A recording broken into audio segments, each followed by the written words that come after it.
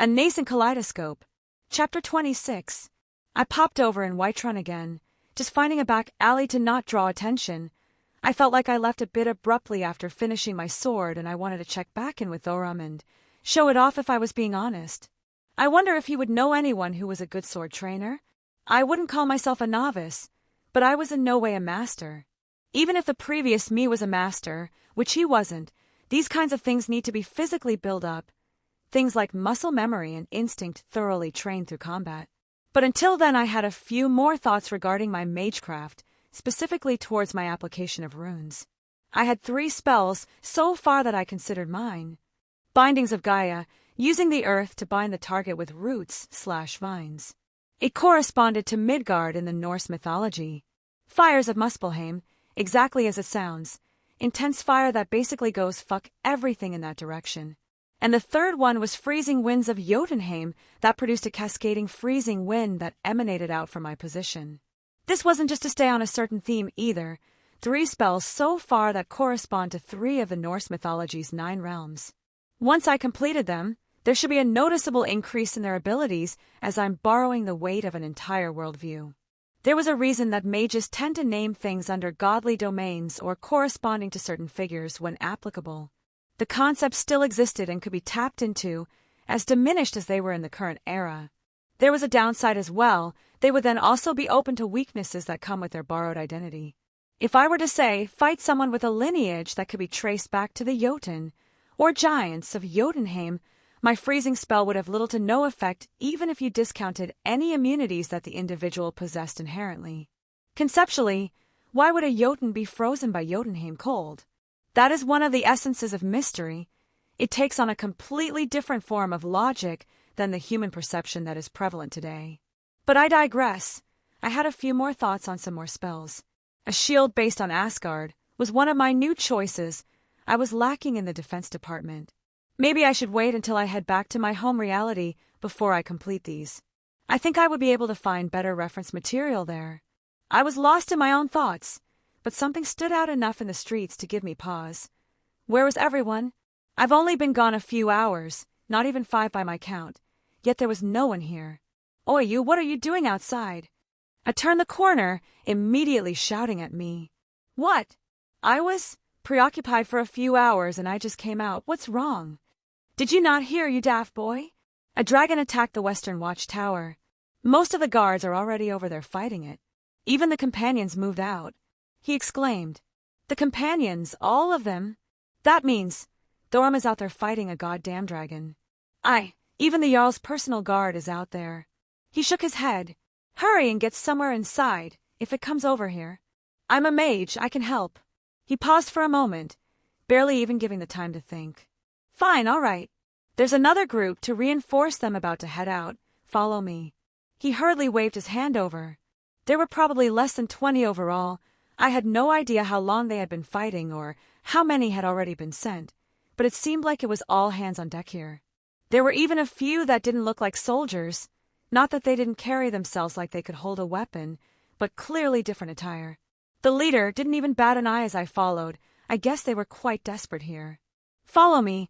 We're there to grab the wounded and provide relief. That means arrows on the flying lizard and potions to the main fighters. Don't crowd around the companions. Let them do their job. Hell, there wasn't even a loose formation. We were practically sprinting towards the west. I saw the watchtower in the distance. I cast a reinforcement on my eyes to get a better view.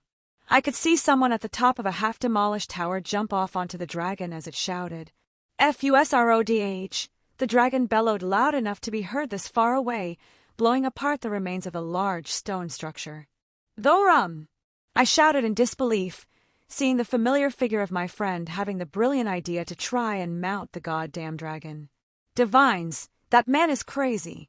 A man next to me shouted. Aye, he's a fearless one. Which companion was that?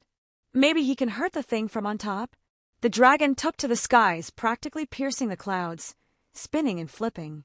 It didn't take long for Thorum to lose his grip and fall, and it was a long way down, so much so that he was barely even a dot with my reinforced eyes. I saw a few of the guards look away, not wanting to watch. I tensed up. Was this shock? For a brief moment my body wouldn't even respond. Wait, why was I even hesitating? Who cares if people know I'm a half-devil? Why was I even hiding this aspect of myself? Because I was embarrassed. Because I didn't like their origin. Who the fuck cares about any of that crap? I actually have people I care about now. My wings exploded out from behind me. My body reinforced, and I didn't stop there. Boost me and Drake roared as the gauntlet appeared on my hand.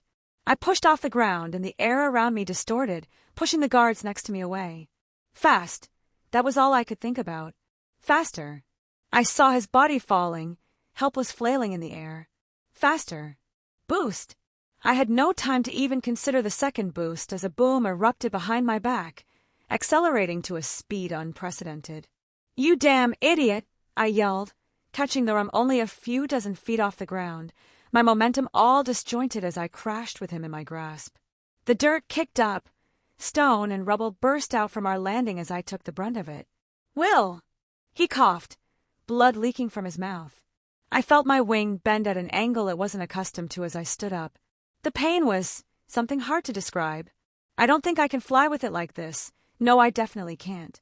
Even dismissing my wings was excruciatingly painful. Thorum also stood up, shacking, knees almost buckling under the strain as I shoved a healing potion in his hands. He looked at it, then to me, eyeing my wings before gulping it down. You have wings, he just said dumbly. Yeah. It was all I could say in response, looking away. Is it weird that I have enough self-reflection to realize I'm self-conscious about my wings, but can't actively get over it even if I recognize how stupid it is? Fuck, my wings hurt. No time to think about dumb things right now. I'll have a pity party later. He shook his head, wiping some dirt from his eyes. The others, the dragon went up into the clouds. It picks off anyone who tries to run away. We had to keep the wounded here. He pointed towards behind a large piece of rubble where I saw dozens of people sitting, standing, laying as wounds covered their bodies. That wasn't to mention all the corpses I could see and chose not to comment on. They were everywhere. Burned, frozen, impaled, or simply squashed under weight of a several-ton dragon. It's playing around, I could only helplessly admit. The way it destroyed the watchtower, it had the kind of power to do that. There was no reason it would leave these people here like this otherwise. We figured that out already. He grit out. I can. Put a shield up around them. How many others can fight? There is no one else. Thorum lowered his head. It only let me last this long because it found me amusing in its own words. I've never seen Thorum like this before. It's like all the hope died in his heart. I felt an indescribable rage in my heart. It completely overshowed the pain I was feeling. How dare this damn dragon harm my friend like this? It dares to touch something of mine. You have me now. I reassured him, gritting my teeth and pushing down my anger. He gave a sad smile. What's the plan? It's probably watching us now. I'll put a shield around the wounded so we can fight it out. I wasn't lying, it was probably watching us. If it was really just playing around, it would probably let us set up for more amusement. I withdrew the staff of Magnus from my ring. Moving to the center of the wounded, I saw their eyes fall on me. I recognized a few guards I had met before, the companions who I had talked with, and even the old man who was close to death had come up. He looked bad, running on fumes here. How many of them were even conscious? How many faces did I recognize that were now missing body parts? My mana swelled and burst out, enough to affect everyone around me. I liked these people. They were good to me. Skyrim, in general, was a place I wouldn't have mind calling home, and now something dares to make a mess here right in front of me. The runes emerged, dozens, hundreds of them all floating around as I coalesced the spell. Using the underlying concepts of Greater Ward, applying it in the same manner as a bound field. This mongrel, I'll tear all its scales off one by one. I tried my best to hold back a snarl as my spell came together. My calculations were quick and rough. This spell would not be any masterpiece, but it would be actualized to my needs. I would force it to a suitable level.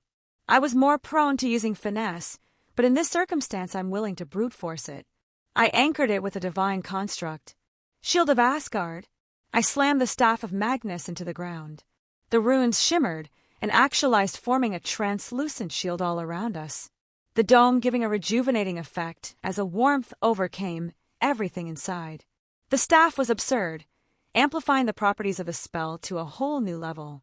I don't think I could break the spell without some serious effort and cheating.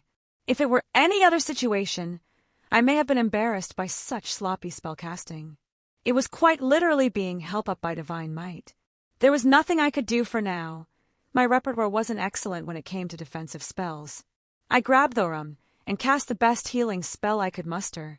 I saw his pale face visibly get more healthy. "Give me your sword." Thorum looked at me in confusion, but handed over his steel weapon. It still had my original enchantments on it, but I swept my hand across the flat, casting a reinforcement. "This is temporary, but should last long enough. It's a lot more durable and sharper now." I tossed it back. "This isn't the worst way to die." Thorum chuckled, staring at his weapon. "Huh." I let out a long breath. "I never did tell you. I got myself a woman, and she's going to kill me when she finds out I picked a fight with a dragon." Thorum snorted in laughter. "If we could, I would give you a toast. What's her name?" "Meridia." I smiled, picturing her face. "Is she named after the Daedric Lord?" he asked. "No." He tilted his head, a look of understanding slowing covering his face. "Oh, you did have that job back at Meridia's statue by Solitude, didn't you?" "Yup." My lips slowly curled up as I knew he put two and two together. "I think that deserved 2 drinks at least." He laughed harder. "It may be better to die by the dragon's hands then." I couldn't help but chuckle. Well, her angry face is cute. It all teased gives me something to look forward to. If there was something that could calm me down, it was the thought of her. "It's coming." He suddenly jerked his head up. I blinked, looking up. Thorum somehow detected the dragon before me. The colossal beast of scales and death landed on a large piece of rubble that had been the destroyed tower opposite of US. "Hi, Kos Nu." The dragon spoke, looking towards me. "Hi, smell Dudova. Kos hi diazima. Orlosan I on Dovakian Nide." I stared at the dragon, looking at its body while it wasted time. There were some marks and even some blood draw here and there. It looks like the people here did some work on the beast, but it was still practically unscathed. "Must I use this language then?" The dragon once more took my attention. "Why do you smell like Dova, little mortal?" "Because I fucked your mother," I replied without skipping a beat. Truly my days on the internet had not been wasted. Thorum looked at me, absolutely shocked. The dragon looked at me, just as surprised I blurted that out. "You mortals! Such bravery in the face of death." The dragon finally spoke with a laugh. "It is why hunting you is so much fun." "Fun! All this is because of fun." I hissed, hearing it actually speak those words made my blood boil. "You will beg for death by the time I'm done with you." I growled. "Little Not Dova, does this make you angry? Then come, battle me, clash your steel against my scales." "You didn't need to tell me." I moved as the ground below me burst apart, grabbing Mirage from my ring. "One bird," I shouted, slicing the air in front of me as the sword phantom shot out. "What?" The dragon shouted in confusion as a few of its scales were torn apart at the impact, drawing blood from the creature who no doubt hadn't expected it. "2 birds." I focused again, swinging my blade as 2 more shot off. "Would not cast," the dragon shouted, moving from the ground up into the air high above within the blink of an eye. It dodged with ease as it gained speed and flew around the battlefield. "Y'all tour shul." Its loud voice echoing in my ears. The flame spouted from its mouth and burned towards me. 10 birds. I shouted again, swinging my sword. It was 10 swings, overlaid upon one another. No, it should have been so, but only a half-dozen manifested, flying towards the dragon as I clenched my hand as tightly as possible as to not drop my sword. I felt muscles tearing in my arm at the strain, blood vessels rupturing under the surface. Arrogant fucking dumbass. I couldn't help but chastise myself. I hadn't even fully tested this, yet my calculations on the initial creation were bare fucking bones. I was too caught up in my own bullshit and didn't think it through properly. The dragon seemed content on trading, letting its scales get split in several places as it swooped down, avoiding any true damage, and bellowed out its flames. I hurriedly grabbed Thorum and moved out of the way, the flame turning the stone to slag as it passed over. "Let me see if I can bring him down. Wait for a chance," I told him as he nodded and ducked for cover. He didn't have much long range, so he would have to play the role of a last resort. I had a few cards to play if I had someone waiting in the rear. I aimed Mirage at the flying dragon. Spell circles spun around my blade.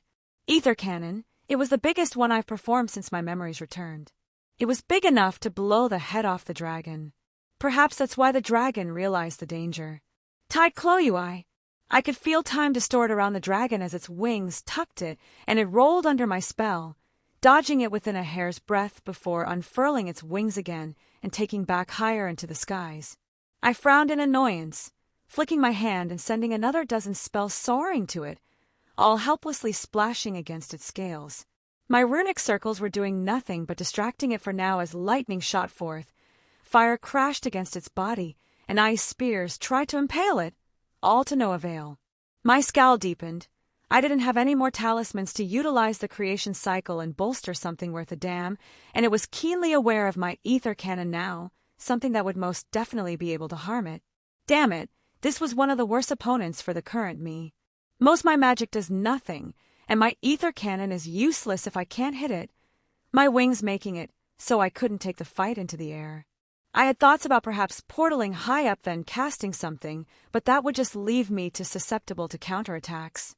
I briefly thought about grabbing the staff again, but the thought of Thorum losing all his friends made me hesitate. Distort, I quickly cast, allowing a few dozen copies of me to flood out in every direction, giving me a moment of breathing room. Fuck me!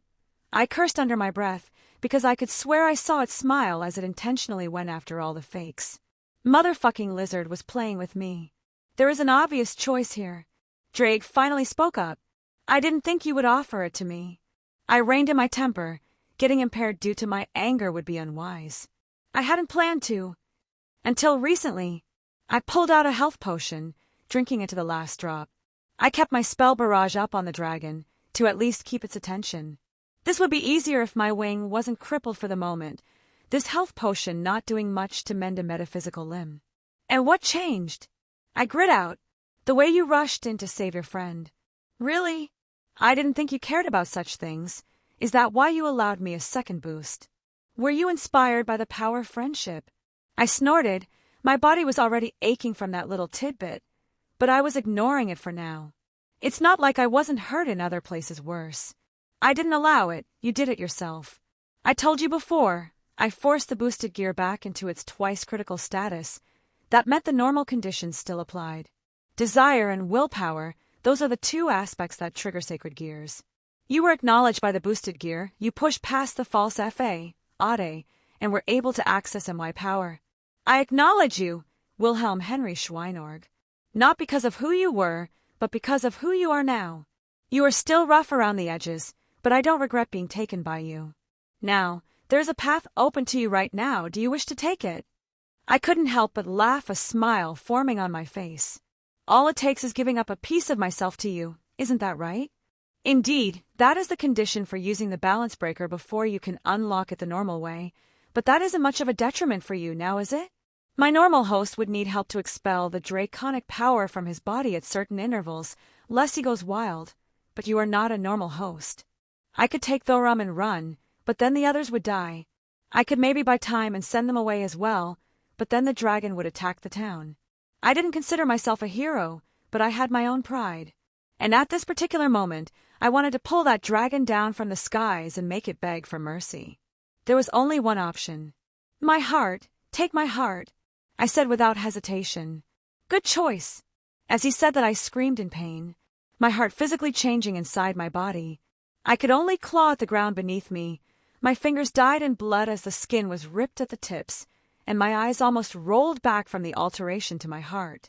I swung my body wildly, doing anything to keep myself conscious.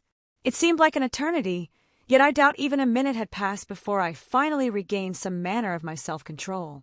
Little whelp, you asked why he smelled like a dragon? Drake spoke outside the boosted gear for the first time as I did my best to regain my senses and control over my body. The dragon paused his assault, gliding overhead and staring down.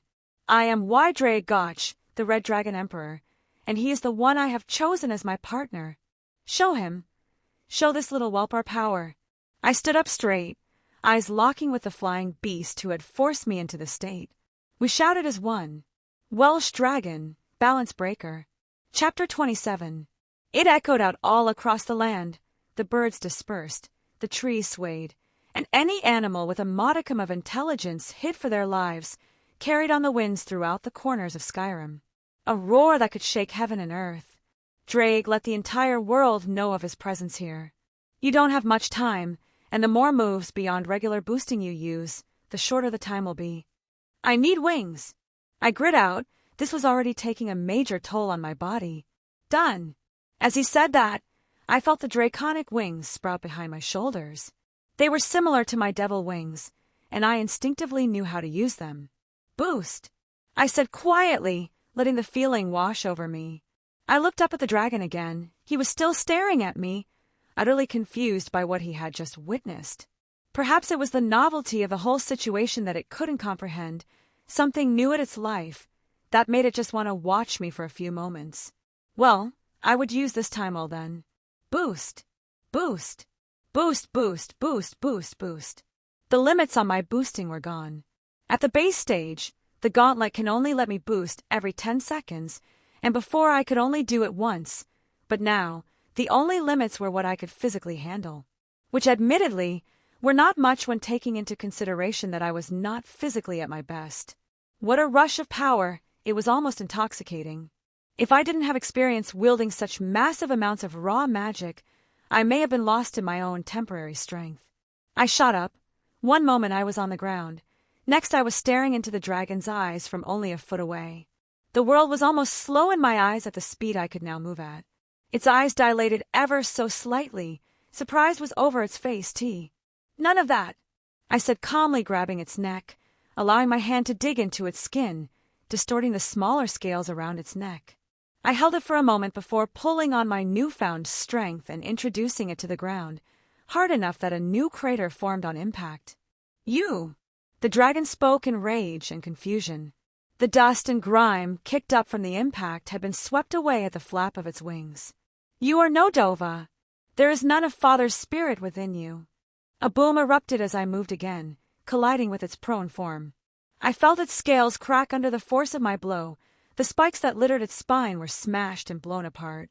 I still held my sword in hand, and I flipped it upside down, stabbing it down into the dragon's hide. Slowly, pushing down into the dragon's body inch by inch. It roared, no true words coming out, but the recognizable sound of pain. Lightning cloak! I cast the simple spell, filling my sword with lightning and forcing it into the body of the dragon. This is fun, right? The spell faded and I cast another. Flame cloak! The fires poured down my blade and went inside the dragon's body. Its outer body was nearly invulnerable to normal spells, but its inside weren't quite as indomitable. What are you? Throw los impossible. I twisted my blade, ignoring its words, pulling up more of its scales as blood poured out of its wound. Are you angry? I shouted over its roars as it tried to force its body up, only to be met with a stomp of mine, forcing it back down, possibly even breaking a few bones. Then fight me. Test your scales against my steel. I hissed. My gauntlet-clad hand reached down, digging into its hide and ripping off a section of scales from its body. I will devour you, mortal. It shouted its fury to the heavens. This town will know my anger. The flames will not disperse until everything is ash. The sounds of scales and flesh ripping apart was only overcome by the anger and agony produced by the dragon. I said you would beg. I don't like being made a liar. I grabbed hold of its wing, and I began to pull. Alduin damn, high oblivion, high insolent jor ant. It screamed, its arrogant voice practically dying as the pain was all that remained.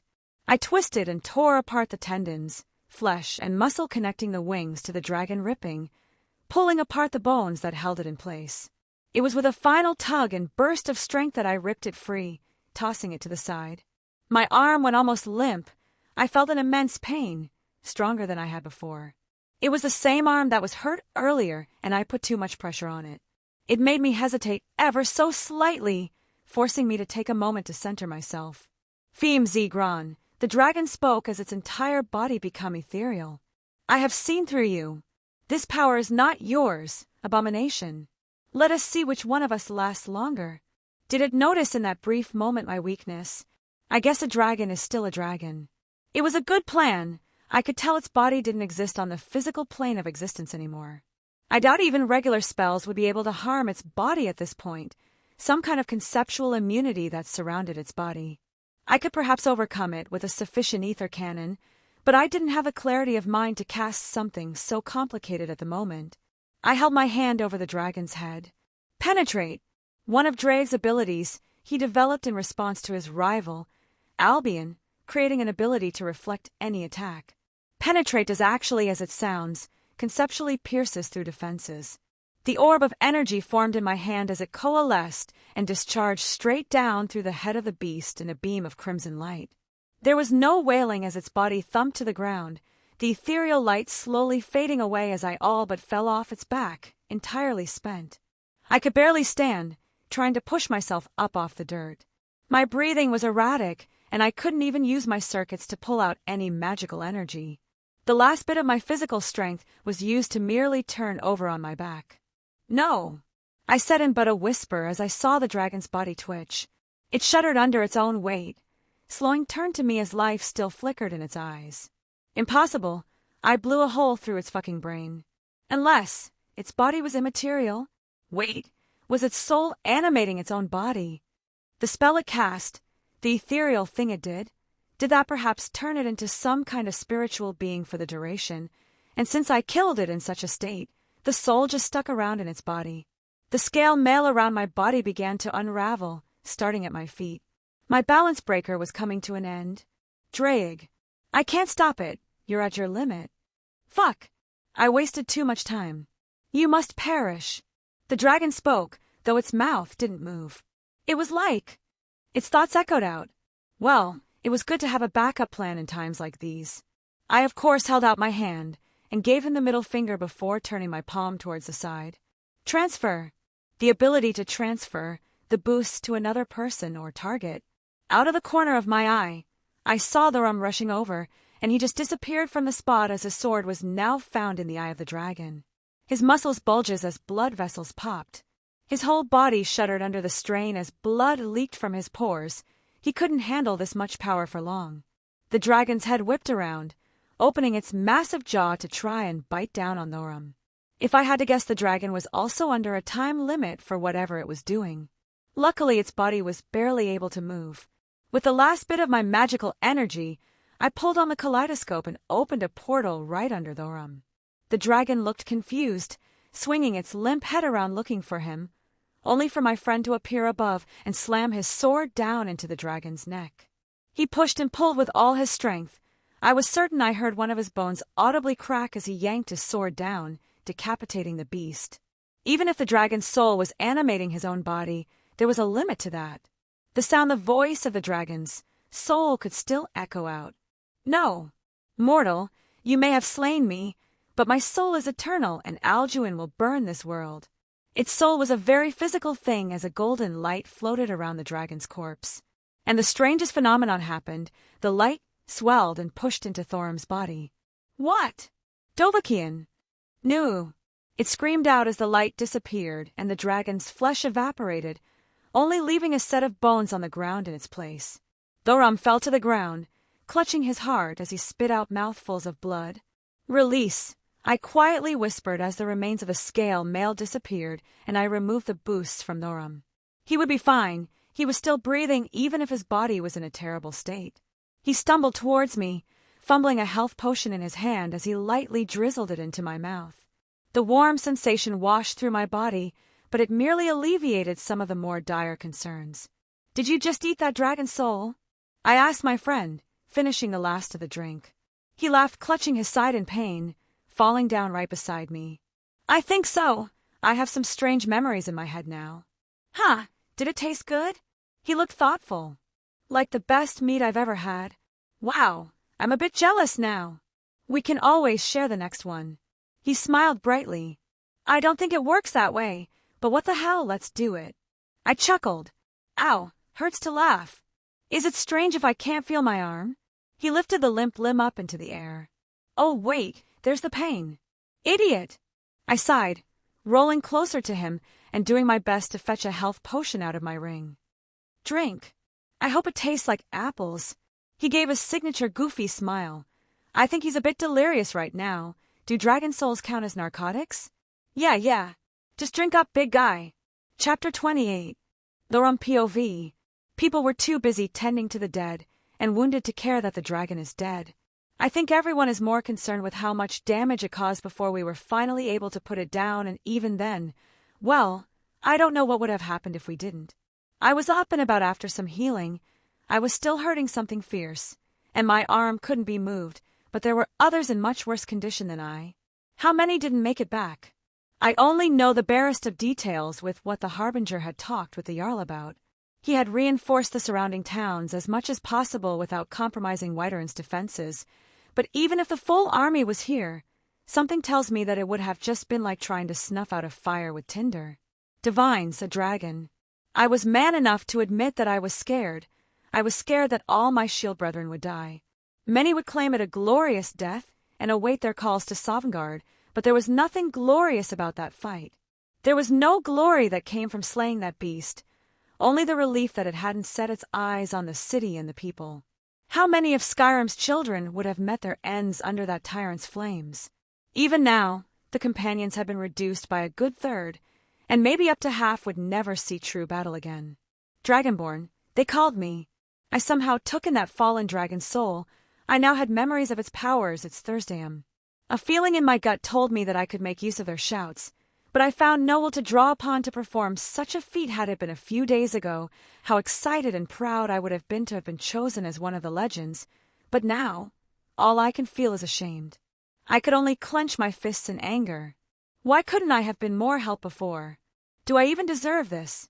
Didn't we fight that beast and defeat it in combat? All I did was run in and finish off the wounded foe. My friend, he saved me from certain death when I foolishly tried to attack the thing from its back. I was not in the best state of mind at the time. Maybe I had already resigned myself to death at that moment. I just shook my head, pushing away such dreary thoughts. A true Nord does not admit defeat so easily. I would have fought to the death, but even then, I had held no true hope for victory. That was until my friend came flying in and caught me at the cost of his wings. It was a strange sight, but I didn't care to question it. I knew not his circumstances. Every man had a story, and he was still the same person I've known this time. Then he did something I don't understand, that armor that enveloped him and allowed him to overpower a creature of legends and treat it like it had treated us. I felt no small amount of pride in my friend in that moment. De always said that you can always tell a lot about a man by his friends, but this is the first time I question his words. How am I supposed to measure up to something like that? He was an accomplished mage. He fought bravely and overcame the beast that almost brought ruin to Whiterun, and he even defended all the wounded while doing it. Talos willing, I just want to drown myself in some mead for the night and maybe think things through clearly in the morning. He must have been watching over me, because I managed to reach the Jorvasker without anyone throwing more questions at me. Dragonborn, did you really kill the dragon? Dragonborn, is it true? Can you shout for us? Dragonborn, Dragonborn, Dragonborn. I had more than enough of that while I was getting tended to. A good drink will also make the pain go away, for a bit at least. Will! I was surprised to see my friend here, blurting it out while opening the large doors. H was sitting there quietly in the corner, nursing his own drink. One would have been a fool to also not see the black wings that sprang out of his back. Thorum! He smiled brightly at me. Even now he looks happy to see me when I nearly cost him his life. How are you doing? I knew my eyes were drawn to his wings, and he looked a bit uneasy as I stared for a moment. Not dying, at least. He chuckled lightly, holding his sides, clearly still in pain. Though, my wings need to be out to heal properly. I hope you don't mind. Maybe that's why he never revealed them before. The look on his face said it all. He didn't seem to like them very much. Was he maybe some kind of Daedra? Or divines forbid, I hope when his parents hadn't been forced. It would explain why he dislikes them, but I did not like to make assumptions about people. Might have taught me better than that. A few of the lessons involved the belt when I was a little shite about it as a lad. Every man has a story, I reminded myself. Is that magic? I never understood the mystical arts very well. Even the basics were a bit hard for me. No, I was born with them. He took a drink. I just don't like showing them off in public. If I hear anyone start some shit, I'll ram my foot down their throat. I heard Ela shout from the table she was drinking from. I hadn't even noticed her at first. She's walking around, covered in bandages, but at least she's alive. I just wish I could say the same about many other bothers, and how many of them were truly close to Ela. She must be suffering much worse than I. I smiled lightly at her words. She would do just that. She was one to follow up on her threats. I have no doubts that a good portion of the companions would do the same. Not to mention the soldiers would not look favorably upon anyone harassing Will. Has anyone? Ela answered again. Some idiots yelling about some Deidre shite, saying things like sending the monster back to oblivion. I saw Will wince out of the corner of my eye. It seemed obvious, to even someone like me, that he didn't feel comfortable about his wings yet. You revealed them to save me. I felt a pit in my stomach. How much more was I going to bring him down? Will usually had a confident look on his face. Even staring at death in the face, he only showed rage or focus. Never cowardice, never fear. But the way he looked right now, well, it was only at this moment that I was reminded I had several years on him. He wasn't much older than a boy, not that I could speak much myself. You're my friend, he mumbled, looking a bit embarrassed. I don't really have any other friends. Oh, I hadn't realized. He seemed so. Like there was nothing in the world he wasn't capable of. Hearing him say that, though, it makes him seem so human. I'm his only friend. To think he thought so highly of me, and here I was wallowing in my own pity while my friend had risked his life and his reputation to save me, even having my own thoughts of not approaching him anymore due to my own cowardice and envy. I will not become a burden to you, my friend. I will get stronger. I am a dragonborn. I will get strong enough to stand at your side. Wilhelm POV. Geez, I can't believe I said that out loud. I think I may be a bit more into my drinks than I thought. Can devils get drunk on alcohol like this? I'm going to say yes and argue with anyone who says otherwise. It could also have to do with the massive headache I was sporting as well. Now Thorum is looking at me like I had two heads. Fuck me. Gods, I really hope I'm not blushing. So, I heard you're a dragonborn. I flipped my hand, letting a book flop on the table. Stole it from some asshole snarking to me about never being to the Cloud District. Bitch, do I look like I'm some kind of peasant? The Book of the Dragonborn. Thorum looked over the title, nodded to himself. It seems you're always prepared. I haven't thought about this book since Mida read it to me when I was a child. I rubbed my eyes, feeling the fatigue from the fight still bearing down on me. From what I read, it seems you can empower yourself by absorbing the souls of defeated dragons. It also means you can naturally use the Thursdayum, or the dragon language at will. Then I should be stronger now. He looked down at his non-broken hand for a moment. I don't feel any different. I rubbed my chin, truly taking a look at his body. If I had to make an educated guess, I think a lot of the power is going to healing you right now, before your physical attributes receive the upgrade, so to speak. The body is a reflection of the soul. Since your soul essentially got bigger, there will be a qualitative increase in your abilities. Hell, I think you may be better at magic in a few days as well. Does that mean I should be able to fight the next dragon without almost dying? I don't think he was saying that at me, but more so to himself. I just closed my eyes and signed for a moment. I knew how he felt. I myself felt rather weak in this particular moment. I had many forms of strength I could rely on, but it all felt so disjointed and widespread. I needed to head home soon and find a teacher, maybe get my grandfather to train me a bit if he's still around. You need to learn the Thursdayum like the dragons. It should even the playing field if you do. I gave my honest opinion. I saw the look in his eyes. He wouldn't back down from the next dragon attack. The best thing I could do was point him in the right direction. I also wanted to check out this dragon language before I left. If he was willing to push himself like this, how could I even think about stagnating? I resolved myself to head home in the next few days and get better. I don't want to lose the only friend I had. A small bit of realization dawned on me. Hey, Drake, I wasn't really acting like myself earlier. I felt like increasingly angry. I mean, I was absolutely livid, but in hindsight I was noticeably less in control of my emotions than I normally am. Oh, you finally noticed. That's good. Okay, I think I'm missing something here. You've had me inside your soul for how long now? Things like that have an effect on you. Realization dawned on me. I guess it wasn't wrong to call me part dragon before I turned my heart to a dragon one. That came with all the downsides as well. I guess I was particularly possessive of what was mine. Even my devil nature might have been an influence as well. While not really the caricature depicted in media or the like, devils are creatures of sin. We're more in tune with the evil emotions, like greed, lust, wrath, etc. A dragon being the cause also didn't help either. Yeah, my dragon aspect probably took particular exception to that little tidbit. Well, I don't expect it to be like it was before. Perhaps I should some time to meditate or even relax a bit when I get back home. DOVAKI Jen.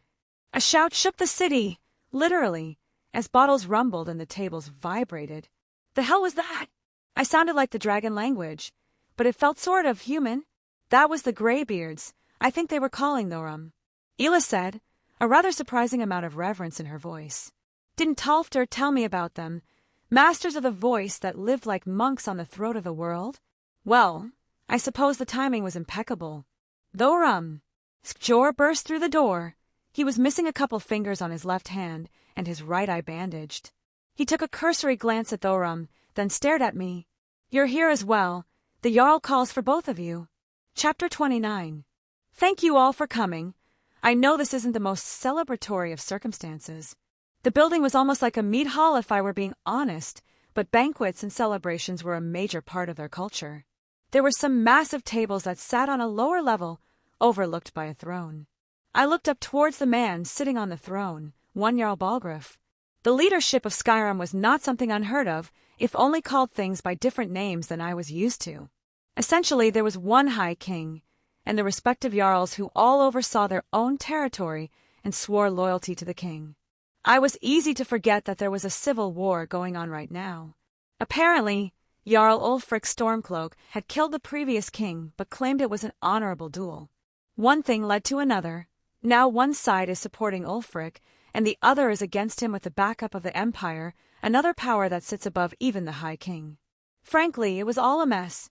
At least Balgruuf had the common sense not to jump to either side and was remaining neutral. The Jarl stood up from his throne. We honor the dead and the living, both of whom had made it possible to have survived to this point. He held a drink up and everyone else followed suit. I also raised my own drink as everyone took a sip. Let us not mourn too long for the dead. Let us instead look forward to seeing them once again in Sovngarde. Now eat your fill, drink until you can no longer and relish in hard-fought victory. There were many cheers, and just as many who quietly slumped in their seats. I sat next to Thorum as we shared a look and downed our drinks together. The celebration wasn't just something to keep up morale.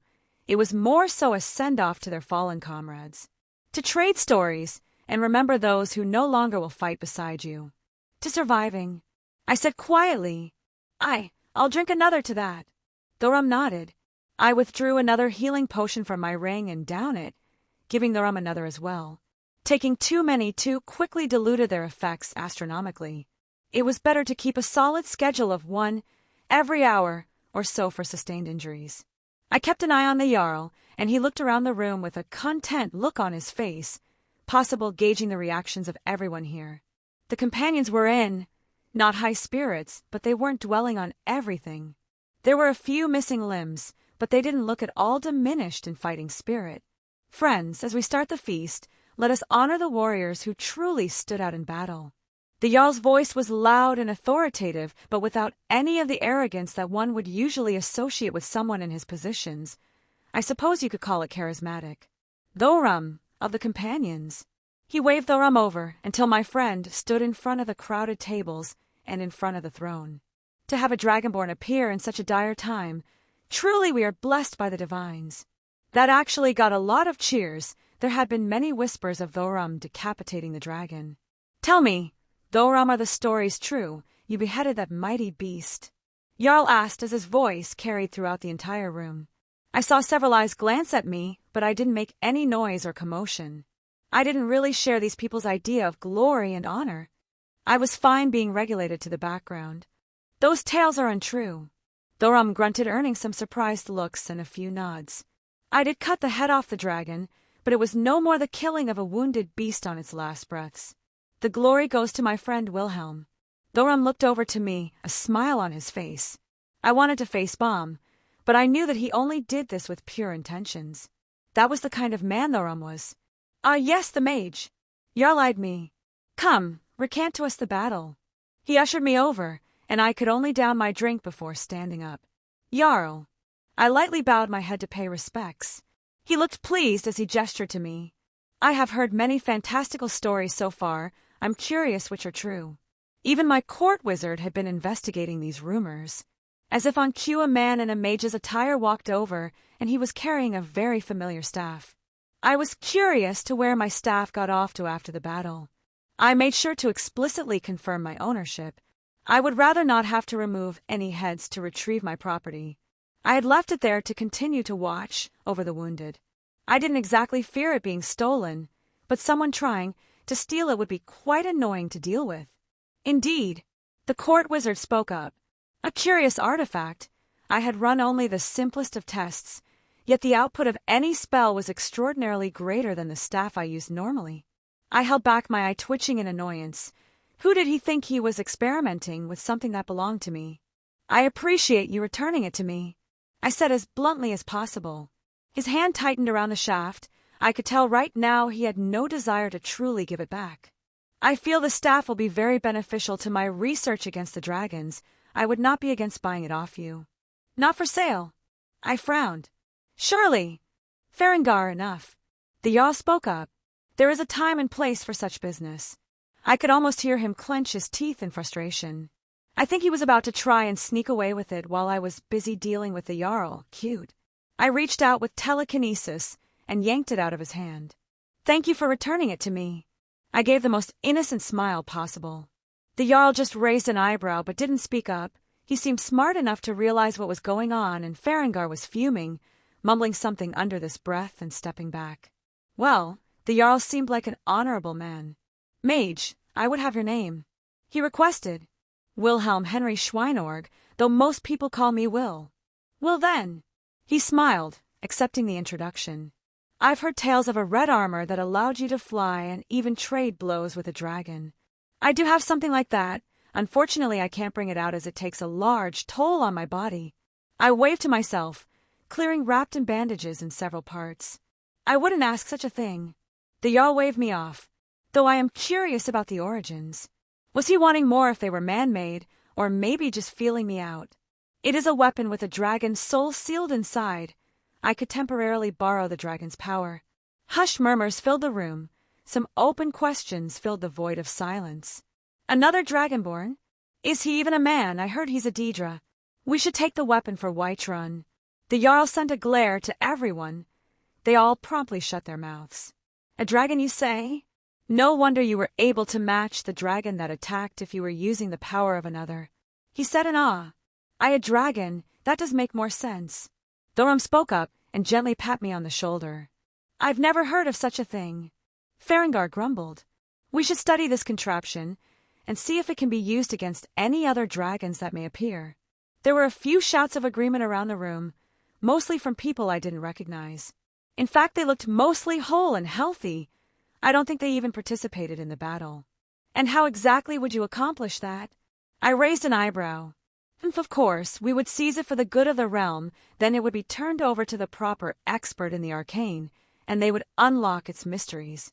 Farengar glared. How curious! I look around the room, yet I see no such expert, unless you have a mirror for me to use. A novice like you would be unable to understand such intricacies as my research. Such an item of power is wasted on you. I just roll my eyes. This guy. I really don't have the mind for this right now. I'm definitely off my A-game.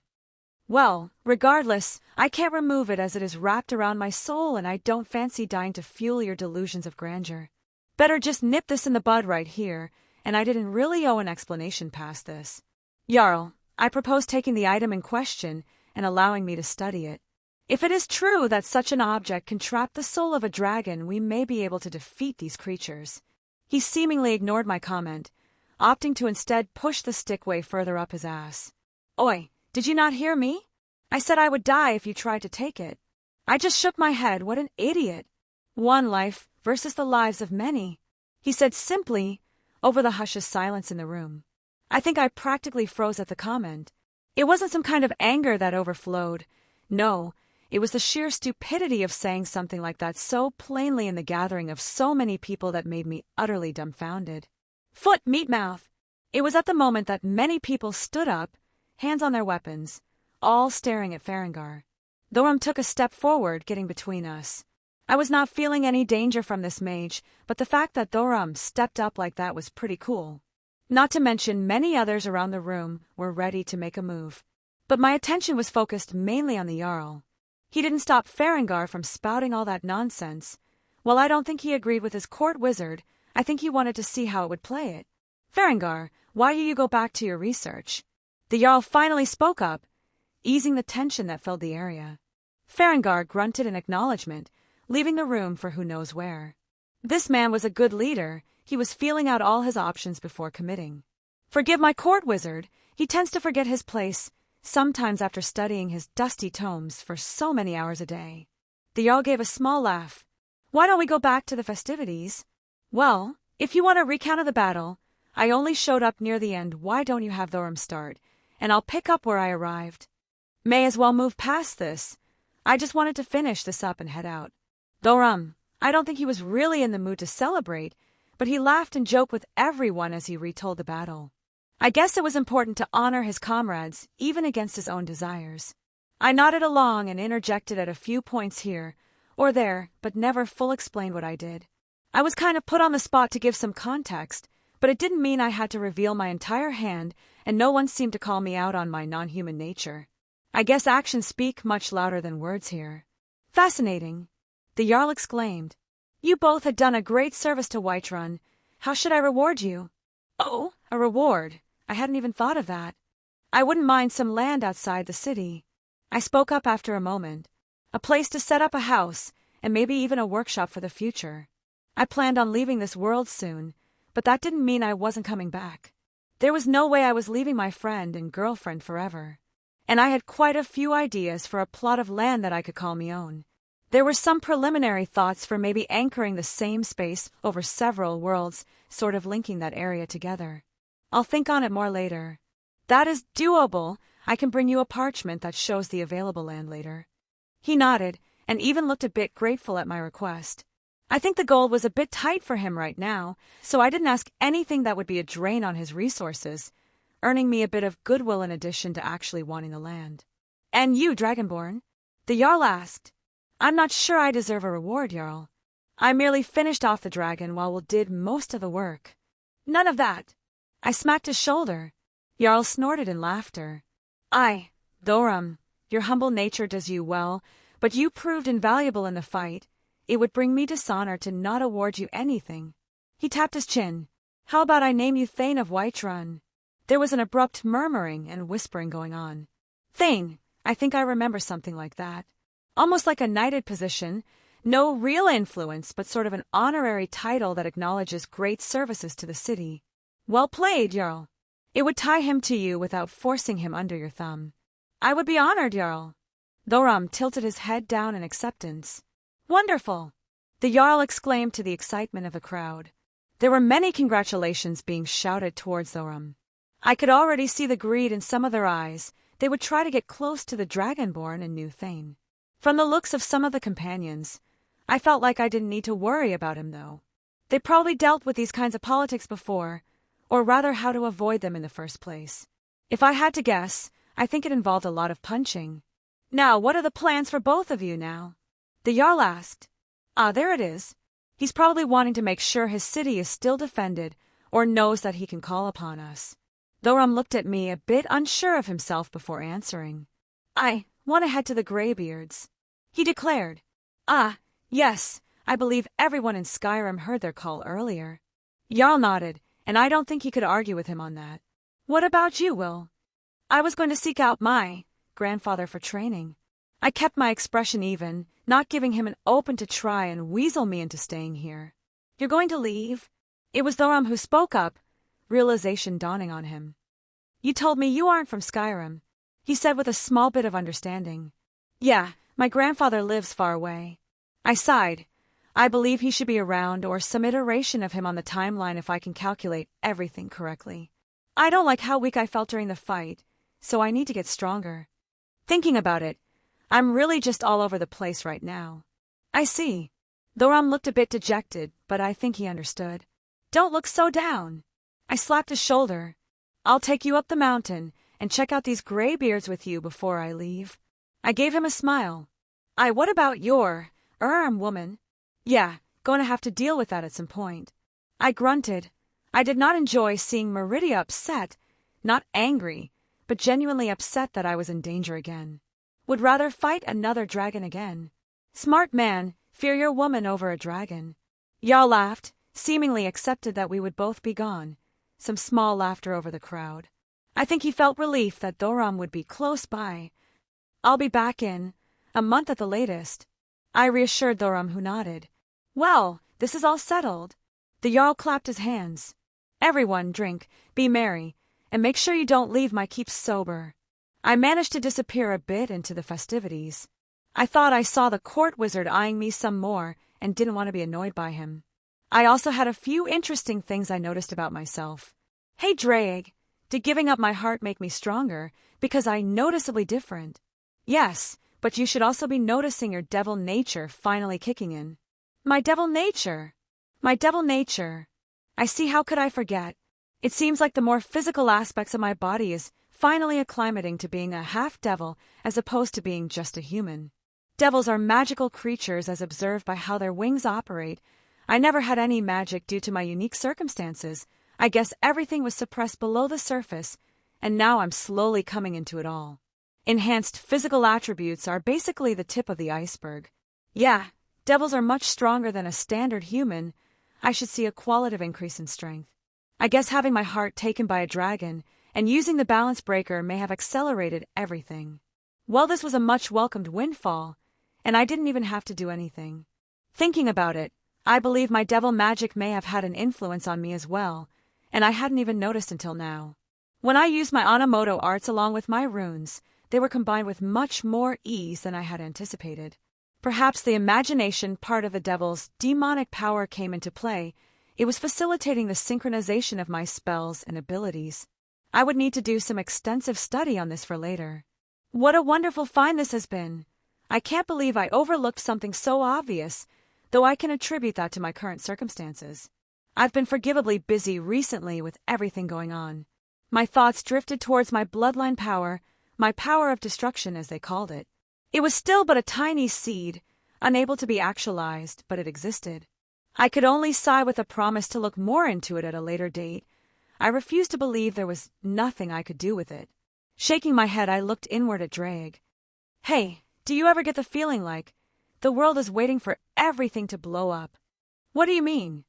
I just have a strange feeling, like I lit a powder keg and it's going to explode soon. Chapter 30. Thoram and I had departed early in the morning. He wasn't as intoxicated as he appeared last night. Thoram could have quite the sleight of hand when he wanted. Now that I think about it, he did point me towards someone in the Thieves' Guild when we first met. Curious past is curious. I had done a round through the market. Most were setting up about that time, and they were happy enough to sell some goods early to me. Of course, what I could buy en masse was somewhat limited. The Jarl had been keeping a firm hand on goods coming and going with such a danger hanging over their heads. Who knew how many potions or food rations they would need in the coming days? There was the brief thought to pop back over to Winterhold real quick and visit my tailor. My clothes had taken quite the beating recently, and some quick alteration could only do so much. My clothes were quite literally wearing a bit thin here. So much to do, so little time. Proper presentation, my Achilles heel. I should be fine for now, though I did find a nice cloak I could wear up in the mountains. Gods know that's going to be freezing. My body started to feel better too. I was still aching and sore with countless bruises all over my body, but I don't think any bones were broken. Perhaps a fracture here or there, but they were mending with a noticeable pace.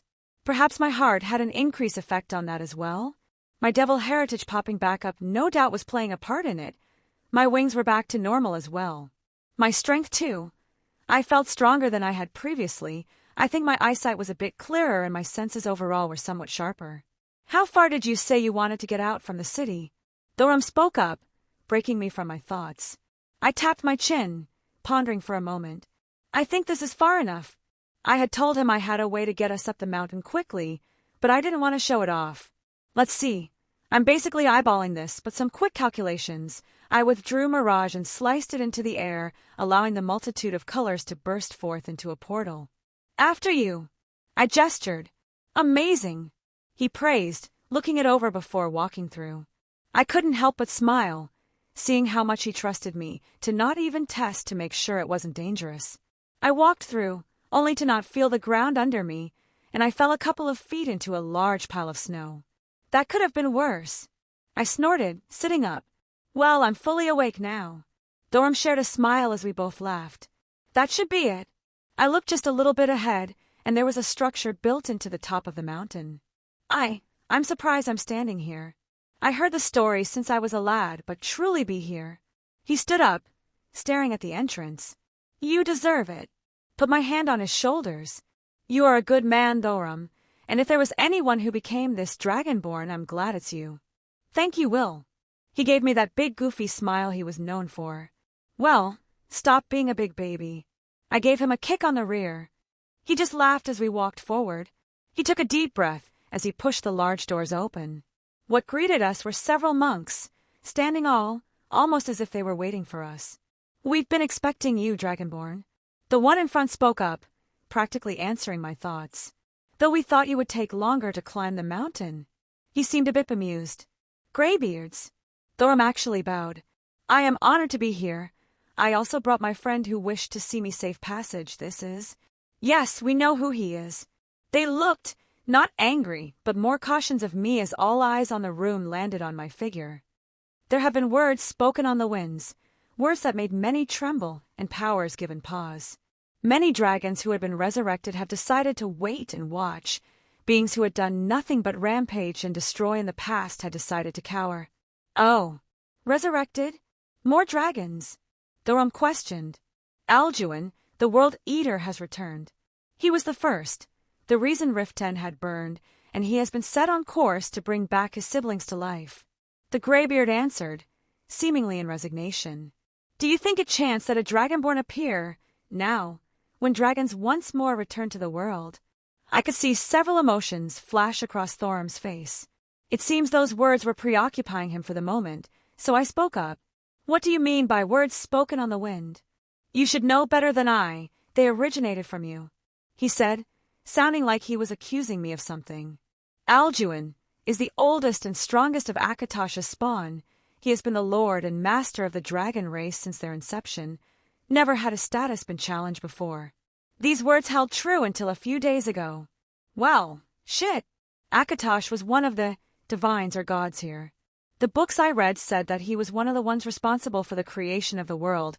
Basically the pantheon leader, he is the dragon god of time. Basically, all the dragons are pieces of his essence, souls born from his own. There was silence as no one else spoke. I think Thorum realized what the old man meant and sent me a questioning look. Why Dragotch? I let the words roll out of my mouth. The Greybeard sucked in a cold breath of air. Yes, that name has been echoing throughout, in hushed whispers in dark corners. I think I understand. Drake called out his most famous title, Red Dragon Emperor, when he revealed himself. He is a dragon, even if his existence differed from the dragons here. A dragon is a dragon. He told all those who could hear that he was at the top of the pecking order. This Alduin apparently heard, as did the other dragons around Skyrim, and combined with the burst of power with Drake's own presence backing it up. Yeah, everyone's waiting for the other shoe to drop. It is an unprecedented time. The Dragonborn of legend appears, one who is destined to battle Alduin for the fate of the world. Now another dragon also appears, one whose name has never been heard before, yet makes the others cower before it. The Greybeard just shook his head. I do not know what the future lies in store for you both, but I presume you're here to learn the way of the Thursday. Yes, masters, I wish to learn the way of the voice. Thorum answered them back, still as politely as before. The old man nodded with a bit of appreciation in his eyes. Then we will teach you, Dragonborn. He then turned to me. And what of you, Red Dragon Emperor? What? Nice, even they know who you are now. I held back a sigh at Drake's words. It wasn't entirely incorrect. Drake's users did inherit his title each time they popped up. I'm just surprised they opted for calling me that. I'll stick around and see for a bit. May as well own up to it. Yes. Let everyone here know my name. There wasn't much fanfare to be had, no tests for worthiness. According to Arrangier, the graybeard who had spoken to us, they usually proposed a test to newcomers, but the direness of a situation they forewent such formalities at this time. Legends speak that when a dragonborn takes the souls of another dragon, they also consume their history, their memories. You should have some knowledge of their Thursday, do you not? Arrangier asked as the other monks took spots around the courtyard he led us to. I do. I wasn't quite sure what to make of them. He scratched his head. It also left me a bit dizzy and acting unlike myself. Oh yeah, he was acting like his was extremely drunk for a while.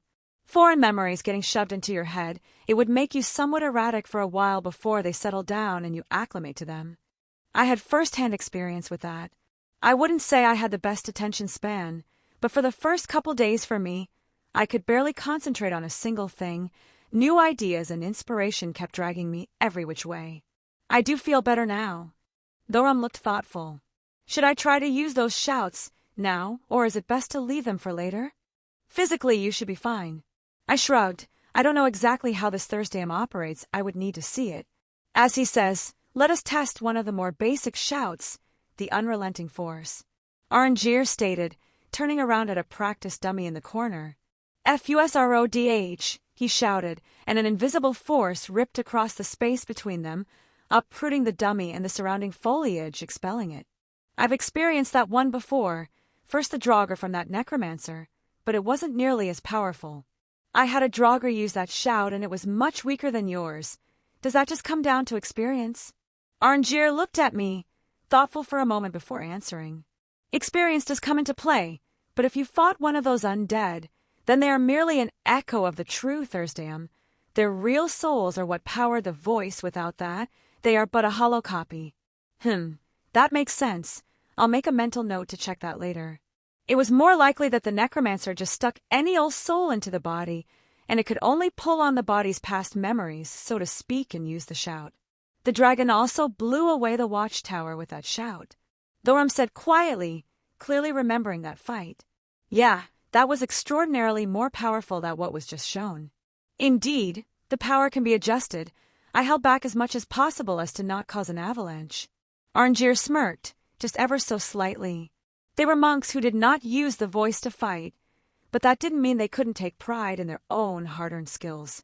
Now, Dragonborn, why don't you give it a try? He gestured to another dummy. Thoram scratched his head. I'll try, he said without much confidence. FUSRODH, he shouted as nothing happened, mostly. I think Arrangier picked it up, and I did slightly as well. The snow around him had dispersed for a moment, so he was on the right track. The shout can be divided into 3 parts, 3 words. FUS, meaning force. Ro, meaning balance. Da, meaning push. He lined himself up with the practice dummy again. FUS, he shouted. Another invisible force rippled out, pushing away all the snow, but the dummy still stood. A clear force washing over it but causing no lasting damage. The power is greatly lessened as opposed to combining the 3 words. But it is also an easier starting point. My initial hypothesis was correct. This Thursdayum is the same as divine words and primordial runes.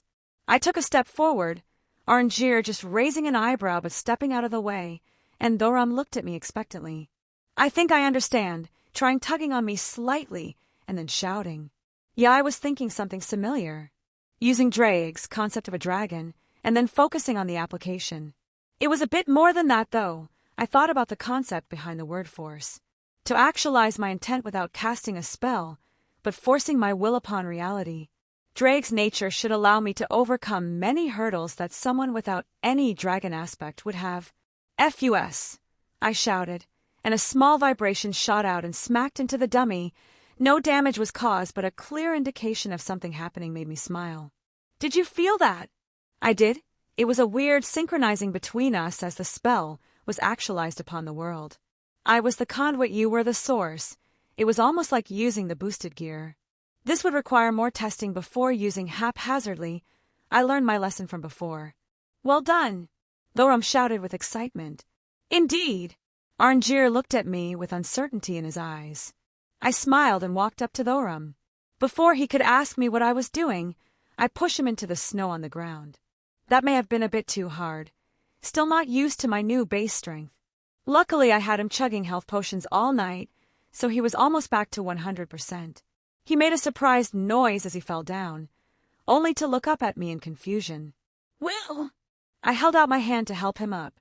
"Force," I said, pulling him up. "You need a clear mental image of the concept. Remember how I just pushed you down. Use that feeling and try again."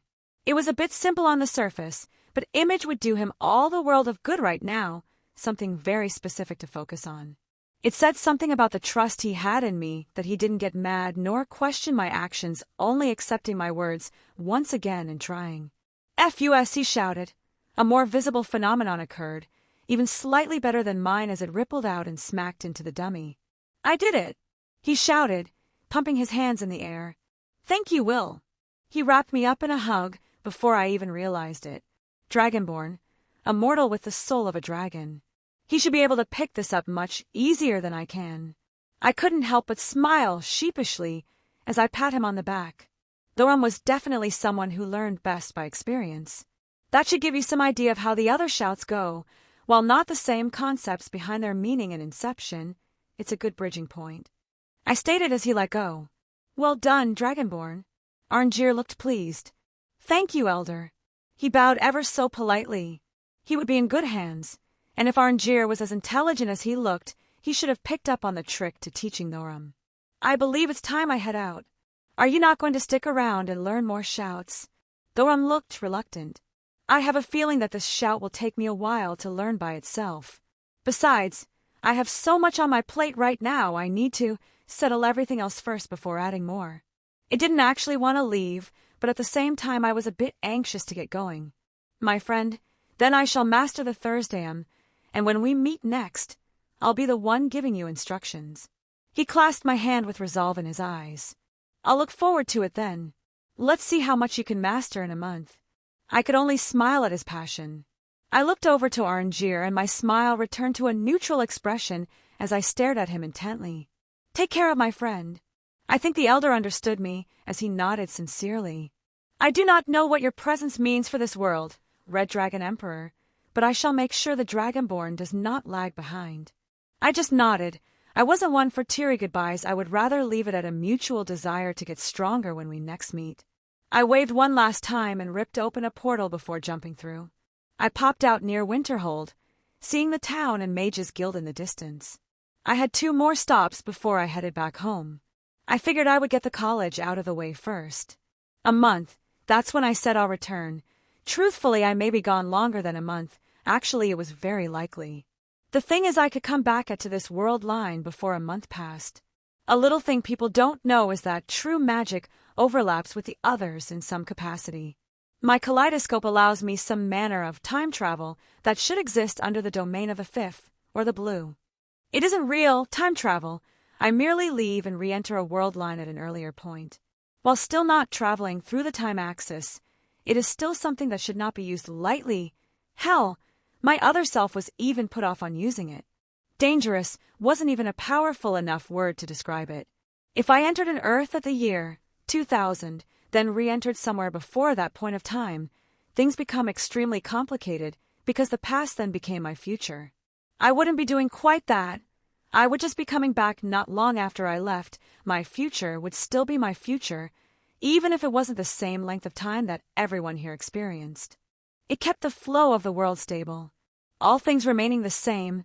Even if I was away 4 years, I could probably re-enter this world line and have only about a month passed. For now, though, I just wanted to clear up any loose ends at the college before going to see Meridia. A Nascent Kaleidoscope. Chapter 31. I took one more look around the college. My time here was short, but I enjoyed it. The casualness of the institute dedicated to magical knowledge. I compared it once to the clock tower, just more whimsical. Perhaps I exaggerated a bit. The clock tower was much more cutthroat. Death and worse were a real possibility every day that one studied. No lords here that hoarded everything substantial. New blood was welcomed and even desired. I could understand the differences between needs that each world had, but I couldn't help but admire this place more. Oh, and I was not looking forward to the overt racism at the clock tower. Something told me I would need to quite thoroughly establish the pecking order once I return home. Archmage, I wish to speak, I said, walking the courtyard idly. I could feel the magics take hold of me, and I didn't resist as I was teleported. Wilhelm, the Archmage greeted, as my vision opened up to his quarters. To what do I owe the pleasure? I suppose there are a few things I wanted to speak to you about.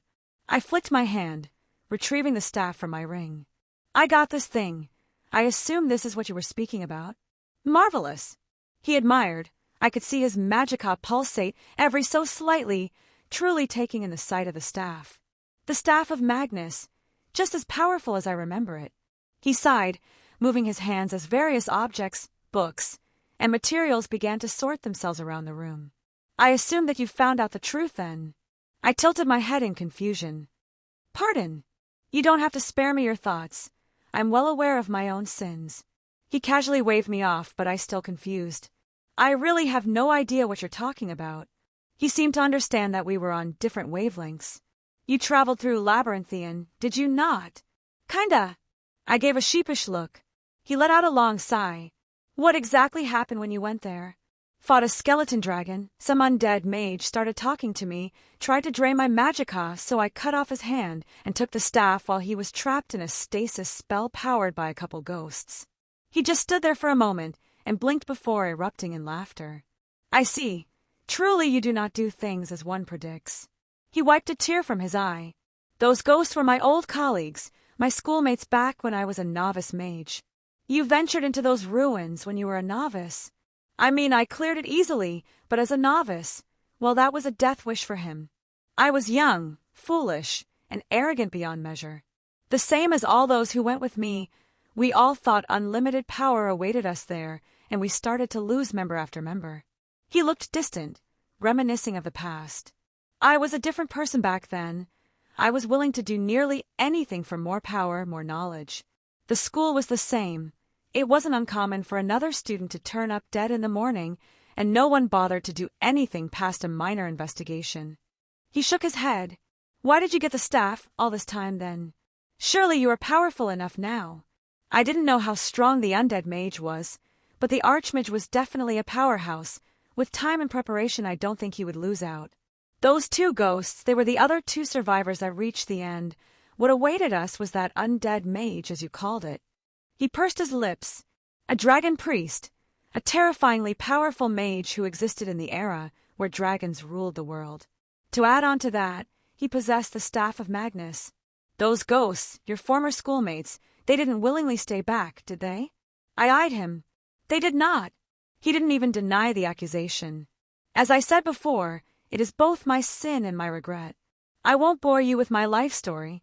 It was after that incident that I vowed to be better.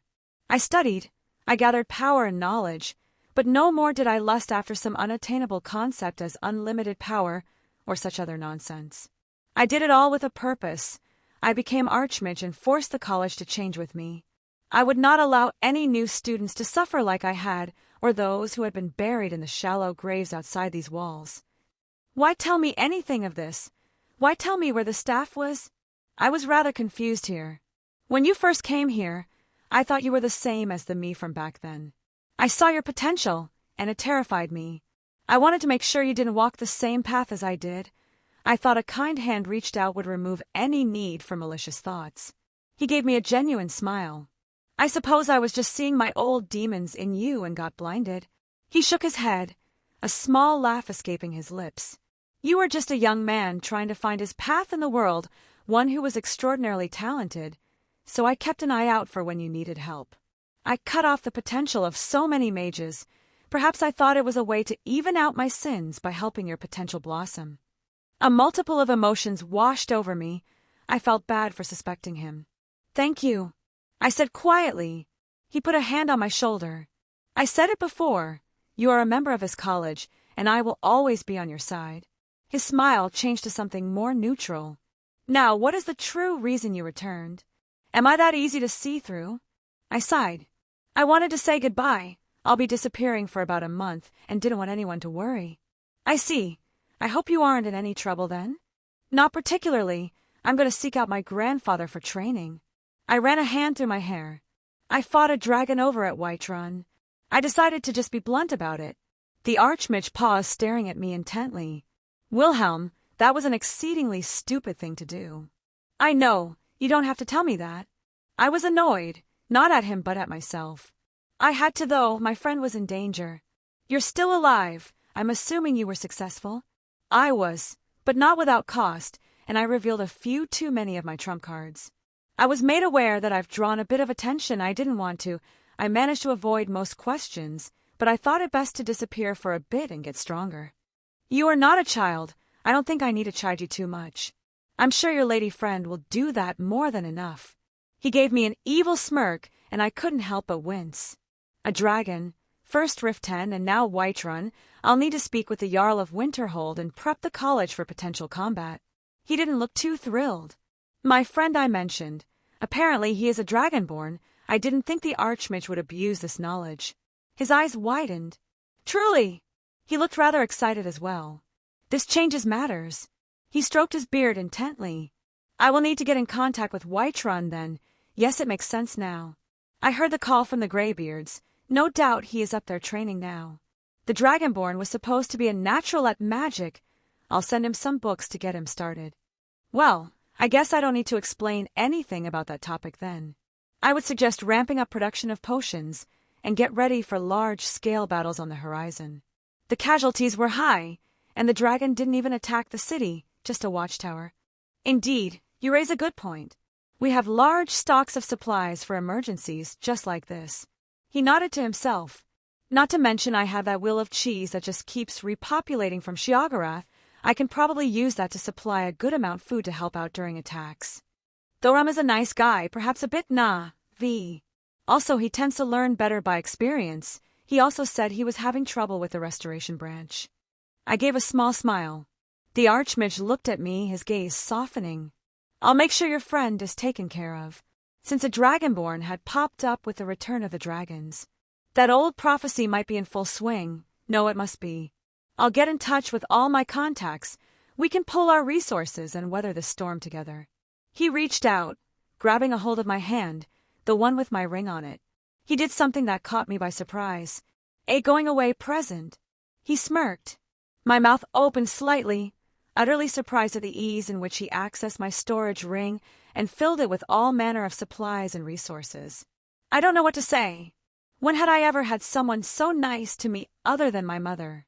How about you tell me you won't die before you get back? I don't think my grandfather would risk my life. I was speaking of Meridia. Oh, right. Well, I guess I'll need all the luck there. Thank you again. I have a goddess to appease. I would say, may the divine bless you, but I doubt even they want to get involved here. Yeah, that's fair.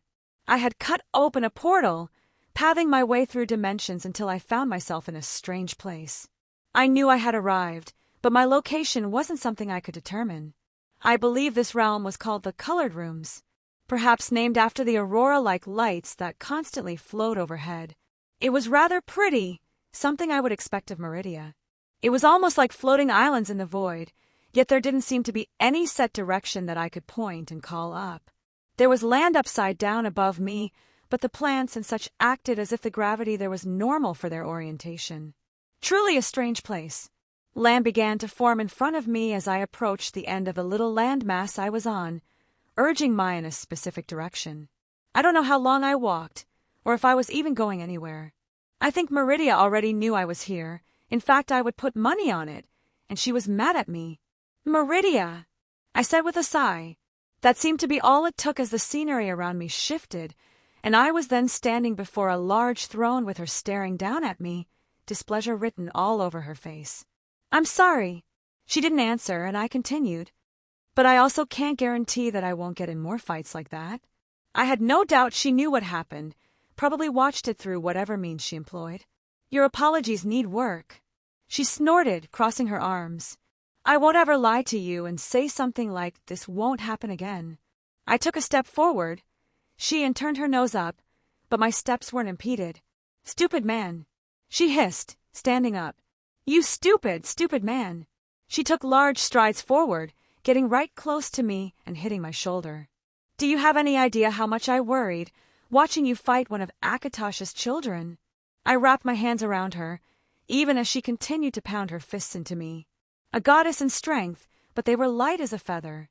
"I'm sorry," I just continued to whisper. I couldn't intervene. She spat out. There were others watching, that dragonborn being shown for the first time. That damn prophecy that may be the end of Nirn has everyone looking at what will happen. She calmed her anger and looked me straight in the eyes, poking me in the chest. "And then there's what you did? So even you were troubled by that?" I winced, only realizing recently the repercussion of using Drake's balance breaker. I could understand her stance. Drake used to fight gods, and win. He was one of the strongest things in the world he originated. That kind of power draws attention, even if I only used a fraction of it. "Of course!" she shouted. "Do you think I was the only one as well?" A being suddenly awoke, shouting its name to the heavens, and the world shook. She quieted down, looking at me intently. "You are keeping a great many secrets." "I am," I answered without hesitation as I grabbed her hands in mine. She just snorted, accepting my gesture. "Would you tell me if I asked?" "I would," I replied without hesitation. "I want to know, but I want you to tell me of your own volition." She said quietly, "Stay in my realm, you will be safe here." My gaze softened as I saw her worry. "I can't." "Stupid," she spat out, pulling away. "What will you do then?" "I fear that it isn't only just the other Daedra that will seek you out. Perhaps even the divines will also make an appearance." I was going to disappear for a bit, seek out my grandfather for training. I didn't hide my plans from her. "And you would be safe there, undiscovered by those that wield the same power as I?" She raised an eyebrow, allowing her presence full flow out. I steadied myself as I basked in her full presence. "I'll be fine." I cupped her cheek, bring my face up to hers. "I can guarantee they won't be able to reach me." "Fine." She turned her head away. "I will trust you on this, and I will be most upset if you betray this trust of mine. How long will you be away?" "No more than a month." I was certain that I could return before that much time passed in this world. "And I promise to tell you everything when I get back." Never before had I ever had to contemplate the passing of such a small figure of time. I have lived longer than this world, and yet, suddenly something as insignificant as days brings me heartache. Her words were quiet, only spoken for me to hear. It was rare for her to be so open about her affections like this. I didn't know what to respond with, what words to answer her affection. I could do the only thing I knew how. I gently pushed my lips against hers to convey my feeling physically. She reciprocated, wrapping her hands around my neck as I held her waist. "I will miss you every moment," I whispered as our lips parted. She was unwilling. I could tell by the look in her eyes, and I knew the feeling all too well. "Go, leave my realm," she finally said, putting distance between us. "Do not return until you have succeeded in your objective and you intend to stay with me for an extended period of time." I could only smile sadly as I slashed open another portal. I had long prepared the required calculations to fix the issues I had when I first came to this world. No fanfare, no huge mess this time, a simple portal, and I would be back home. "I will miss you as well, my dear," she said ever so quietly, like a whisper, the small breeze almost obscuring her voice. I looked back in surprise only for her to use her power and push me through my portal. Chapter 32. "I'm home," I muttered, staring up at the sky, recognizing the familiar constellations and the singular moon in orbit. As beautiful as the two Skyrim moons were, I much preferred my own. Now, where exactly was I? My sword was already filling up with the required calculations. The ones I used previously were more so just to get myself to this world line. Well, I just need to make one more jump, and it's not even across realities. As my sword finished up, I slashed the air again and walked through a new portal, turning up in a familiar area, the architecture a mix of modern and Victorian. There were many people, some who gave me looks of surprise or intrigue, but I ignored it. If they were normal people, there might have been an issue, but the number of bounded fields surrounding us was a clear indication that I was in the correct place. The clock tower. I didn't particularly plan on keeping a low profile. The area that composed of this branch of the Mages Association was massive.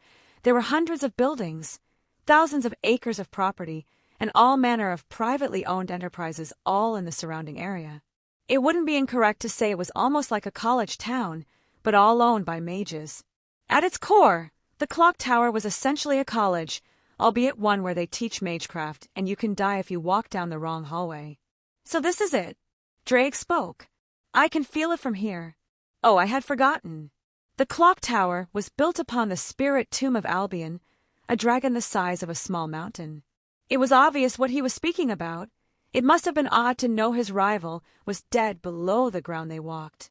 All the gods are gone, creatures retreating to another aspect of the world, and the only remnants of our legacy are our pieces being used by humans. Drake had a strange tone in his voice. I sensed no anger, only resignation. I suppose that is the way of the world. I let him quietly contemplate as I walked. I wasn't in any hurry. I may as well go for a nostalgic walk through the area. But something caught my attention, a small commotion in an open building to the north. If I had to put a word to it, I guess it would be a gymnasium. It was a bit too exquisite, though. The tiles on the floor looked extraordinarily expensive, yet people were breaking them apart like they were nothing. I mean, they can be repaired easily enough through magical means, but it just seemed so unnecessary. I walked past a few at the doors to get a better look. Gorilla, gorilla! Good, Miss Gorilla! A blonde woman with impressive ring curls was wearing a leotard, and she stared with a rather familiar face. Damn you, bitch! Her opponent, a Japanese woman, shouted back as they traded blows. That should be Rin Tosaka. I guess I'm not far off from where I wanted to enter the timeline. I could have sworn I recognized the blonde, Livia or something. Kind of lucky running into her here. You know, now that I think about it, I've had quite a few lucky encounters. Maybe I inherited that luck from a certain side of my family? Oi, look over to the right. I blinked, hearing Drake's words, and my eyes landed on another face I didn't think I would see here. She was also blonde, perhaps a bit short as well. She had her hair up in a bun and wore a white blouse and a blue skirt. She was quite pretty. Yeah, no wonder Drake pointed her out. She give off a familiar presence to you? I whispered to myself. Yeah, I didn't realize it until we got closer. It's to be expected. She carries your core after all. Almost as if she could hear me, she turned to look at me in confusion. Maybe she sensed Drake as well? I could theorize that her dragon's core was having some kind of reaction to the owner in my soul, even if they were technically different dragons. Well, now I'm a bit curious, so I walked over. May I sit here? I asked, very politely. She was royalty and I did have manners. There were bleachers set up, seemingly out of place when this building looked so extravagant, but I didn't dwell on it. What caught my attention was how almost everyone was avoiding her. She was sitting quietly in the corner here, and the few dozen people were no less than probably 20 feet away. I do not own these seats, she replied curtly.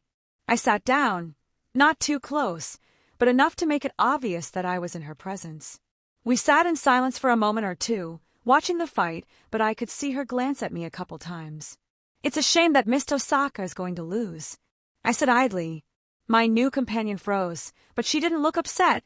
I could guess that she realized the outcome of this little spat as well. How can you tell? She asked, not as an accusation against me, but more in a curious way. Her martial arts aren't bad, but Jequin, if I'm not mistaken. I nodded to myself, reaffirming some of the vague memories I had in my head.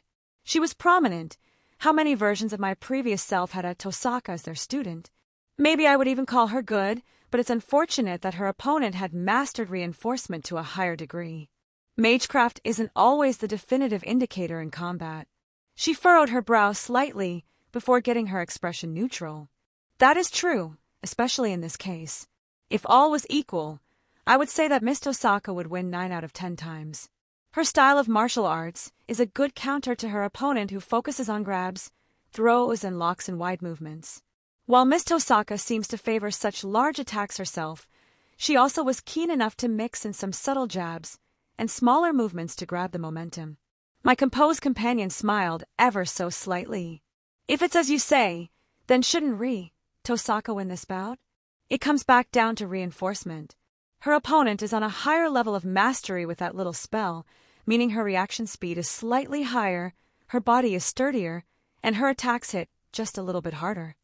I shared her small smile. You should know better than most how much that little advantage can mean in a fight. She pursed her lips. I think she was mulling over what I meant by that. I doubt with her nature.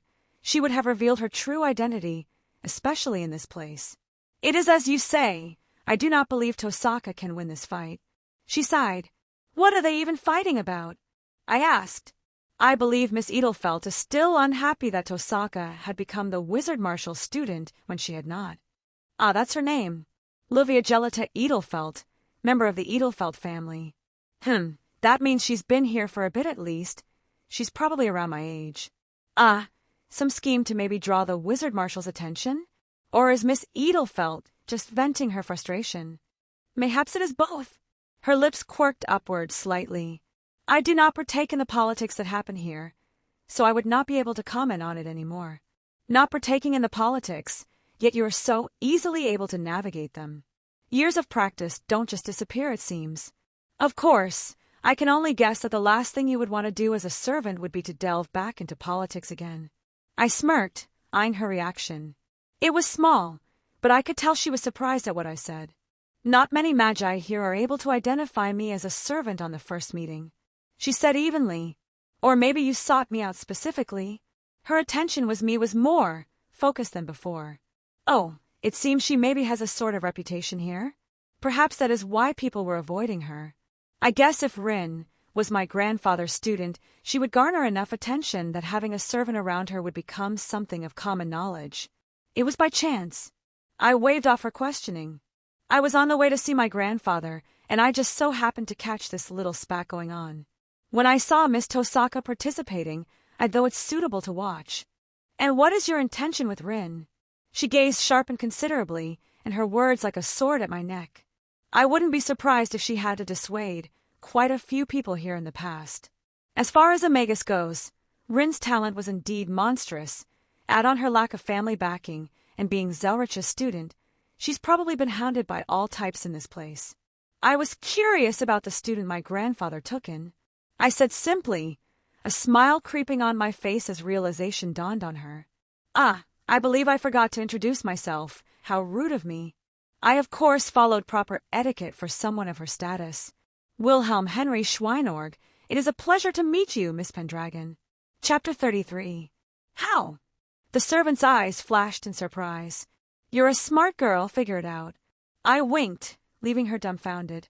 And don't worry, I made sure no one was eavesdropping.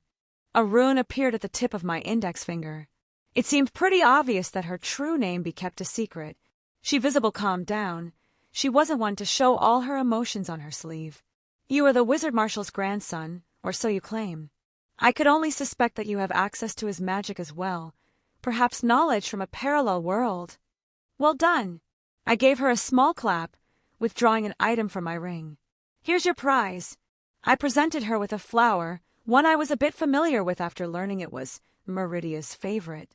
She hesitantly took it, staring at the flower oddly. This is not a normal flower. Artoria was indeed perceptive. It's called dragon's tongue. It grows in places with a lot of heat. It got its name because of its likelihood to bloom in dragons' nests for obvious reasons. There is also the added benefit of being soothing for dragons when they sleep.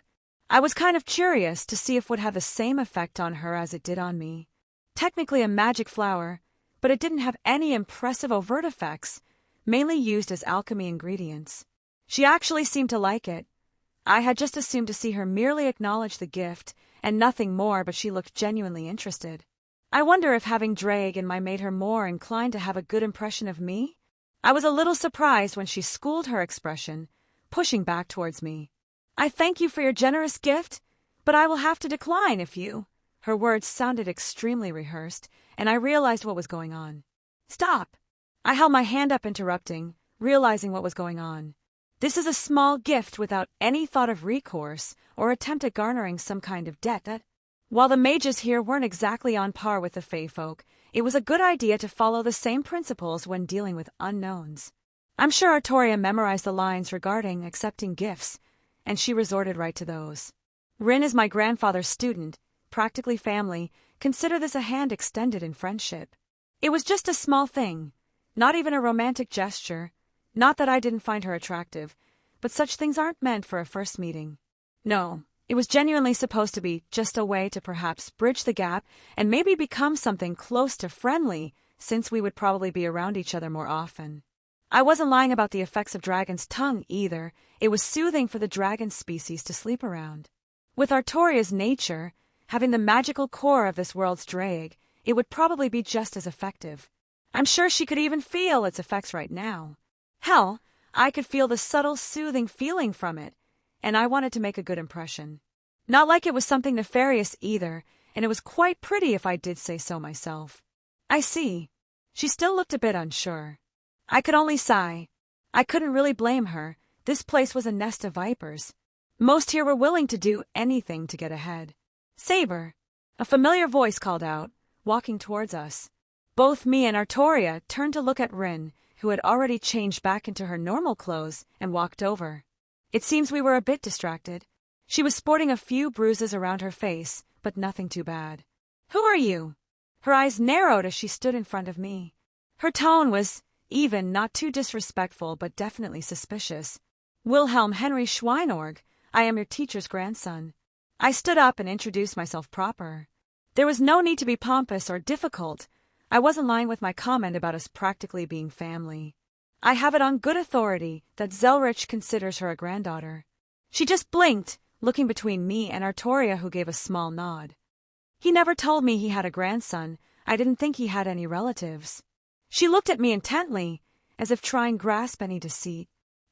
Trying to accuse me of being a liar without insulting me. She's learned well so far. I'm sure there are many things he hasn't told you yet. He has lived a long life after all. She looked skeptical, but it was also one of those circumstances where she couldn't really call me out on it. Reen, another voice shouted, walking over. Livia strode over, flanked by several guards, who looked like they belonged to her family. They all had some ridiculous hairstyles, and basically walking with that aristocrat stride. Like they knew they were important and everyone should know it too. What do you want? Rin all but growled. Don't be like that, Reen. Livia laughed haughtily. It was just a friendly spar. I'm sure you'll do better next time. She covered her mouth and continued to laugh in that obnoxious way. Was she pronouncing Rin's name like that on purpose? Rin audibly twitched, and I wanted to sit down and watch the fun, but Artoria put a hand on Rin's shoulder to visibly calm her down. Whatever, I need to get back to work. She flipped her hair up, dismissing the insult. Livia didn't look happy, probably wanted to go to reaction out of Rin. Her eyes turned to me as her lips curled up. Reen, who's your new friend? He's Wilhelm, first-generation Magus.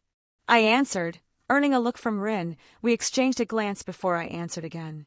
Me and Rin just so happened to share a circle for magical research and would be seeing much more of each other in the future, so I wanted to introduce myself. C looked at me strangely, perhaps because of my first-generation Magus remark. Livia's eyes practically sparkled. Oh ho ho, Reen, I thought you had standards, but I suppose that is another aspect you're lacking in. Livia gave the very definition of a haughty laugh. Oh yes, here comes the hazing.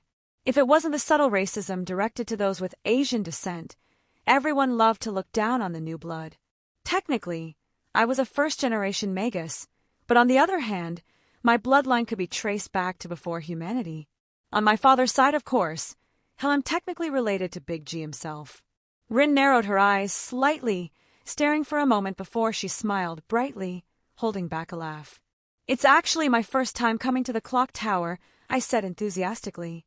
My acting skills were top-notch, and now that I'm back in my home, I should really check out the local theater scene. It would be a good break from what I've been doing recently. I see, and what, may I ask, is your magecraft focus? Livia could barely hold back the glee in her voice as she kept glancing at Rin. It wasn't exactly a secret what one specializes in, though digging any more than that could be seen as rude or even downright malicious. Well, if she wanted to keep making her hole deeper, who was I to stop her? Well, I quite enjoy runecraft. I smiled brightly. Ho ho ho! She covered her mouth, laughing some more. Runecraft is it? What an old craft to pursue. Yeah, the older families here look down on runecraft due to its inability to perceivably reach the root. The Akashic Records, commonly referred to as the root, is the origin of all existence, containing all knowledge past, present, and future. It is the focus of every true Magus and the purpose of their research. I just nodded along, completely ignorant of her subtle jabs. Indeed, Runes are a craft that dates back to the age of gods. They are a truly powerful avenue of research. Yes, yes, of course. She continued to snicker, stealing glances at Rin, who just scowled and crossed her arms. Though I saw a small glint in Artoria's eye, I think she noticed what I was doing and didn't make a move to stop me. I guess even she was a bit put off by this girl's attitude, yet she had too much pride to step past her own position to do something. It's always nice to meet someone who appreciates my craft. I smiled happily, trying to mimic Thorum's own smile. I'm really impressed with the facilities here. They even allow for such vigorous sparring between colleagues. Livia's eyes seemed to brighten. You're right, they do allow for sparring between colleagues. Since you're new to the clock tower, why don't you introduce yourself with a spar? Alistair here does so love a friendly bout. She tapped the large gentleman, standing next to her, on the arm. He was a little bit bigger than most Nords, practically all muscle. It was impressive, really. Well, it's my first day here, I don't know. You are Reen's friend. I'm sure you know your way around a fight. She snickered. There was a crowd gathering around us at this point. A bunch of whispers directed at me, and some not-so-subtle laughs echoing Livia's. Well, it looks like she took the bait. Okay, you convince me. Let's have a friendly fight. I held out my hand and smiled towards Alistair. He stared down at me, not saying a word. It was rather intense. I don't think he's allowed to speak, unless Livia gives him permission. Such is the way some of these families raise their extra members. Alistair, dear, why don't you repair the arena while I give our new friend a rundown of the rules? Livia said ever so kindly. Do whatever you want. Rin snorted. Reen, don't be like that. How about we make a friendly wager? I have a few recently cut gems. She took a couple of shiny gems out of her sleeve, practically waving them around. They appeared to have not been used yet, meaning that her family's magic hasn't touched them, so they were safe for outsiders to acquire. Unless, of course, you don't have any more yourself. But how could that be? I'm sure someone of your stature has many resources available. I could tell Rin was about to lose her temper. She did a good job of keeping a straight face so far. Actually, I forgot to give a present for our first meeting. How rude of me. I withdrew a bag from my ring and presented it to Rin. To be honest, I did want to give her a gift for our first meeting since she was grandfather's student. I just didn't plan on doing it so openly. Rin hesitantly opened the bag. I could tell she cast her own diagnostic spell on the fabric before opening. Good girl. Make sure no one tries to pull a fast one on you. This! She exclaimed, looking down in shock. Artoria even peeked over, and her eyes widened ever so slightly. I heard you specialize in jewelcraft. I believe these may help you in your research.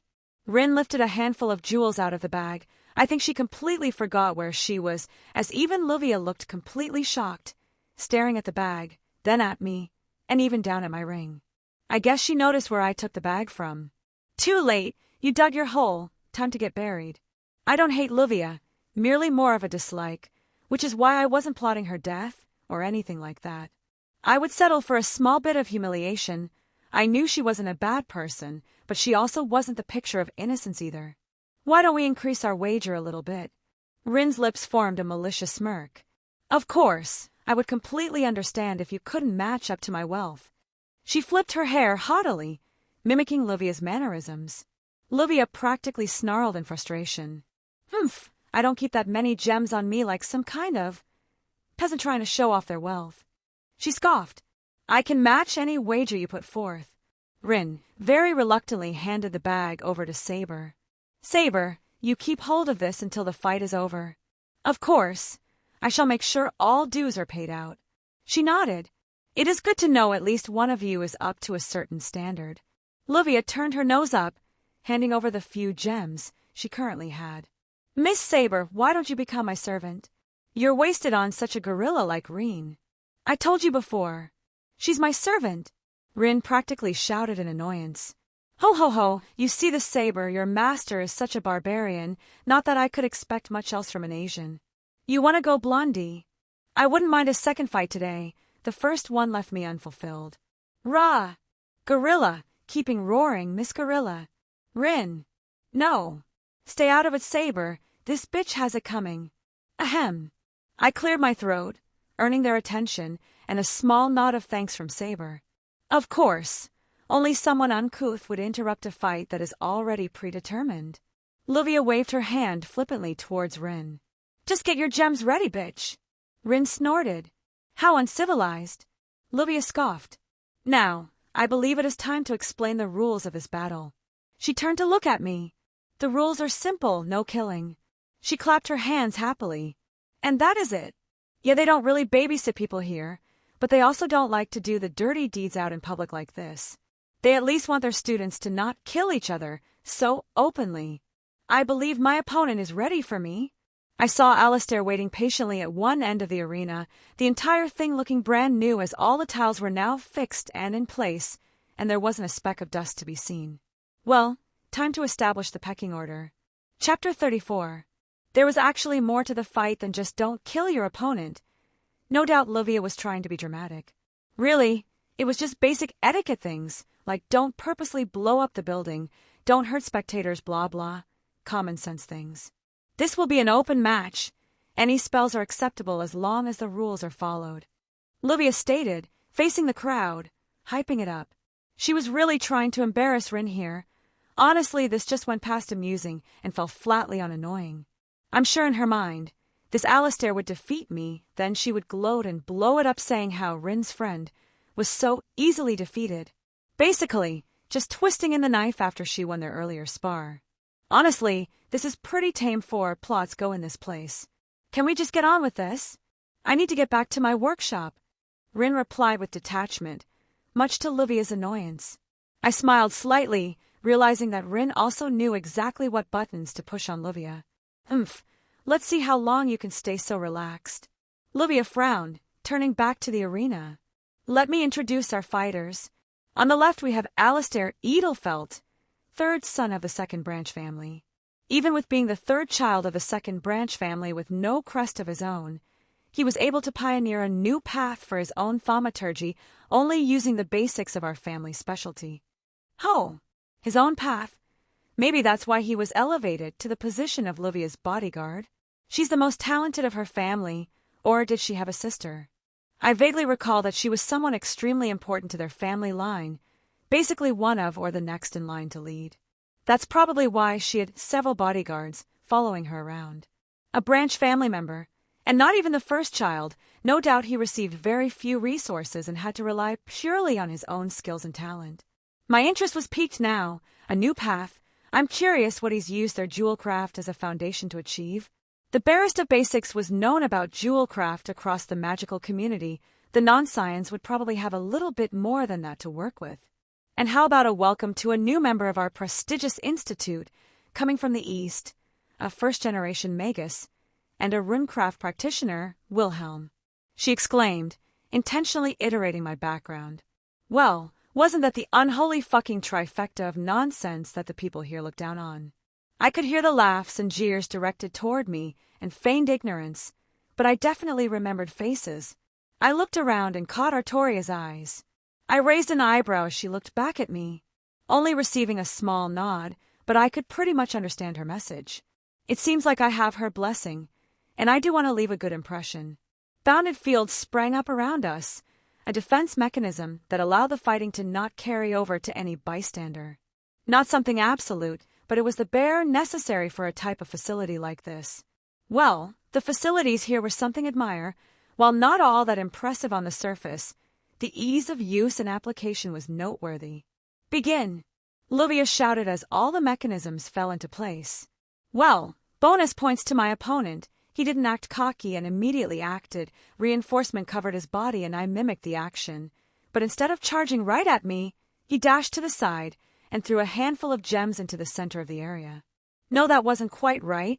They weren't quite gemstones, they were pieces. Like a few were shattered into dozens of smaller ones.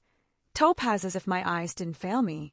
They sunk into the ground as their mysteries actualized, ignoring the tiles and other barriers to their target. It only took a moment for something to rise up. Golems, now that's a surprise. I said honestly.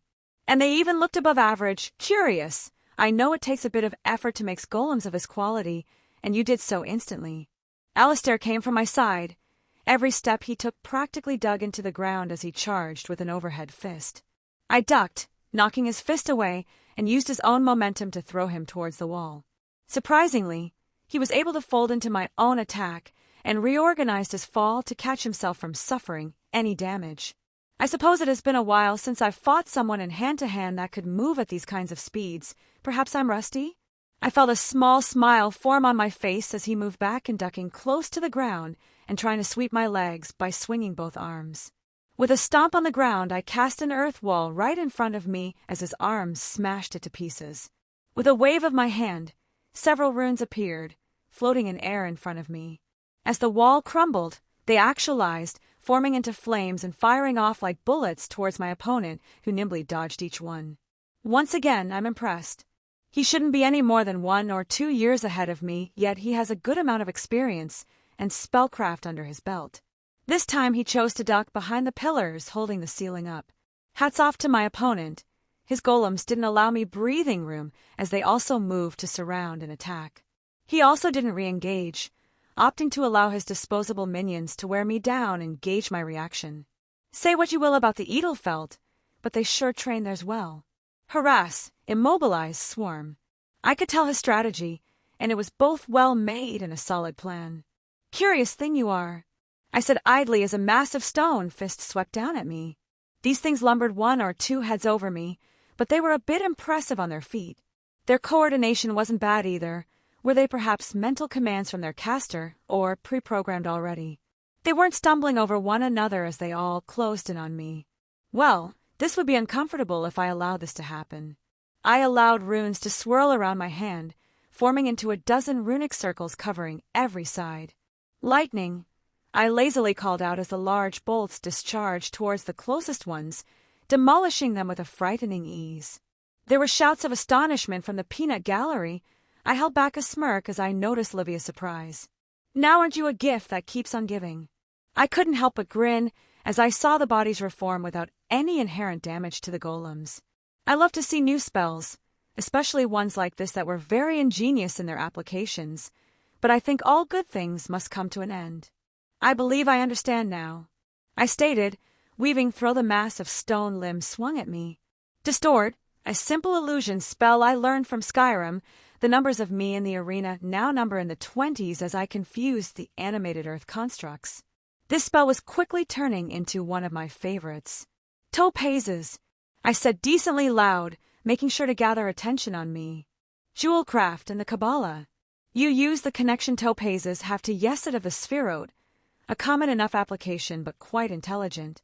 Specifically, you pull on the Tree of Life to grant the golems life at the obvious cost of the magical energy supplied via the topazes. This also has the added benefit of not allowing them to die, while the topazes still supply them with magical energy, but at the same time they're time-limited, but in a trade-off their abilities are almost supercharged for the duration. This concept is mostly used in healing, but you are using it to sustain life via magical battery, and thus they are essentially immortal until either the gem is removed or the magical energy runs out. My praise wasn't unwarranted. This guy was truly talented. Well, since he showed me something so nice, I won't be too harsh. I think a week or so bedridden is enough of a punishment. I materialized the runes around me, moving my hands fast enough to string the sentences together. I intentionally chose something rather showy. I made a few calculations and first summoned a large runic circle under my feet to help facilitate casting and control the output to a more precise degree. Freezing winds of Jotunheim. I let my voice carry all across the arena. The cold air exploded out from me, instantly freezing everything in the vicinity. It even crashed against the bounded fields in the area, cascading and threatening to break free from the confines. I made sure to reel back all the excess, but this was a spell that didn't want to be caged.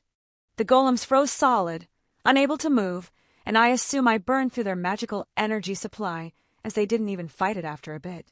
The cold continued, and the bounded field began to crack as the winds swept across the entire building. I reined it in as they rushed out, but I only allowed everyone here to get a little cold, forcing the spell to dissipate a few moments later. The place was freezing, and there was a deathly quiet in the air now. Every step I took on the newfound frost practically echoed throughout the arena as I approached the lump of ice that was my opponent. A small tap and it shattered, Alistair falling to the ground on his back, his breathing a little haggard, but he still tried to jump up. I merely slammed my foot on his stomach, causing him to slightly cough blood. You lost. I narrowed my eyes down at him, daring him to say otherwise. He just responded with a meek nod. I let off him, taking a step back and sweeping my gaze across the crowd. I met the eyes of anyone who dared to look back. By all means, insult me based on my craft or heritage, I welcome it.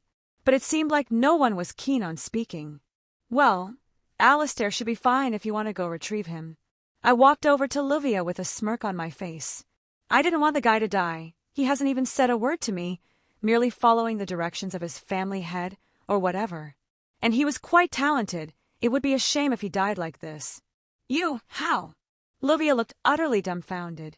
How unthoughtful, I seemed to have forgotten to full introduce myself again. I gave an exaggerated bow. Wilhelm Henry Schweinorg. Gods, I love saying that. S. Schweinorg. She stuttered as her face paled. And there it is. The peanut gallery also was having a conniption. I think I saw a few that were throwing around insults, previously bolt out of the area. Good luck with that. I can be a right petty bastard sometimes. Pray you don't meet me again. How was that? Pretty good, right? I looked towards Rin and Artoria, the latter of whom just nodded like she expected it. Yeah, she probably saw through me already, but Rin seemed a bit surprised at my power. But I think she just pushed all that away as an evil smile grew on her face, and she turned towards Livia. Her face! It was priceless! Rin laughed heartily as we walked down the halls. And then you were like, excuse me, I wouldn't want my Asian barbarianism to contaminate you any longer when she tried to apologize after hearing your name. Yes, she was getting on my nerves. I just nodded. I wasn't going to hold Rin's hand all the time and try to meddle with her issues, but some lines needed to be drawn. She should keep her head down for a while now. All teased I won't have to hear that bitch's laugh until her family is done punishing her. Rin happily jiggled the bag full of jewels. And she has to pay me even more gems. I wish I could see the look on her face when she has to go to her family and beg. Well, I'm glad you like my present. I just smiled, recalling a few memories of this girl from my last life. It was amusing how she never even considered declining the gift I gave her. Are you really Zelretch's grandson? You said you were a first generation. She looked at me as we turned a corner. We have no blood connection, if that's what you're wondering. I said honestly. But yes, we are related, and the best way I chose to address it was being his grandson. It makes it simpler for all involved. She just signed. You have that same, I know more than you look that the old man does. Really? I need to check that out in the mirror and learn how to do it intentionally. I wonder if he's home, I said quietly as we approached his room. It was more like an underground mansion. The place was hard to describe. A lot of the infrastructure was actually underground as it got closer to the tomb with a better atmosphere for experiments. Let's see if I remember how to do this. I began tapping the door in various places. There was no handle. It was magically locked in a very intricate way, but it seemed like it was the same as I recalled. There we are, I said as the doors disengaged and all the traps and defense turned off. I guess you really do know him then. Rin finally acknowledged. I don't think anyone would be brave enough or stupid enough to actually try to break into here. You'd be surprised, I said with a small chuckle. He didn't get that mask of a prankster without good reason. In fact, it all started with some idiot breaking into my workshop and stealing an old prototype for his jeweled sword. You throw one guy into a dimension filled with some very affectionate tentacle monsters, and suddenly you're a prankster. Wonderful, he isn't here yet. Why is that wonderful? Rin looked at me in confusion, and Artoria followed us inside. She seemed relaxed enough. I guess they've both been here long enough to not tiptoe around everything. But she also seemed rather relaxed in my presence, not nearly as on guard as I would have imagined. This was technically Zelretch's workshop, but really only one room was dedicated to that. Another was for Rin's own workshop and various other living spaces. Hell, there was a room that was specifically Zelretch's office, the target of my attention. Because I can now raid his liquor cabinets. Will you now? A voice grabbed all our attention, and I felt a chill run up my spine as my eyes widened. The family face that I saw 1,000 times when I peered into the mirror of my memories, the same eyes, the same look. I didn't even fucking sense him. I didn't feel any speck of his presence as he used the kaleidoscope to appear here. Master, Rin said respectfully. Rin, I hear you got into a fight today. He smiled ever so gently, but dear God did it give me anxiety for some reason. It was like an invisible pressure weighing down on me. He's strong, Drake spoke up. Your memories don't really do it justice. Yeah, I was really a monster in my previous life. It was nothing, just a stupid spar. Rin huffed in annoyance and Zelretch just chuckled, turning towards Artoria. What a beautiful flower. He flipped his hand, revealing an elegant vase with some water already inside it. It would make a lovely decoration. Thank you, Wizard Marshal, Artoria said respectfully. And my grandson. His eyes bore down on me. I felt so insignificant for the briefest of moments before he pulled back. I was moments away from doing something to diminish the pressure myself. I see. He stroked his chin. I assume we have quite a bit to discuss. Chapter 35. We sat in his office. The familiar walls and furniture were playing heavily on my nostalgia. Rin and Artoria sat next to me, all three of us facing Zelretch, who sat behind his desk as he casually browsed a few documents, seemingly content with the silence in the room. Which one is it? Zelretch spoke softly, barely even glancing up, but I felt the question directed towards me. Pardon? I asked in confusion. Which of my collection were you so keen on helping yourself to? I see. The 300-year-old whiskey. There wasn't really a point in hiding it. That is a good choice. He nodded. I'm curious, how does it rate? Easily a 9 out of 10, one of my favorites. Zelretch slowly got up from his seat and walked over to the cabinet, holding his various alcohol. I was saving this for a special occasion, and I believe this qualifies. There was no rush to his movements as he carefully looked over the selected bottle. He took 4 identical glasses and set them up each in front of us. How would you suggest taking it? He inspected the bottle and the liquid within. It's not bad clean, but I prefer it with a couple drops of water. I thought for a moment before mentally checking my ring. I have some glacial water, never touched by pollution or human hands. I offered, taking out a bottle I filled back in Skyrim. It was just a whim back then. I had some free time, and such pure water was a bit hard to come by without decent effort to produce. Wonderful! He took the container and admired it for a moment before pouring everyone a smidge into their glasses. It's an acquired taste. Don't force yourself if you don't like it. I said lazily towards Rin and Artoria. I admit, I have not tried any alcohol from this time period besides some of the more readily available stock. Artoria lightly picked up her glass, giving it a curiously sniff. She probably only had anything cheap so far, probably sake considering where she was summoned to, and Rin didn't strike me as someone who would be a connoisseur of the harder varieties of liquor. This is supposed to be 300 years old. Rin looked at her glass. There doesn't exist a whiskey over 200 years old, I said with a small smile. At least, one known to the public. From a parallel world line, then? Rin hazarded a guess. Actually, it's native here, Zelretch corrected, taking a sip, leaning back and appreciating the taste. Your recommendation was spot on. His eyes glanced to me, but for a moment. Then how is it 300 years old? Her eyebrows furrowed, hesitantly taking her own sip. I saw her struggle to keep it down, and I didn't want to laugh. I wouldn't make fun of her for that. Some people simply don't like the taste. When Miss Aozaki joined the clock tower, I approached her for a joint experiment. I had some thoughts that needed confirming, and the application of her own magic would be invaluable. Zelretch quietly explained. You may know her better as the Blue, but being as one of the few prominent figures of Asian descent, I don't doubt you've heard her name a few times. The Blue, the 5th true magic, the name for the other magician, just as Zelretch, is called the Kaleidoscope. Truthfully, I don't know much about the Blue, but I do know that time travel lies in its domain. What? So you sent some alcohol back in time? She muttered, looking a bit put off by the taste. Zelretch let out a small chuckle. Indeed, though the objects we sent back were irrelevant, but that didn't mean we couldn't benefit from the procedure as well. I believe Miss Aozaki also still has her own bottle she hasn't opened yet. I will need to make a note and give her my recommendation. Wait, if this was the first time you opened it, how did he know what it tastes like? Rin pointed her finger towards me. Oh, she picked up on that. I thought for sure she wouldn't notice. I praised with a smile.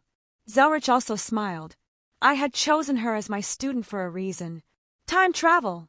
Artoria asked, tilting her head. A good guess, and while technically correct, is wrong. I replied, I'm not native to this world line, and I was born about a decade from now, you're wise. I have some investment knowledge if you're interested. I said with a laugh. That may come in handy. Zelretch shared my amusement. I noticed your runecraft application. I'm surprised you chose that path. It was something I could immediately achieve something of note with, and my resources at the time were lacking. I frowned, thinking back to the world I was born in. I felt a bit of regret that I had so quickly abandoned it. Though I do not regret my decision, I have found myself content with the craft so far. The runic arts are a very practical path to choose. I don't blame you for that decision. Zelretch acknowledged, not looking at all put off by my choice. I've never seen someone utilize runes like that before. Rin furrowed her eyebrows. Mostly just for single enhancements or small spells. Most rune users don't have nearly infinite magical energy like we do. I pointed out, a single rune is akin to a spell that requires a couple words to actualize. I had put forth dozens to hundreds of runes into a single spell. Others can achieve this, but most can't throw them around like I can when I can just refill my reserves so quickly. Rin let out a long-winded sigh. I still haven't gotten that far in my studies. She was talking about the infinite magical energy I was assuming. Technically, it's not infinite magical energy in the way that the heavens feel is used. It could be said that once you master the kaleidoscope to a certain degree, your mana regeneration is basically, yes. Really, it's only limited by our own physical ability to handle. It was the reason magic circuits lost a lot of their relevance. Most mages had to be conscious of their spell usage, but a master of the kaleidoscope can throw around spells all day until their body finally collapses under the strain. I finished off my glass, and Zelretch was kind enough to pour me another glass as I finished my first. I noticed Rin pushing hers away, whereas Artoria didn't seem to prefer the taste either. Here, I said, offering 2 bottles of mead I withdrew from my ring. How do you keep doing that? Rin asked, inspecting the bottle. Taking stuff from nowhere. I smirked. I'm sure your teacher can do something similar. I've been working on the kaleidoscope for months now, and I still have no idea. He won't tell me anything, except to figure it out myself. Rin huffed. This is good. She took a second sip. Mead from the world I came from, found nowhere on Earth. It reminds me of the drinks from my time. Artoria spoke softly, also enjoying the beverage. I'm glad they like them. This is a joyous occasion, so it should be celebrated with drinks at least. I felt a little bit of pity for Rin. She's still in that learning stage. There needs a bit of self-discovery before he could actually start pointing her in specific directions. Otherwise her own potential could be stymied. To answer your question, it's my ring. I wiggled my finger. It is an impressive piece of work. The space is folded seamlessly, if a bit amateurishly as well. Zelretch praised. It was the archmage at a college I joined in another world. It was apparently his first attempt at such a thing. Impressive for a novice then. Well, he was a rather impressive mage, all things considered. I have no idea what you're talking about. Rin frowned in annoyance. A folded special dimension attached to my ring. Essentially, I have a pocket space I can access that stores stuff. I said simply, I even have this too. I took out my hat to show off. May I? Zelretch asked as I gave a nod and handed it over. He inspected the workmanship and even stuck his hand inside the space. What an amusing piece of work. If the ring was amateurish, this is childish at best, yet someone managed to finagle it together into something that works. He handed it back to me. Thank you for the drink. I finally said it wasn't good to hold back on etiquette even if it was towards myself.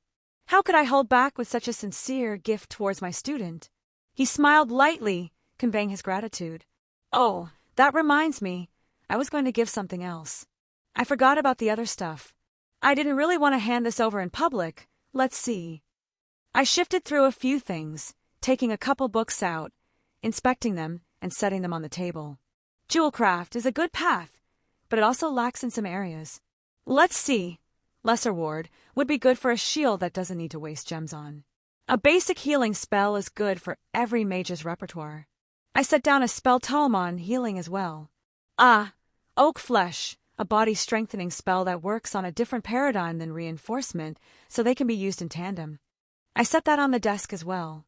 I actually have a couple versions superior to oak flesh, but it was a good starting point. Detect life, good for dangerous situations. Another good spell I grabbed on my way out. Rin looked at me like I had two heads. Zelretch just blinked, taking a book and cracking it open, reading a few words. Interesting, I don't recognize the origin. He looked genuinely happy. I could understand, finding new and interesting things was always a happy occasion at that point in my life. I may have fudged my first application of dimensional travel and ended up on a world line outside of Gaia. I sheepishly rubbed the back of my head. He closed the book, giving me a deadpanned look. You're lucky you didn't die. Do you have any idea how difficult it is to travel to a world not parallel to our own? What am I saying? Of course you know. Actually, I think there may be some holes in my memories. I don't have any knowledge of going outside of Earth. With some self-reflection, I realized there were quite a few holes in my memories. Zelretch tilted his head, seemingly shifting through several thoughts before thinking about something intently. I see. I suppose that might be expected considering your unique circumstances. Well, it was already pretty clear he had an idea of what was going on. It was to be expected of myself. I guess it's time to have this conversation. I sighed, bracing myself. It was going to come eventually. It was odd to see me. From this side, the presence he gave off was surprisingly gentle. Here you go, Rin. Take good care of these and put them in my library when you finish. Thanks. She was still out of it. It's nothing. I waved her off. I had copies anyways, and they are just the basics. I looked over to my previous self. So, how much do you know? I can make several educated guesses. I wouldn't be remiss to hear it all from the beginning. Yeah, that's what I was assuming at this point. Rin and Artoria looked at me intently. I guess they were lost and were curious as well. I guess it started about a month ago when I awoke memories from my previous life and realized I was reincarnated. Reincarnation. Rin and Artoria shared the same remark, astonishment clear on their faces. Yeah, it was a bit wild for me when I realized what was happening. A lifetime's worth of memories flooding into the mind of a normal 18-year-old kid. I was a bit of a mess those first few days. I just ran a hand through my hair, thinking back to it. How did your memories awaken? Zelretch asked. Do you not know? Didn't you set this up? My eyebrows scrunched up in confusion. I had no memories of this myself, but I attributed it to the holes, but this was in no way by chance. Something like this could not be anything but artificial intervention. To be honest, I haven't done more than just write down some thoughts on what you went through. I haven't even developed a proper hypothesis yet for testing, he admitted without any fanfare. That is not what I wanted to hear. Is it possible a future him, or rather me, did this? While I doubt he would have had events play out like they did, I had assumed he had a more direct hand in my existence. I think we're both missing context then. I guess we'll figure this out together. I sighed. Getting answers to my questions wouldn't be as easy as I thought. It started when an exorcist attacked me after I accidentally walked up on him. An exorcist? Why would an exorcist attack you if you were just a normal person then? Rin blurted out. Oh, did I forget to mention that? My mother is human, my father is not. I shared a look with Zelretch. Apparently, he didn't know what I was either if I was reading his expression correctly. A phantasmal species in the modern era. Artoria looked a bit surprised, but I didn't see any judgmental looks. Interesting. Well, the world I came from, the age of gods never ended, even if the world was pretty similar to this one. It wasn't that simple, but it was enough to describe the situation. Curious. Zelretch scratched his chin and thought. How? The age of gods. Doesn't that mean magic and miracles should be more open and widespread? Should thaumaturgy even exist there since humanity would be closer to the root? But then how would it be modernized to something resembling this world if that was the case? Were there new layers of reality that overrode pre-existing worldviews into something that allowed for coherence? Did the phantasmal species develop alongside humanity? Would the collective unconscious still favor us? Rin blurted out. That would explain your non-human blood. Are you an Oni then? A yokai of some sort? Kind of close, but you are thinking incorrectly. Wow, she really was wrapping her head around this. Those were some good questions. It's sad that the answer is kind of lackluster. Are you a demigod? Artoria asked. Divinity, Rin practically exclaimed, reiterating the question. Are you a demigod? Wrong direction. I snorted, holding back a small laugh. What do you mean, wrong direction? Rin questioned. You are thinking me something divine, and you are thinking in the wrong direction. Are you part demon then? Artoria said plainly. I admired her ability to hold her emotions in check. I don't think most people would look so natural accusing someone of being a demon and actually believing it. Well, not really. I wasn't, but the difference was mostly academic. I watched Artoria furrow her brow, trying to think through it. Rin wasn't faring any better. I waited until she started taking a drink to answer. My biological father is Satan. I'm a half-devil. PPPPFFFFFFTT. A large amount of liquid squirted across the table, landing on Zelretch's face. There was a pregnant silence. Zelretch just blinked as liquid dropped down his face.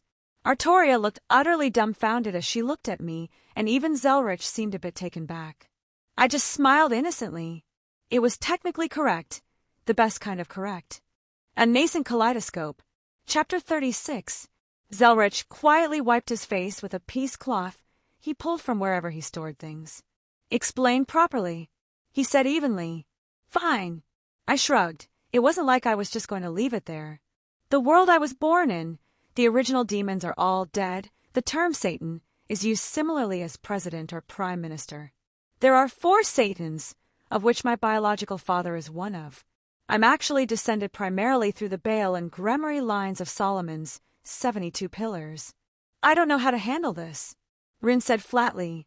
If it makes you feel better, modern-day devils aren't much different than humans. They don't go around stealing souls or anything. Well, mostly. I'd rather not get into the whole mess with evil pieces. But they're honestly better than their demon ancestors. I'll freak out over this later then. Rin snorted. I'm pretty sure the church would go ballistic if they found out. Yeah, probably not a good idea to mention outside. The church does have a few monsters I would rather not tangle with right now. It would probably be worse than the world lines that the old man is a dead apostle. Wait, what? Rin blinked in confusion again. Not relevant right now. Zelretch cut me off. I believe we are getting sidetracked. Well, there isn't much more to my story. That was basically a month ago, and I found myself in a world I didn't recognize, but I was able to gather some resources and figure some things out. Curious. Zelretch looked thoughtful. I had some preliminary thoughts about such a phenomenon, but I had yet to truly put any effort into researching it as a plausible avenue. Why were you even looking into that? Rin asked. That's a good question I hadn't thought about yet. I was more concerned on the how, and hadn't even touched the why yet. Nice job, Rin. You really are perceptive. Zelretch stood up, moving towards a shelf in the corner, looking through a few books. The spider, he said simply. My eyes widened. I hesitated ever so slightly. That answer caught me completely off guard. I thought it through, and a realization dawned on me. Was I supposed to be some kind of weapon then? I balled my fists, gritting the words out, but there was an obvious amount of venom present. Watch your tone, he said stoically, staring down at me. I stood up, matching his gaze. Is that why you decided to finally take in a student? Is she another bullet in the chamber? Why did I have no memories of why I took Rin in as a student in my past life, unless it was intentional? I do not make disposable pawns. His words were direct and cut straight through all my rampant thoughts. Fuck! I knew that I knew it. Why am I acting like this? Jumping to conclusions is not something I do. It was just my old insecurities acting up. Zelretch was many things. A liar was not one of them. I calmed myself down. Let's hear everything out first. No need to just make assumptions with missing knowledge. I would like an explanation. Rin interjected, clearly unsure of what we were talking about. Have you not told her about the spider yet? I questioned him only for Zelretch to look slightly unsure. It was surprising to see that look, if only for a moment. I have not. I did not wish to burden her with something like that before she was strong enough. Yeah, he did care about Rin. I was jumping to conclusions here. I let out a breath I was holding in and fell back into my chair. The spider, also known as the ultimate one of Mercury, or just type Mercury, it exists in the same realm as the crimson moon. the strongest creature born from the planet it originates from. And Aristoteles? Rin whispered. What does that have to do with anything? Is it going to awaken soon? Artorias spoke for the first time in a while. You would have information on it based on the Grail systems. I muttered. Yes, it should be awakening by the end of next century if nothing interferes. There's an Aristoteles on Earth? Rin stood up, slamming her hands on the desk. Why did no one tell me about this? It's not widely spread. Zelretch spoke up. It was better to keep any foolish enough to approach it from getting ideas. I stood up again and started pacing around the room. I usually do my best thinking on my feet. Is the Beast of Gaia active? And what about the White Princess? Arcuate is sleeping, and the beast is sealed for the moment. Zelretch responded. The Beast of Gaia, the White Wolf.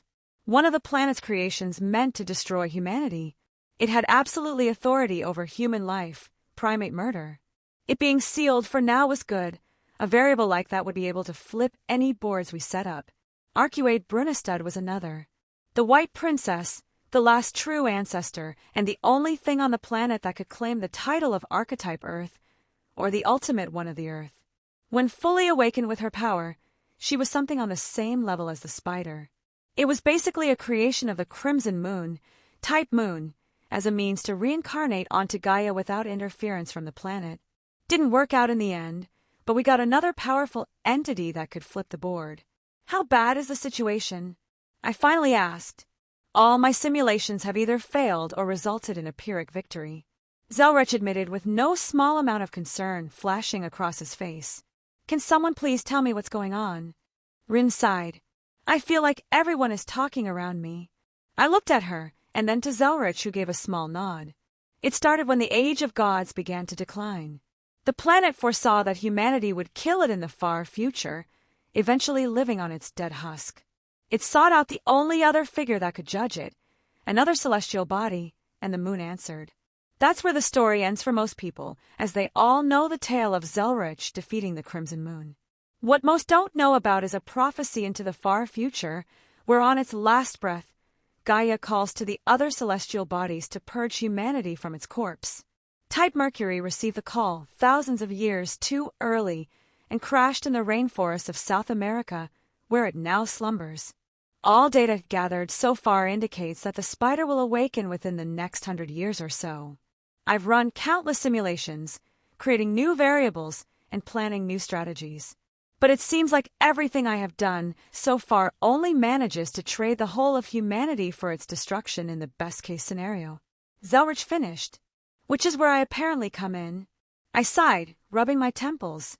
You're a reincarnation of Zelretch, Rin replied quietly. It makes sense now. Zelretch smiled. Indeed. He looked over to me. I had a thought a few years ago about a me that wasn't bound to the same rules as I was. Rules. That was it. That was what I was missing. So obvious. Zelretch is the kaleidoscope. He has a certain authority that comes with that. Things I couldn't do while he still exists. He can choose certain possibilities and force them to come true. That is one of his greatest treasures. A timeline he views will become the true one among the infinite possibilities. That's why he has to simulate instead of simply watching. I'm not bound by the same rules. I lack your authority, but I can do things you can't. I shared a look with him. He apparently already thought this out. No wonder. I whispered. It's more than that. You aren't me, he smiled, almost grandfatherly. I'm not you. I repeated, not quite sure how to feel after hearing that. What are we but our experiences? You have my memories but haven't lived through it. You are you and I am me. He said gently. You will therefore think differently, do things I didn't, and thus come to different conclusions. I am not Kister Zelretch Schweinorg. I am just me. And I was okay with that. I guess it's too late to ask you for some training. I snorted in laughter. He smiled but shook his head. It would be best for you to develop without my input. Yeah, I already realized that. Well, fuck, I'm back to square one, but now the damn spider is hanging over my head. I guess that's why my memories end around here. How many other variables have you tried to introduce? I doubt I was the only thing he tried so far. Hell, I can only imagine he threw everything at the wall and hoped something stuck. Too many to count. He rubbed his eyes. looking much more tired than normal. I've wasted many resources with almost nothing to show for it. If you are here now, though, that means something worked, and how knows, maybe others may also come to fruition at some point. Rin was probably one of the easiest variables to introduce. A well-trained apprentice adept at the kaleidoscope would be invaluable. No wonder he had her sit in on this discussion. It was better for everyone to be on the same page. He truly does not do things for no reason. Even Artoria being here, no doubt he meddled with the Grail War somehow. Her noble phantasm would be invaluable in the future. A sudden realization hit me. The Holy Grail! Rin and Artoria both stared at me abruptly. That's why you helped create it initially, allowed for its creation, and why it persisted until now. No wonder that was another hole in my memories. Good! He nodded his head. It is as you say. I had to suffer that infernal contraption because it allowed us some minuscule success against the spider in some simulations. It was unlikely the counterforce would put any showing against the spider if this world wasn't worth saving. It was just removing its direct interference, and allow this branch to be cut from the tree. Being able to summon heroic spirits, servants, would be invaluable in the inevitable fight. What about the strategies from other world lines? There are plenty that managed to survive past the spider's awakening. He shook his head. This world line is not unique but different than most. While either Gaia or Alea are usually favored, this one is almost even, just barely in Alea's favor. Most other strategies do not work because of this. You made sure this was the world line I popped into, didn't you? I stopped in my tracks and turned towards him. His lips curled up into a smirk. Well done. Since when have you been aware of me? He said he hadn't even began to experiment with whatever allowed me to exist. So when did he notice me? The first time you used the kaleidoscope. He didn't hide the truth. So, you know where to look for your future experiments then.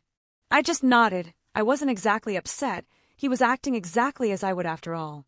It was a good world. The reincarnation cycle was much easier to meddle with since things like sacred gears were being reborn alongside human souls.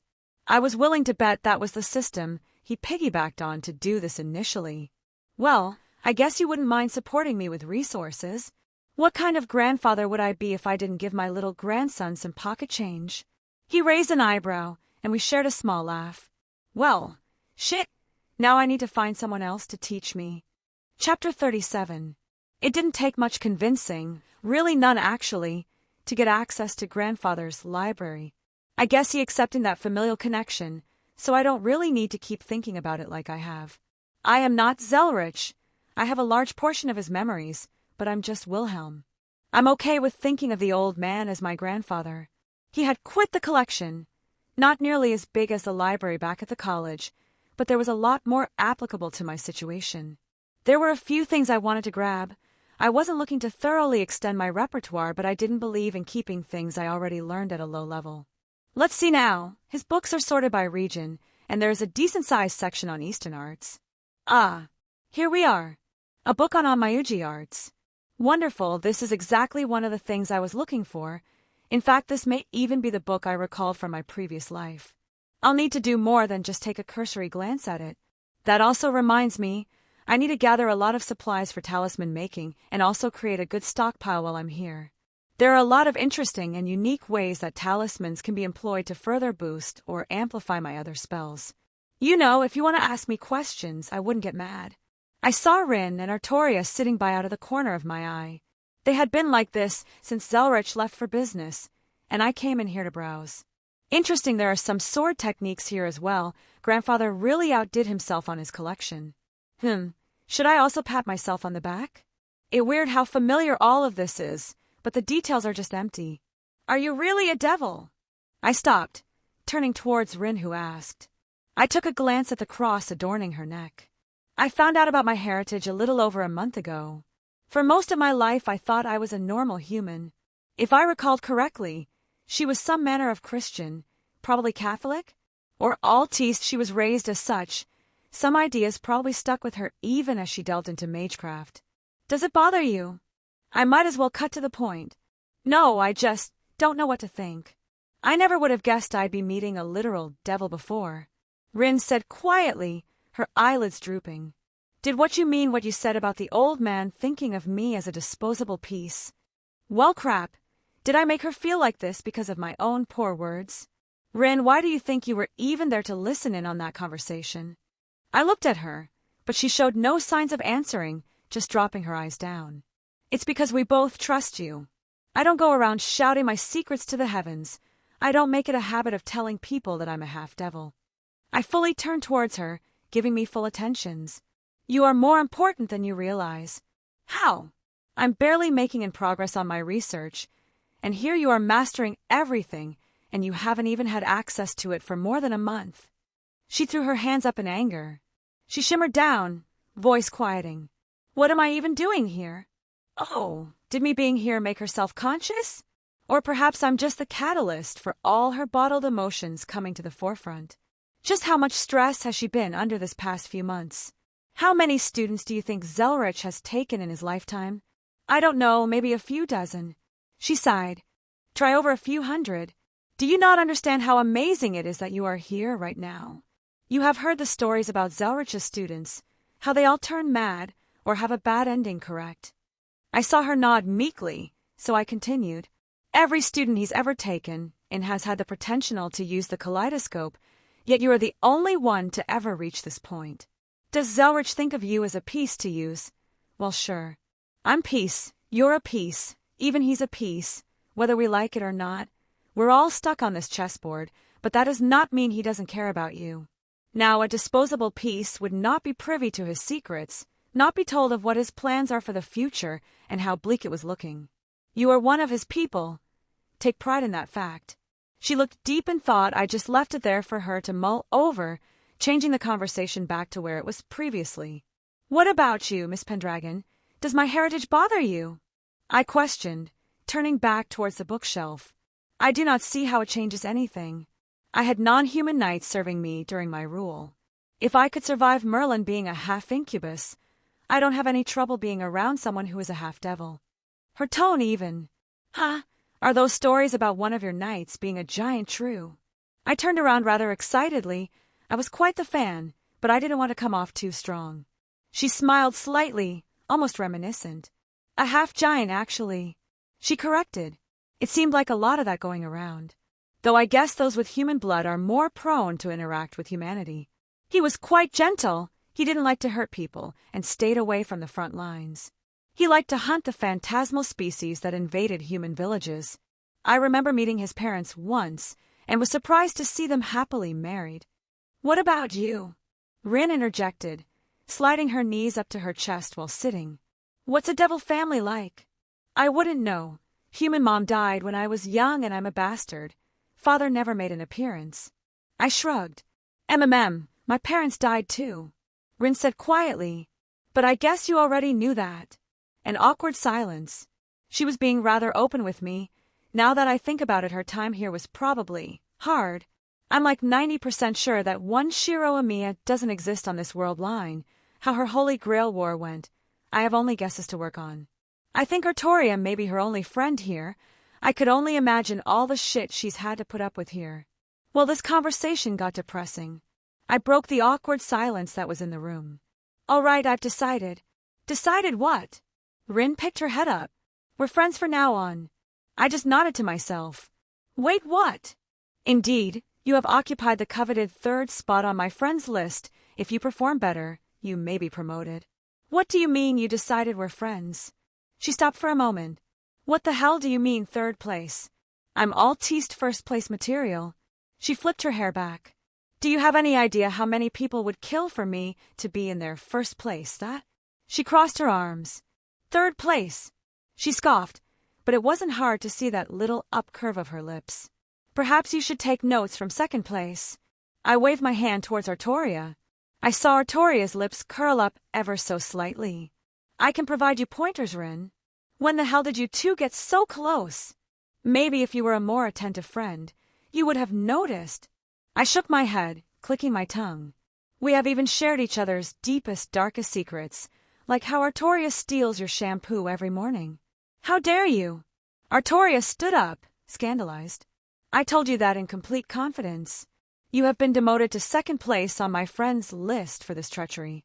She turned towards her female companion. Congratulations, Rin. You have been promoted. It seems like the King of Knights can joke. You both are stupid, Rin muttered, a small smile on her face, and I heard Artoria give one of the cutest little laughs. Better not be stealing my shampoo, she grumbled, only getting a bigger smile from us. I ran my finger across several book spines, reading the labels before stopping on one that sounded interesting. Splitting the Sky. It was a martial technique from China.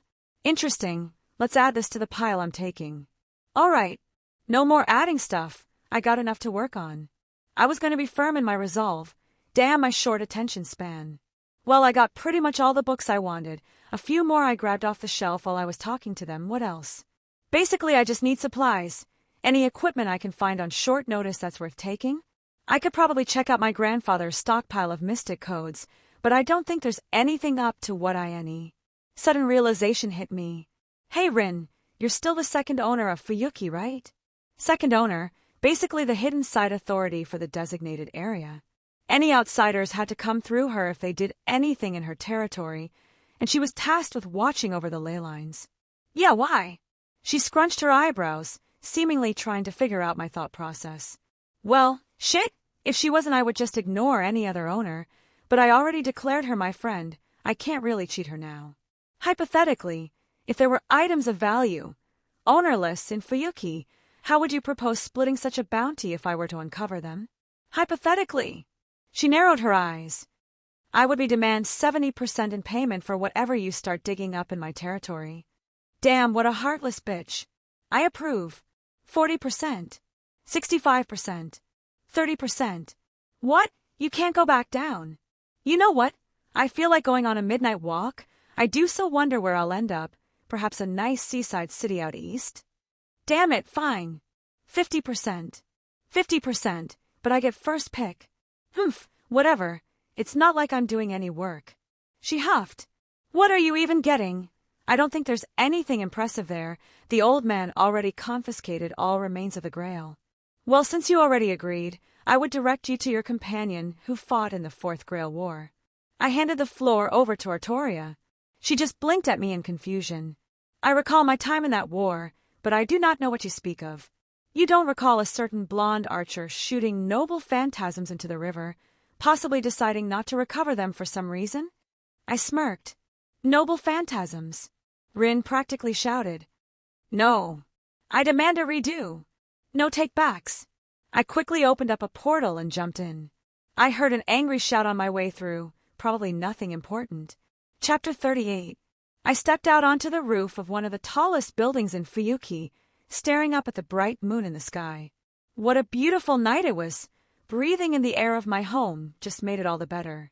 I may have been born on that other earth, but I would forever consider this place my one true home. You know, when I was still a whelp, I once tried to fly to the moon. A smile crossed my face. How did that turn out? I got pretty high, until I couldn't breathe anymore and passed out, falling back to the earth. Luckily, I was still durable enough to survive, even if I wasn't all that strong back then. Okay, the thought was amusing, imaging a small drake trying to fly up into space, then crash back down. Why did you even try to fly up? A human told me a story about a rabbit living on the moon, and I was hungry. I paused as laughter escaped from my lips. I could even feel Drake laughing along with me. What were you doing that far east? I finally calmed myself. The story of the jade rabbit, or moon rabbit, whatever. There are several stories concerning rabbits on the moon, but they all originated around here. I liked to fly around in my youth, visiting everywhere. I only became famous after settling down in the British Isles for a while. You learn something new every day. With a smile on my face, I looked down towards the river that split the city in two. It didn't take much effort to open a portal down there. One moment I was high up in the sky, and the next I was walking next to the riverbed. It was surprisingly unpolluted for being a river in the middle of a city. If I had to guess, I think Rin may have had something to do with it. The city's nature would become worse if the river became disgusting, affecting all other aspects, including the ley lines. There were other aspects to consider as well, such as why the city had such a low unemployment and crime rate. Negative emotions festering can also be troubling for those who practice the magical crafts. So many little things that one must take into account when setting up a foundation for generations. It was a miracle that the corruption of the Grail was pretty much contained to only a small part of the city and was content to not spread out. Actually, there were so many little miracles that occurred here, I had to wonder if the old man did something. My memories in general were blurred when it came to a lot of things around this particular period of time, and I don't think this world line is one I was too familiar with. I don't know if that was intentional or just cosmic chance, but I only could vaguely remember the general outline of things, or some unimportant details. "Stop!" Drake spoke, as he practically stood up inside my soul. "Something strange is around here. Curious, could it be what we're looking for? I don't know, but I can tell it's dangerous, like it especially hates me. Can you feel it? Like a prickling feeling on your neck, and your hair standing up on your arms." I stopped and sat down cross-legged, letting my eyes shut and trying to filter out all the other sensations in the night. I felt something, almost like a small thorn in my heart as I reached out towards it. "I see it." I finally spoke. I stood up, facing the direction the feeling was coming from. With a sigh, I mentally prepared myself to dive in. Well, I need some new clothes anyways.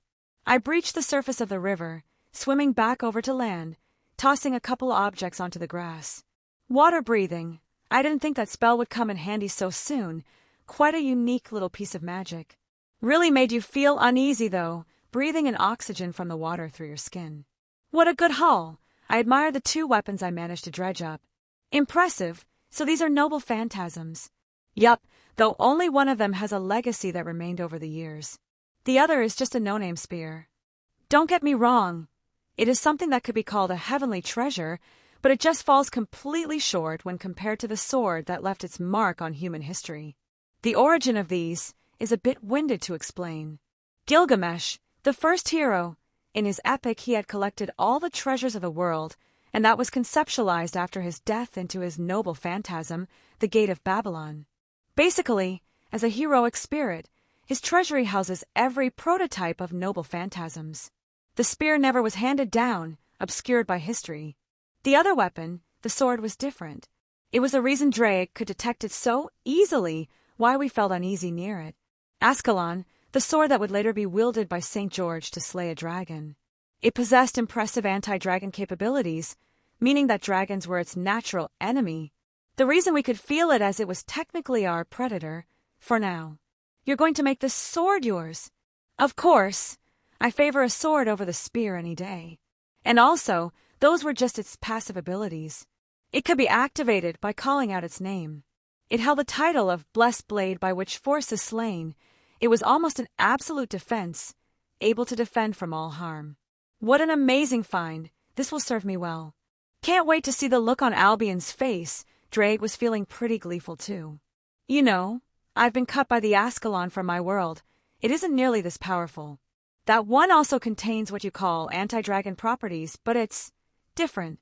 It exists more physically, whereas this is a miracle backed up by humanity's belief. Noble phantasms are crystallized legends. I would be surprised if your version could stand on equal footing. I mean, look at how the Excalibur there broke. I think Artoria would have a fit if I told her something like that." Era, I heard a voice coo from nearby. I was surprised at having not noticed another presence. "What do we have here?" I turned around to see a woman standing casually above me at ground level. Most of her figure was obscured by a large cloak. I was only able to see her blue hair flow out from under her hood. I knew who this was. I was just surprised she was still around. Curious, I thought Artoria was the only servant to survive the war.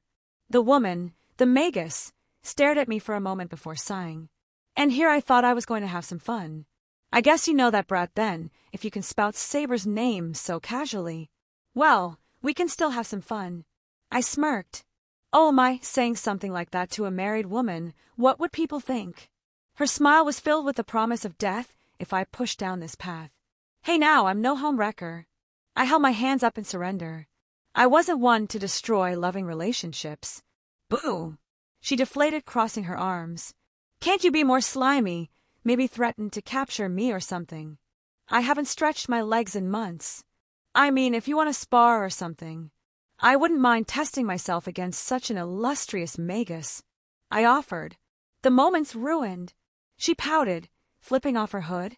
"So, who are you and why are you here? You obviously know the brat, but you look surprised when you saw me." She stared at me for a moment. "She probably forgot to tell you anything. Not that I would expect anything different from that stupid girl." She sighed again. "Oh, let me guess. You're looking over the ley lines in her stead, protecting the territory, and in return you get her protection as the second owner, dissuading any other magical involvement while also pulling on the ley lines to sustain yourself. Got it in one, boyo. You know I thought you would be more defensive about me being here?" She waved her hand flippantly. "You knew Saber's name. I don't think anyone outside of a select few know that. I suppose it's a possibility that you forced the information from the brat about her servant somehow. In which case I would have reacted accordingly. But then there is the fact that you bypassed all of my defenses, my bounded fields and familiars that lay all over the city, and I only know of a few possibilities." So you know she's apprenticed under Zelretch then." I just nodded along. She was a rather infamous figure in history, perhaps one of the greatest mages to ever exist. No doubt she could divine the reasons for how I was able to get through everything so easily without triggering her alarms. The kaleidoscope can bypass most means of magical detection after all. "Obviously," she said curtly. "So, who are you and why should I care?" "Wilhelm Henry Schweinorg. Zelretch is my grandfather, and I befriended her in recent. I had the idea not long ago to check for discarded noble phantasms in the river from Archer. No use in hiding it. She already saw what I pulled up. She also didn't seem the least bit interested in them. Whatever, don't cause trouble here and disturb my home life, and we won't have issues." She turned around to walk away, but I spoke up again. "How about I walk you home?" I offered. She turned her head eyeing me. "I wasn't kidding before. Kid, I have a husband. Well, fiancé, but same thing. I'm not going to abandon the man I love just because you flashed that cute smile. I promise my intentions are entirely friendly without any intentions of romance. I actually want to have a conversation." She was a magus that lived in the age of gods. When will an opportunity like this come again? "All right. If you were lying to me, I would have blasted you back into the river." She shrugged. "Actually, I am a bit curious about the magic of this era. I wouldn't mind having a discussion while I walk back. It is a bit away." Medea of Colchis, also known as the Witch of Betrayal.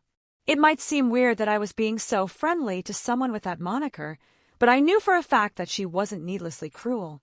She found her own happiness. She wasn't going to become some caricature of an evil witch for no reason. That's a shame. She would look quite good in a dress like that. Our talks took a strange turn. "I know, but she's so stubborn. If I could just get my hands on Saber one more time." Medea cackled evilly. "How have the sales been otherwise?" A bit surprising that Medea has gotten into clothing design, but hey, if it makes her happy, more power to her. I get a few orders every now and then, enough to pay a few bills, but my darling pays for mostly everything still. The modern identification systems are very inconvenient for me finding work somewhere." She frowned. "You can always contact Rin. The Mages Association no doubt has ways to get you an identity that the country recognizes." I offered. "And be forced to owe her a favor?" She looked at me like I was an idiot. The price was probably expensive for a service like that. I just shrugged. "Well, how's your talent with men's clothing?" "Fair, I guess. Why?" "Well, I was going to start looking for a tailor here, and one who could work with exotic materials I bring back would be convenient. Gods know I need some new sweets." She raised an eyebrow. "I expect payment for something like that." "Of course. What do you take me for?" "Do I seem like a cheapskate?" Well, this night hasn't been a complete waste then. I'll start thinking up some designs and start working on sketches." We approached the stairs leading up to the temple. She made her home/workshop. "Well, here we are. Thank you for accompanying me home. Your presence wasn't as revolting as I assumed it would have been. And I may even welcome you back if you return." What a poisonous tongue she has. I'm a bit jealous of her fiancé right about now. "Mistress, you're back." A figure walked down a few stairs to greet us. "Oh, if it isn't my drunkard. Did you scare away more birds today?" Medea said sarcastically. "Your words cut deeper than any blade, mistress." He stated. I knew who this was as well. I didn't expect Medea to exist. But him to be here also? "You guard the entrance." I eyed the man dressed as a samurai. His presence practically screamed, deadly, like a blade that would be drawn at any moment. I felt my blood boil just being in his presence. I wanted to test myself against him. Of course, I keep out all who would intrude on my mistress's lair. Okay, he was fucking with her. I could tell by his tone and the way Medea looked at him in annoyance. And what if I insist on intruding? I took a step forward. Why? I would be forced to physically stop you. His eyes flashed. I could see the desire to fight as it mimicked my own. Interesting. Boys. Medea rolled her eyes. Whatever, don't destroy my yard, she said casually ascending the stairs. It's the temple's yard. The samurai spat back. Semantics, she flipped her hand, dismissing him. We both watched her disappear up above before turned back to one another. So, wanna fight? I asked. Please, I've been dreadfully bored. He materialized a sword in his hand. Good. I pulled out Mirage from my ring. I really wanted to fight you. I couldn't help but smirk as the air around him changed, ready for battle. Sasaki, Kojiro, the fake assassin servant summoned by Caster Medea during the war. Maybe this are the person I was looking for? Chapter 39. It was obvious that we were both looking for a fight here. Nothing malicious, but I think we could both tell what the other wanted almost immediately. A heroic spirit, even a fake one, wasn't something to be trifled with. The man who encompassed the legend of Sasaki Kojiro enough to be summoned as a wraith. He was donned in samurai garb and had a long sword in his hand. Actually, I don't think long does it justice. It was longer than even my Mirage by a good amount. It looked deceptively brittle, like all it would take was a simple swing to shatter the thin piece of metal, yet I knew without even relying on any past knowledge that the blade was more than enough to slice through steel without issue. I flipped my hand over, bringing out my own blade, its light humming softly under the moon's glow. Nice sword, he complimented, taking a step forward. Thanks, I put some work into getting the materials for it to be crafted.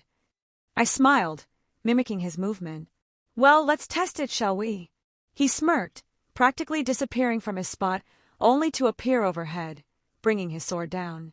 My eyes dilated as I instinctively cast reinforcement and ebony flesh, a much higher tier version of oak flesh. I brought up Mirage to meet the choreographed attack. It was nothing more than a greeting, yet the stones beneath my feet cracked and my arms shuddered. I was a half-devil in strength with a dragon's heart and multiple strengthening spells on me, yet he was overwhelming me in strength. As expected of a servant, I couldn't help but smile brightly as the desire for battle grew. His feet touched the ground briefly as his hands readjusted on the grip of his sword, pushing mine down as sparks flew, maneuvering enough to try and stab me over the edge of Mirage. I quickly pushed it off, narrowly dodging the tip of his blade from piercing through me. I took a step forward to make use of his overextension, but I found the tip of his blade in front of my eyes once again. I was forced to abandon my attack, bringing up Mirage to block, the force knocking me back a step. He casually withdrew the sword to his side, lightly holding it in one hand, practically goading me into attacking. Well done, you have a good danger sense. But what if I do this? As the words left his mouth, his blade was already next to my head.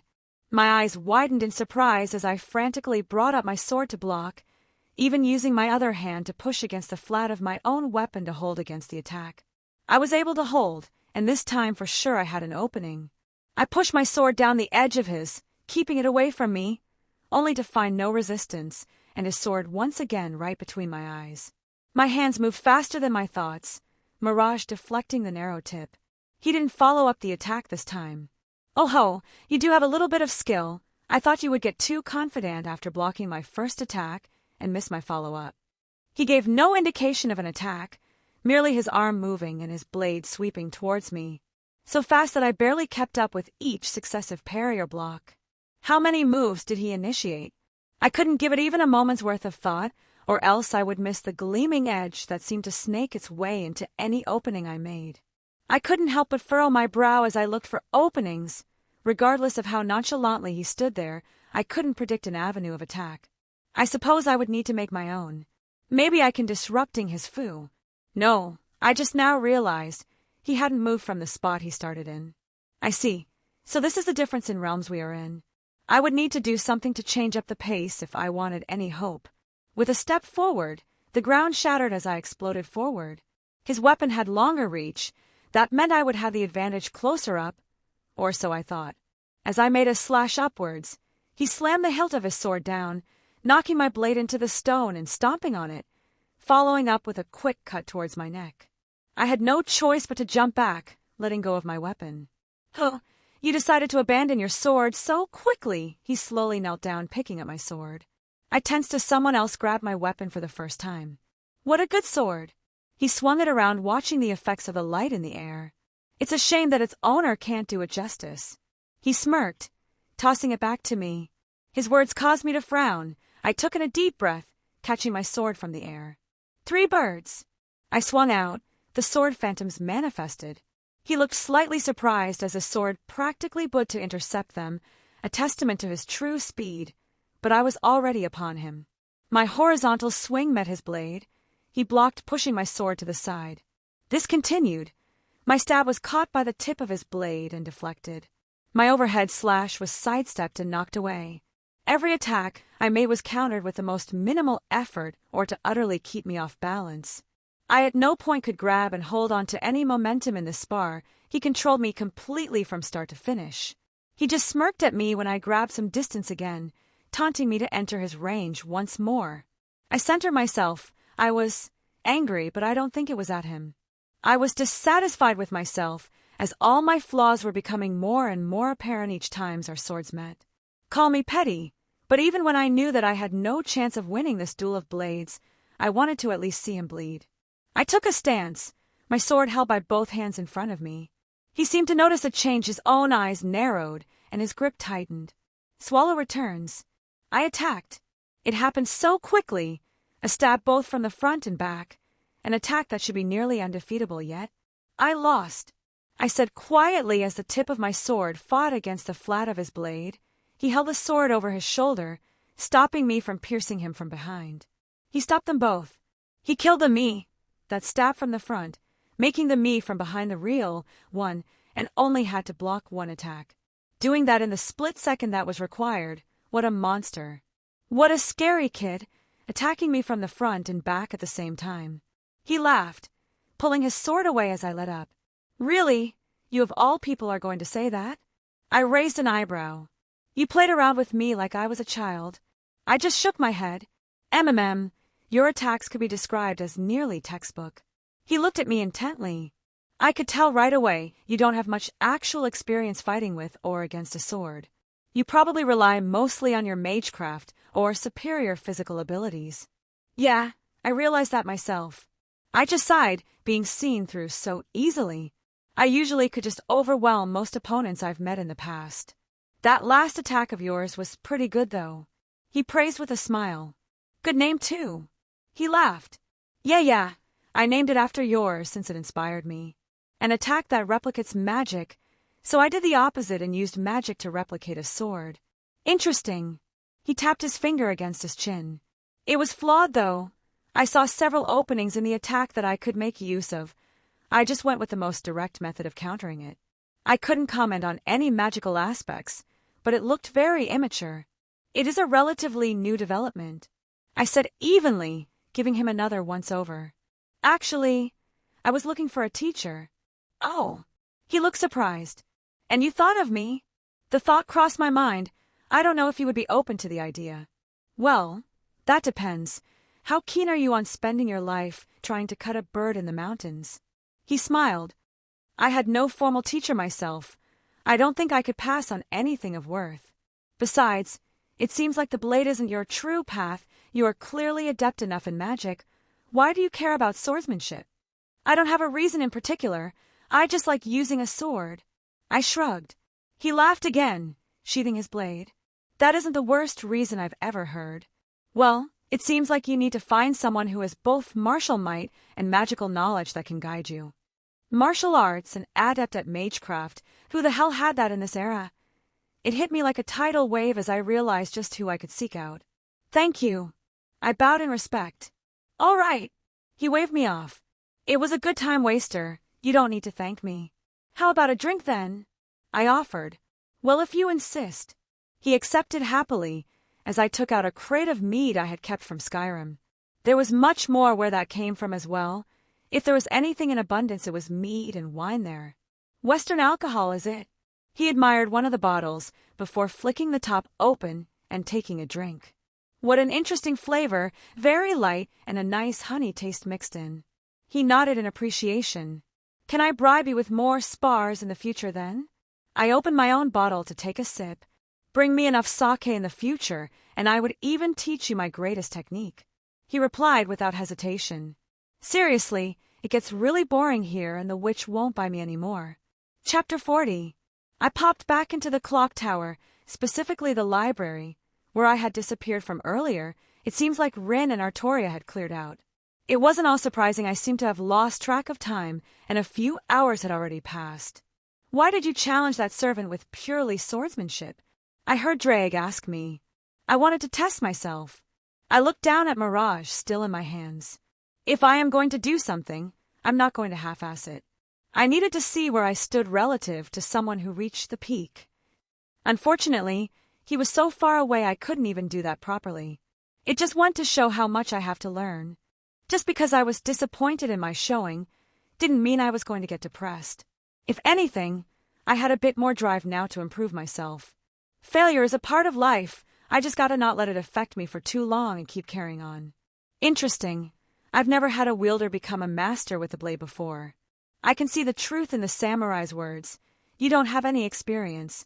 You were mostly relying on your memories to know how to attack and such. Yeah, he treated me like a child flailing around a pointy stick. I've just been forcing my way through every issue, either through superior magical prowess or just pure throughput power. I wasn't one to shy away from my own faults or failures.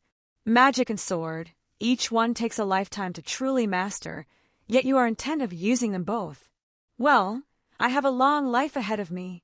It was a strange thought to the 18-year-old me, the fact that I was at least going to live 10,000 years if nothing happened. What's that saying? A journey of 1,000 miles begins with one step. May as well start now. I have nothing but time on my side. So where are you going from here? The servant gave me an idea to pursue. While grandfather can't train me, he can help me find someone who can. It's just going to be a bit tricky even for us. My lips curled upward. Tell me, have you ever heard of the immortal witch of Dunscaith? Well, you don't aim small. This is good though. My wielder should have this much courage.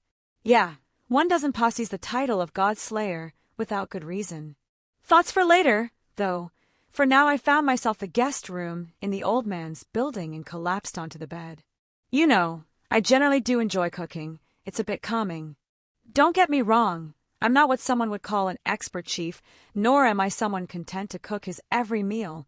But the times I do pick up the spatula, I do enjoy it. The sound of eggs sizzling was refreshing, and the smells were wafting throughout the house. I'll need to get some other supplies at some point to keep with me, maybe some mobile cooking equipment. And rice.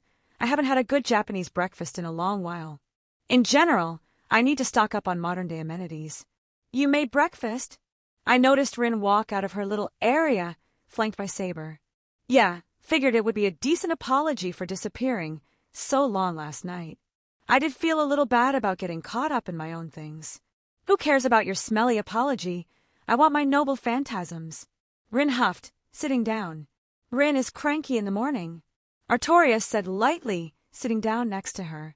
Well, if someone didn't wake me up at this ungodly hour, I wouldn't be cranky. It is past 8. My knights would have been up and training hours ago. Rin just grumbled something ineligible and began digging into the food I set on the table. This is good, thank you. It was amusing how she can be both cranky, yet polite. I did pick up a couple noble phantasms last night. I commented idly, finishing up everything and joining them at the table. I'm sure she was waiting for this anyways. Show me. Rin sprang up, clearly awake now. Fine, fine. I waved my hand, letting the spear set on the table.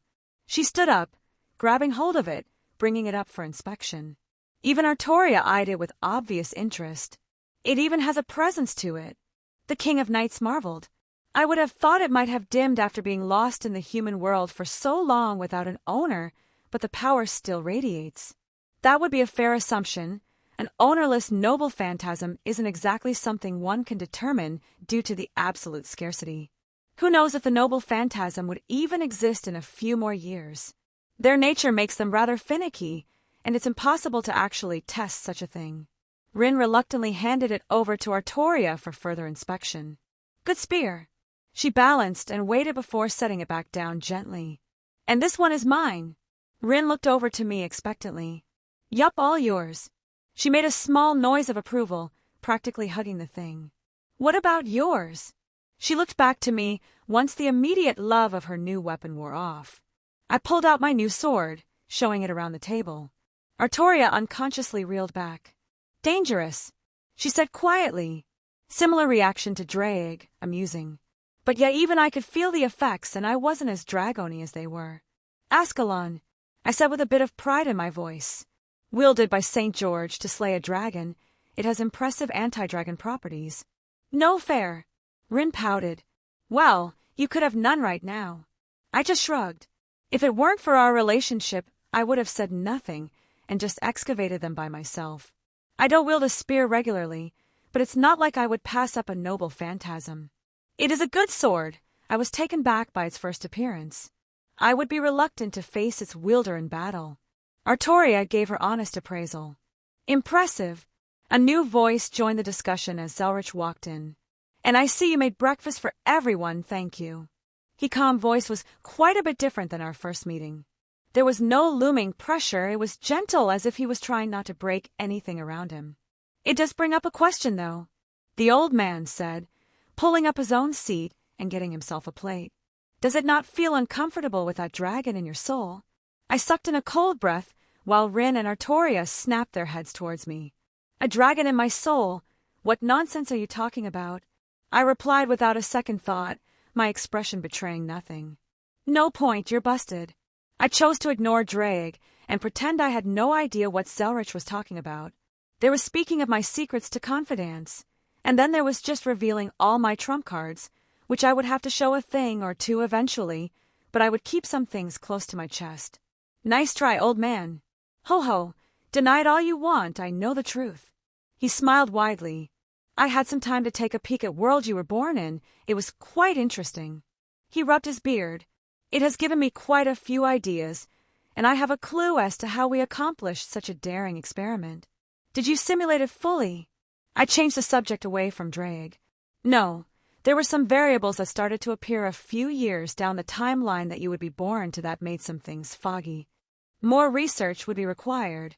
Well, I did have a pretty good idea of what would happen, so it means that he would succeed at some point. What's this about a dragon in your soul? Rin wasn't one to mince words when she didn't have to. Let me talk to them. No way. A dragon in my soul? I have no idea. I replied nonchalantly. By the way, old man, I have an idea about something and I need your help. Oh, what could you need my help with? Zelretch looked at me, a small smile on his face. Does it have anything to do with the dragon in your soul? I could feel my eye twitching, and I held back the urge to respond with something sarcastic. He clearly wanted to poke at it. I want to go to the land of shadows. I didn't mince words. Better to just get straight to the point. There was a small clinging sound as Zelretch set his silverware down. I don't think I need to remind you of what that entails. I'm aware of the difficulties. I nodded. Isn't that where the teacher of C.U. Chulin lives? Rin chimed in. Yup, the teacher of the lancer you fought in the war. She is a master at spearmanship and runecraft. She is perhaps the best teacher I could ask for considering my circumstances. No doubt she is proficient in all forms of combat. Even if she hasn't mastered a sword, she can teach me to use a weapon well enough. Same for other forms of magecraft. She could probably teach me how to battle with what I already know. The only issue is getting there. The land of shadows. Does such a place still exist with the advent of humanity's era? Artoria asked. Yes. Zelretch answered simply. It is one of the few places that is technically still attached to the world that mystery still holds dominance. Then why do you need help getting there? Shouldn't you be able to use the kaleidoscope? Rin turned to me and asked. Yes and no. It's a bit hard to explain.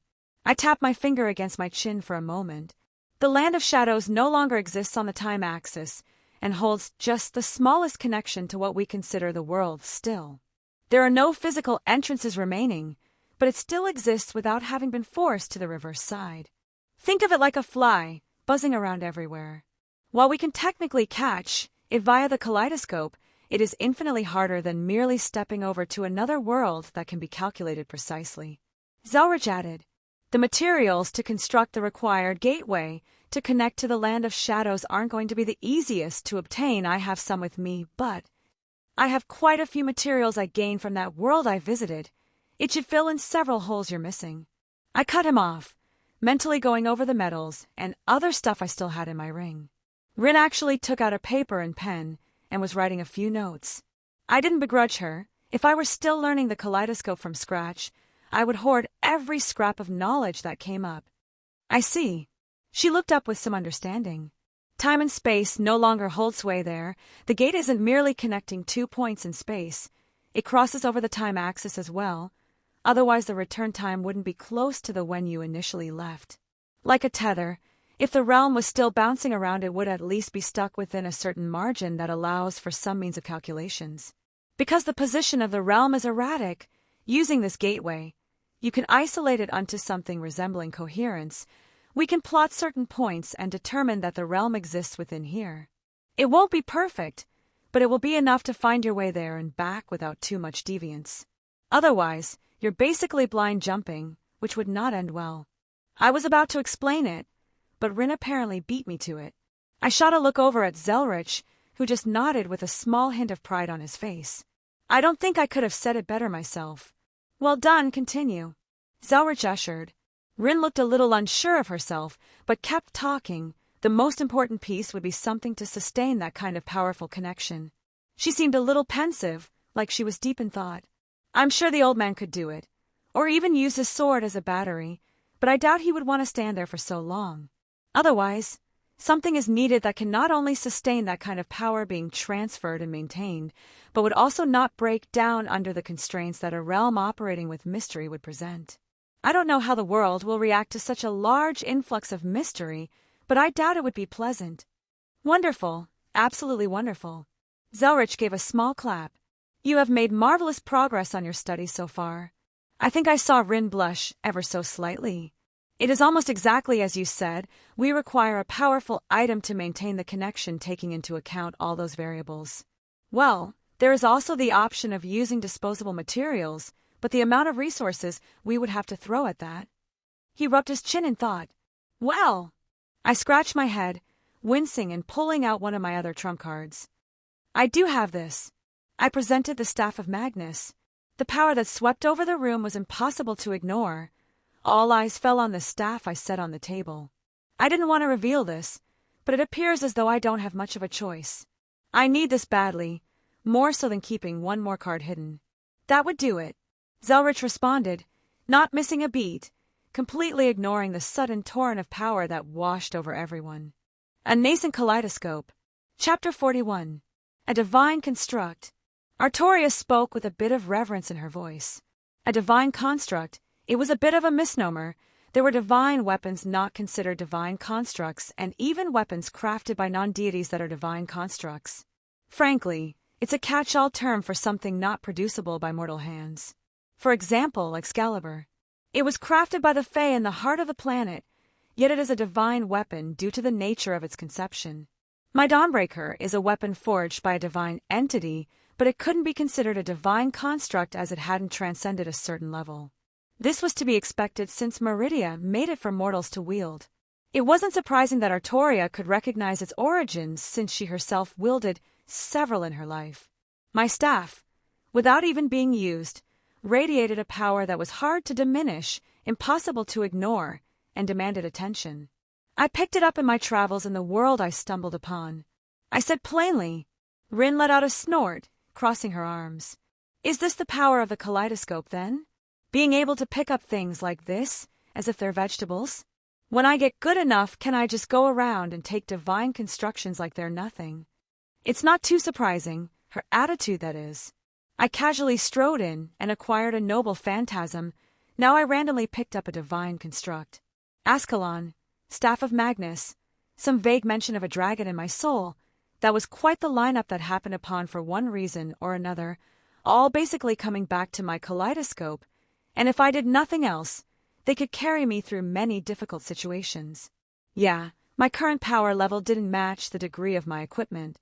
In hindsight, It wasn't wrong to say that my weapons are currently holding me back, and if I didn't recognize this, my potential would have been heavily lowered as a result. Luckily, I have plans to rectify my current shortcomings. No, Zelretch replied, his voice stern. If it were so easy, do you think I wouldn't have dozens at my disposal? He eyed his apprentice, lightly chastising her. With every magic, with every magician, there are rules, things that must not be done. Do you think the blue can just meddle with the timeline however she wants? Do you think that the past master of the heavens field could just resurrect souls on a whim? Rin frowned, mulling it over. What's the big deal about taking something like that then?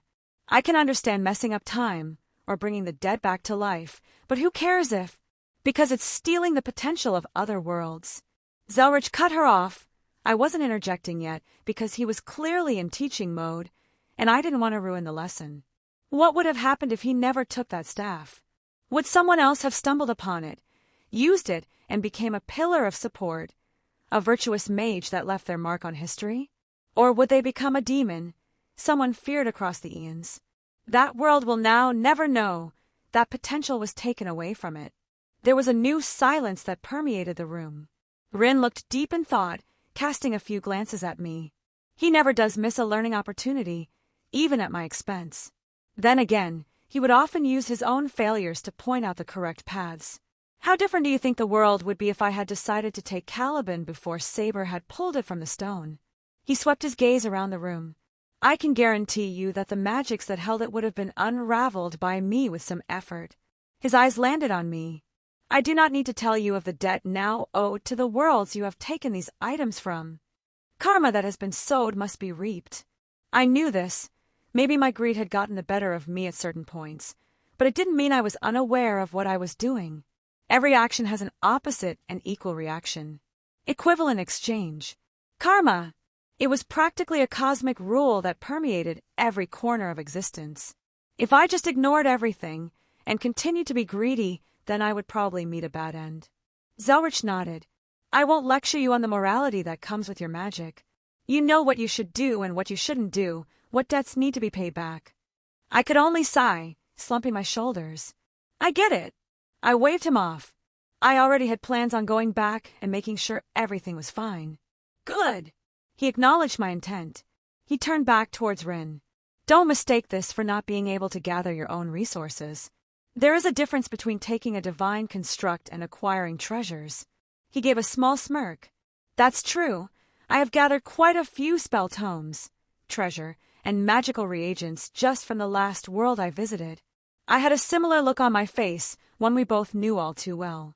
How much alchemy materials did I have in my ring right now? Potions, metals, gold, jewels, so many things of value that I could take without a second thought. Now you're just rubbing it in, Rin grumbled. But why can he do it and you can't? Zelretch operates on a slightly different set of rules. He has a certain authority, but at the same time he can't leave in any meaningful way, and his actions ripple across reality. I explained, choosing my words carefully. Yeah, he couldn't step off of Earth, or Gaia as it were. Which set of rules will I be under then? Rin asked. It was a fair question on her part. You will be more like me. Zelretch is simply different. You can attribute it to him basically blazing this trail. All right. No need to delve into those topics yet. That's too far ahead for her. Zelretch put his hands up, turning to Rin. I'll give you a few pointers. You've been doing well by yourself so far. He picked up the staff. With this, I think we would be able to manage. Let me gather everything I have on my end, and then we can see about putting together a gate. The staff practically became docile in his hands. Show off. Well, I do get my flair for the theatric from somewhere. No rush. Go help Rin, we can do this later. I was truly in no rush here. Better to let Rin get some more stuff to work on. It was already going to take a few days to properly set everything up anyways. Rin didn't waste any time chasing after Zelretch as he walked towards the workshop in the back, obviously excited to make some progress in her magic. I didn't begrudge her. I could recall the early days of delving into the mysteries of the kaleidoscope myself. Well, now there was only two. I glanced over at Artoria, who didn't seem to have anything to do as well. So far, all I've seen her do is just accompany Rin everywhere. I know she's a servant and takes this duty seriously, but is this all she does, day in and day out? I have nothing particularly planned for today, and it looks like Rin will be busy for the foreseeable future. Would you accompany me for a stroll? I would love to have a conversation with you. I asked towards the saber servant. There were actually quite a few things I wanted to speak with her about. The stories she could tell only made it that much more appealing. Artoria looked at me a little surprised it appeared. I would like that. She gave me a smile that I could get lost in. How have you liked the modern era so far? I asked my companion as we traveled around the courtyards surrounding the association. She should have been here for a few years. No doubt grandfather had done something to ease the burden for her to sustain herself here. Probably using some pieces of the Grail. That's a curious thought. I wonder about the exact mechanisms. I'll need to make a note and ask him about it later. There are many things foreign to me that the Grail had not seen fit to provide information on beyond the very basics. She frowned. Learning the applications of the technology here has been trying. And it's a bit behind what I'm used to. Speaking as someone from a couple decades ahead, it's only going to get worse. You may as well get started now. Yeah, just wait until things like smartphones start popping up. Joy! She deadpanned. Though there are many marvels that people here take for granted that I would have traded much of my treasury for in the past. Let me guess, hot water. I laughed, remembering my time in Skyrim. Indeed, the accessibility of hot water, and even running water in general, is something I still find most pleasing every day. She gave a small smile. What about hobbies? Anything you like doing in your free time? I spend most of my time guarding Rin. She shook her head. It is my duty to make sure she is safe. I guess it was unneeded to say how dangerous it was here for her to believe such a thing. But does she need your protection every moment of the day? Are you not out here right now without here? She is with a wizard marshal. It is unlikely I would be able to do anything he would not, so she is safe. So, what would you have done if I didn't invite you out? I would have waited for when next she required me. You would have just sat there all day waiting for her, maybe even a few days? Gods know we mages can get lost in our own research for long periods of time. It is my duty, she said quietly. You're allowed to enjoy your life in addition to your duties. She evened her expression. I am a servant. My only duties are to my master. The Holy Grail war is over. I countered. The dead should not lead the living. You would not be leading the living. You would merely be living your own life. Castor is getting married, and she apparently started her own clothing designs and sells them. I pointed out. Artoria furrowed her brow, looking deep in thought before letting out a sigh. Rin has said similar words in the past. Oh, what has she said? I'm curious now. Merely that I should find something to occupy my time. Her face turned a little red. Mayhaps. The mention of me finding a romantic partner was spoken by her on a few occasions. Rin is indeed observant. How has that worked out for you so far? She shook her head. It would be difficult to ever find someone romantically interested in me.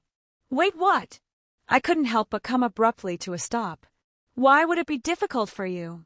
She just blinked for a moment in confusion. You need not spare me my feelings. I am aware of my own appeal. What? I'm sorry, what? Do you think you are unattractive? She looked unamused but continued. If you wish me to be blunt about it, No. I cut her off.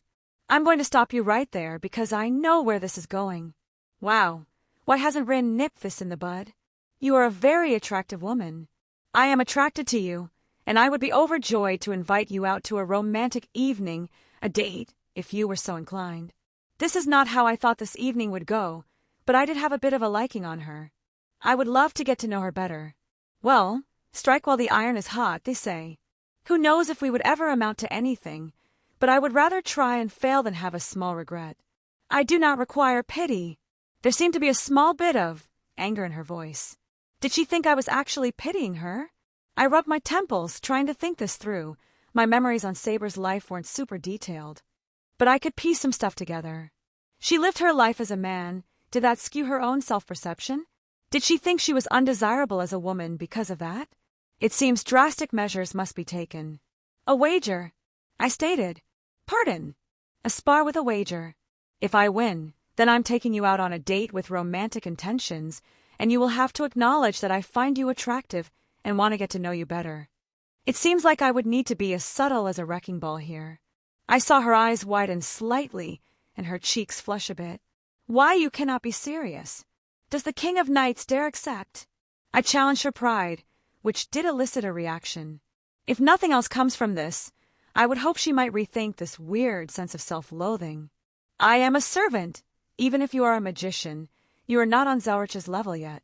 Not to mention those ridiculous terms. She turned a bit redder. Why would you desire such a thing? I thought it was obvious. I like you. I smiled sincerely. It was just kind of simple, really. There are things about her that I found attractive and wished to pursue and see if something buds. Fine. She resolved herself. We shall deal with this nonsense through battle. She let out an adorable huff, crossing her arms. I think it was the most emotion I've seen out of her since. So cute. Chapter 42. We walked in silence towards one of the arenas in the vicinity. There were several places that one could go for the more physical applications of testing or sparing. Not all of them were wide open like where Rin or Livia fought. Many were private, and you merely needed to pay a fee to rent them. I, of course, swept the entire room for any third parties trying to peek. It is not too late to recant. Artoria gave me a look, stepping to one side of the arena. Then accept my words as truth. I retorted. She frowned. It seems I must end this foolishness with action. It seems I must beat some sense into you then. I replied, realizing that she was quite the stubborn woman. There was no call to action, no indication of the battle starting. She stared at me, and I could see that she was content to allow me to make the first move. Of course, she was a servant. She probably felt it would be bullying if she immediately came after me. I raised an eyebrow, bringing out Mirage. My glass sword beamed with enthusiasm as the iridescent colors cascaded from a small swing. She responded by summoning her armaments, the attire of a knight covering her body, her regal form looking all the more splendid covered in steel. She held something in her hand, something impossible to see with the naked eyes. A weapon, a noble phantasm. Only by using my acute senses could I just see the faintest glimmer, the smallest fluttering of wind around her true weapon. Invisible air, elevated to the level of a noble phantasm, used as almost a sheath for her true sword. It was condensed, wind-based magecraft, so many layers applied upon one another that it made the weapon invisible. I shook my head. It wasn't time to get lost in thought regarding her weapons. Reinforcement. Ebony flesh. I didn't stop. The boosted gear appeared on my hand. Boost. My body was filled with power, strength beyond what should be possible for a mortal. She looked at me in surprise for a brief moment before steadying her expression. I frowned slightly as she just sat there, allowed me to cast all these spells. She wasn't taking me seriously. This wouldn't be a repeat of the fight against the samurai. I was playing to win now. I had a strange thought. I pointed my finger right at her. Turn undead. Her body twitched ever so slightly, and I just tilted my head in amusement. Honestly, I didn't think that would work. I was just curious at the result. It seemed like that was enough of a call to action, because she moved. Fast. It was all I could think about as I pushed myself backwards and cast a distort. Images of me filled the room, surrounding her. I summoned hundreds of ice spears in the air to fly down at her. She swung her sword up, knocking them away with a burst of magical energy, only a few even getting close, but her innate magical resistance made it so she could shrug them off without a conscious effort. Every movement of her sword, dozens of my illusions dispersed. She unveiled an unfathomable level of swordsmanship. I merely touched the tip of the iceberg with my spar before. Abruptly, her eyes turned right towards me. Even with copies of me everywhere, she could find me so easily. What a frightening instinct. Ha! Artoria swung her sword down on me, so quickly that I had no time to retreat. Instead, I met her attack with my own weapon, a shockwave bursting from the epicenter. The ground under me cracked and splintered as I was pushed. My knee touched the ground, barely fending off her strike with my own sword. Surrender. She pushed her sword down just a bit harder, my arms tensed under the strain. You surrender. I grunted, forcing a smile on my face. Boost. Her eyes widened as I got a second wind and knocked her weapon back with the new burst of strength I had. Spell circles began to swirl around my blade, lighting up with the obvious signs of spellcasting. A multitude of colors burst out as I tilted the point of my sword right at her in that narrow opening. Ether cannon. A golden light met my spell as a cascade of different colors flew out in every direction. The conclusion was obvious. I had barely pushed her back a few feet, and her golden sword shined bright. I hadn't had time to charge up anything substantial, but it was still an impressive spell. Unfortunately, it was all for naught. Beautiful! I admired the naked sword before my eyes. Excalibur, the sword of promised victory. I see you're taking me seriously, then? You have a surprising number of tricks, but they will not defeat me. She gripped her weapon with both hands. We moved simultaneously, swords blurred at insane speeds. Every swing, I was on the losing end of the exchange. This wasn't surprising. I knew she was still faster and stronger than me. How many more boosts would I need to match her? I could only lament my lack of skill compared to her. I was practically cheating using my equipment to catch up. An overhead slash. I blocked it with my gauntlet, sweeping Mirage from the side, even if my arm shuddered under the force. She simply countered by sliding her sword off and deflecting my blow. She pushed into my space, shouldering me in the chest. The force almost made me spit blood. My feet dug into the ground in an attempt to keep my balance. I had a small window, so I gathered runes on my hand. Bindings of Gaia. The roots sprang up, surrounding her, but I didn't finish. Several runic circles ignited around me, crackling with powerful magics. Lightning! I called out again, not even giving the roots time to fully actuate. I rained all manner of spells down. Fire sprang up from the ground, ice bombarded from the sky. My lightning bolts continued to fire off as each spell circle finally ran out of magical energy. In that brief moment, dozens of spells are collided with that singular location. Her form obscured by all the magical effects, only for a golden blade cut through everything. I could barely see her spin her body, slicing through her bindings and mitigating every spell that came her way. What ridiculous magical resistance! You are a very impressive mage. If I were not a servant, perhaps your spells would have reached me. She looked at me, the ground torn asunder where she stood, but otherwise untouched. I felt the ring on my ring and pulled out another item. I saw her eyes narrow as she saw the second sword I was holding. She took a true stance this time, her weapon lifting up to her side, parallel to the ground. A moment later, she moved, using her body's momentum and spinning on her heel to put all her weight into an overhead swing. I had no choice but to block with both weapons. I could feel her small hesitance towards my second sword. I knew how she felt, as it was also something I could feel just holding it, but it was able to provide some sort of suppression on her. Boost! I surprised her again, gaining the momentum back. She must have been wondering the limits of my gauntlet at this point, but I doubt I can take her by surprise again. I knocked back her sword, stepping into a stab that was without her usual strength and speed, deflecting with Mirage and swinging at her with Ascalon. She recovered faster than expected, blocking my new noble phantasm, the sword she deemed the bigger threat, but Mirage followed up, moving towards her neck at insane speeds. She took a half step back, the tip of my weapon missing her by a hair's breadth. To her absolute skill, she did not even dwell on it, knowing the path of my sword without a second glance. But this was my only chance. I dropped Mirage, much to her astonishment as I opened my gauntlet-clad hand. Pierce! Her guard was completely destroyed. She twisted herself in an odd way to avoid the nearly point-blank burst of power. I wasn't done. FUS, my voice bellowed out, completely disabling her footing with the invisible force rippling out and slamming into her. Her back leg stomped into the ground, as to not be blown away. I followed up with a swing of Ascalon. What happened next was so quick, it was a blur even to my eyesight. She moved at a much higher speed than she had previously, able to regain her composure so quick. My sword flung into the air, trailing down a fair distance away, stabbing into the ground, and I felt the warm touch of her sword at my nape. You have lost, Artorias said with no small amount of pride in her voice. I think she's really the competitive sort. You went easy on me. I just sighed, realizing to the extent that she held back. Every time I took it up a notch, she matched me, and even at the end she pushed way past my limits. Perhaps, but you reached me regardless, she replied, the smallest line of blood dripping down her cheek. Fighting a servant and managing to draw blood, it is no small feat. If I were willing to blow this place up, I may have been able to do more than that. But alas, this is my current limit.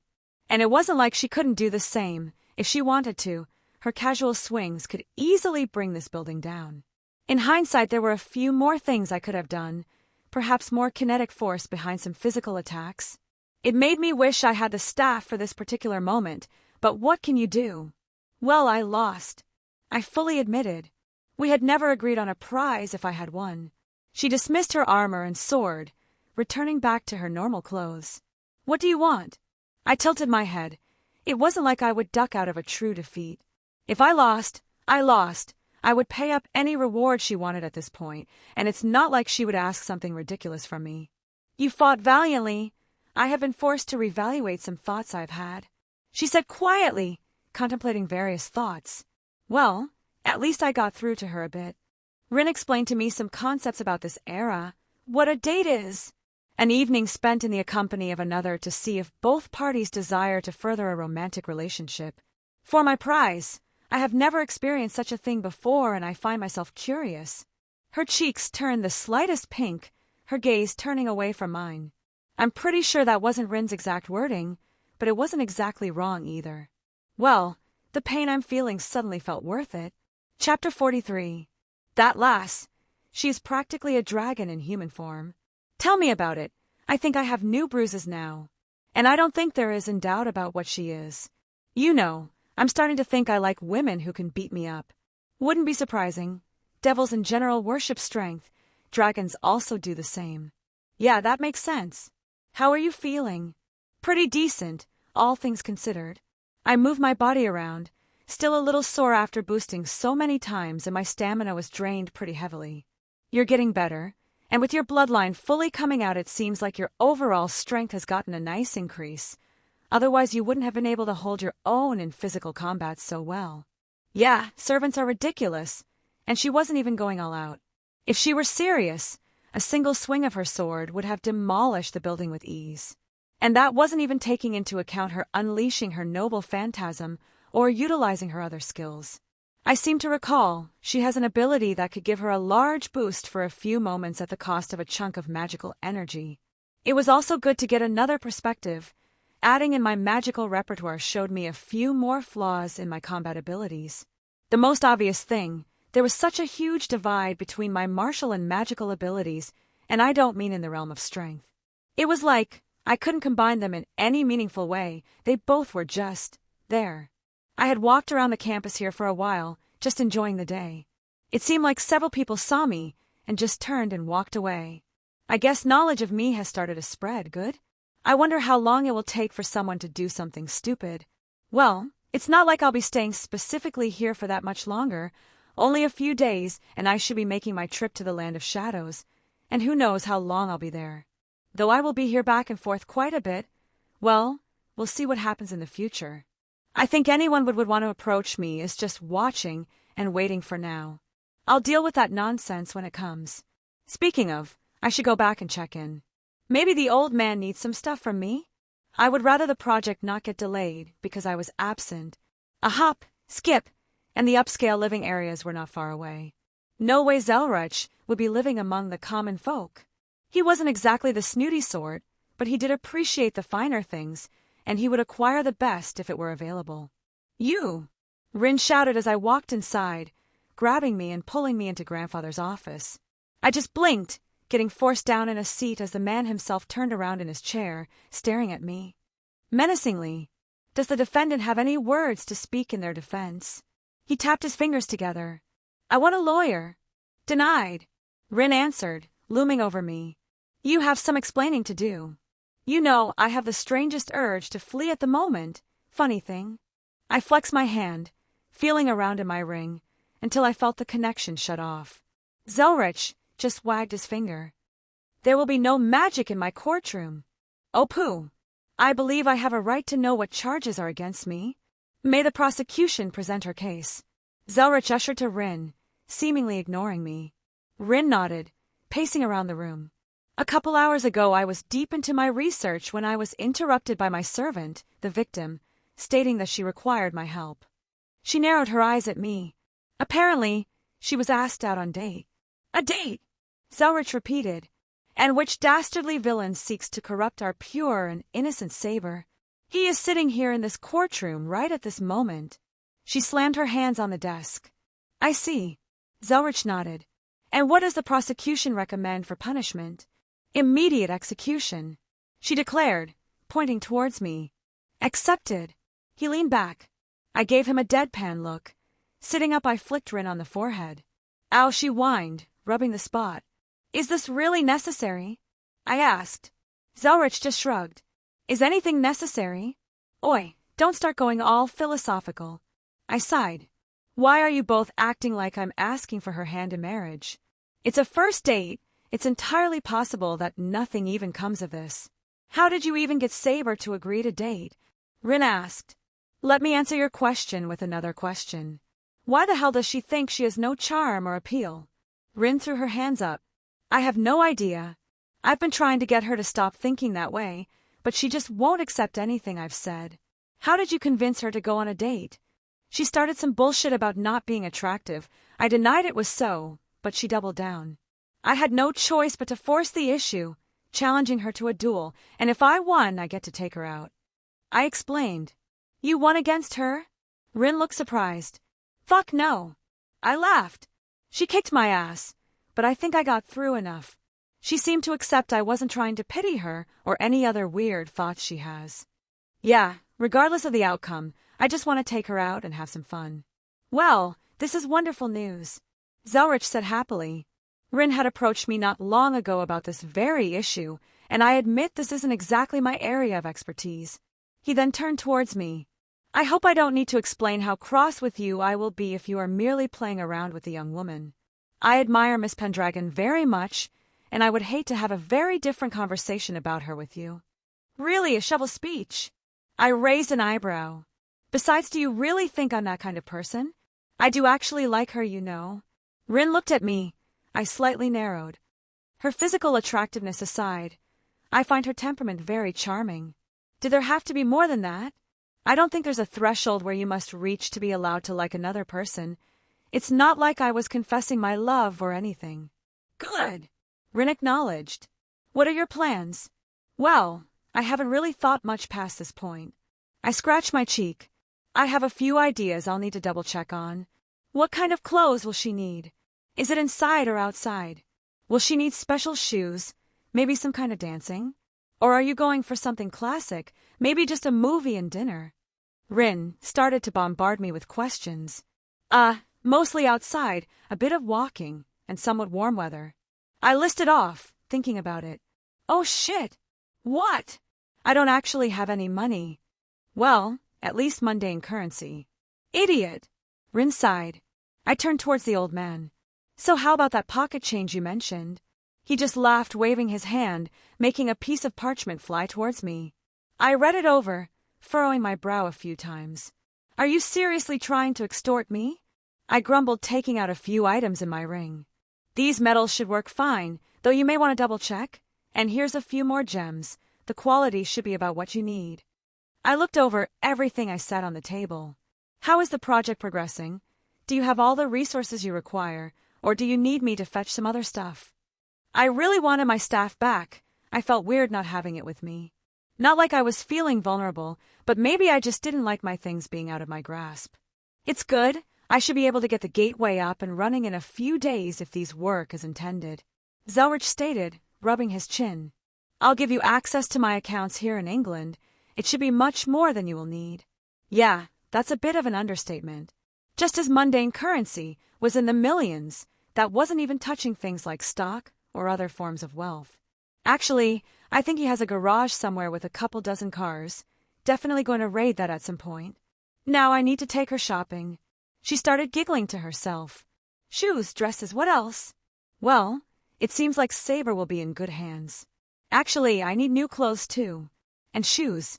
Now that I think about it, my whole wardrobe needs an upgrade. From this singular outfit I've been wearing for a whole month. Magic or not, I'm sick of it. I will want to look my best when I take Artoria out. Now the thought of her in a cute dress won't disappear from my mind. Chapter 44.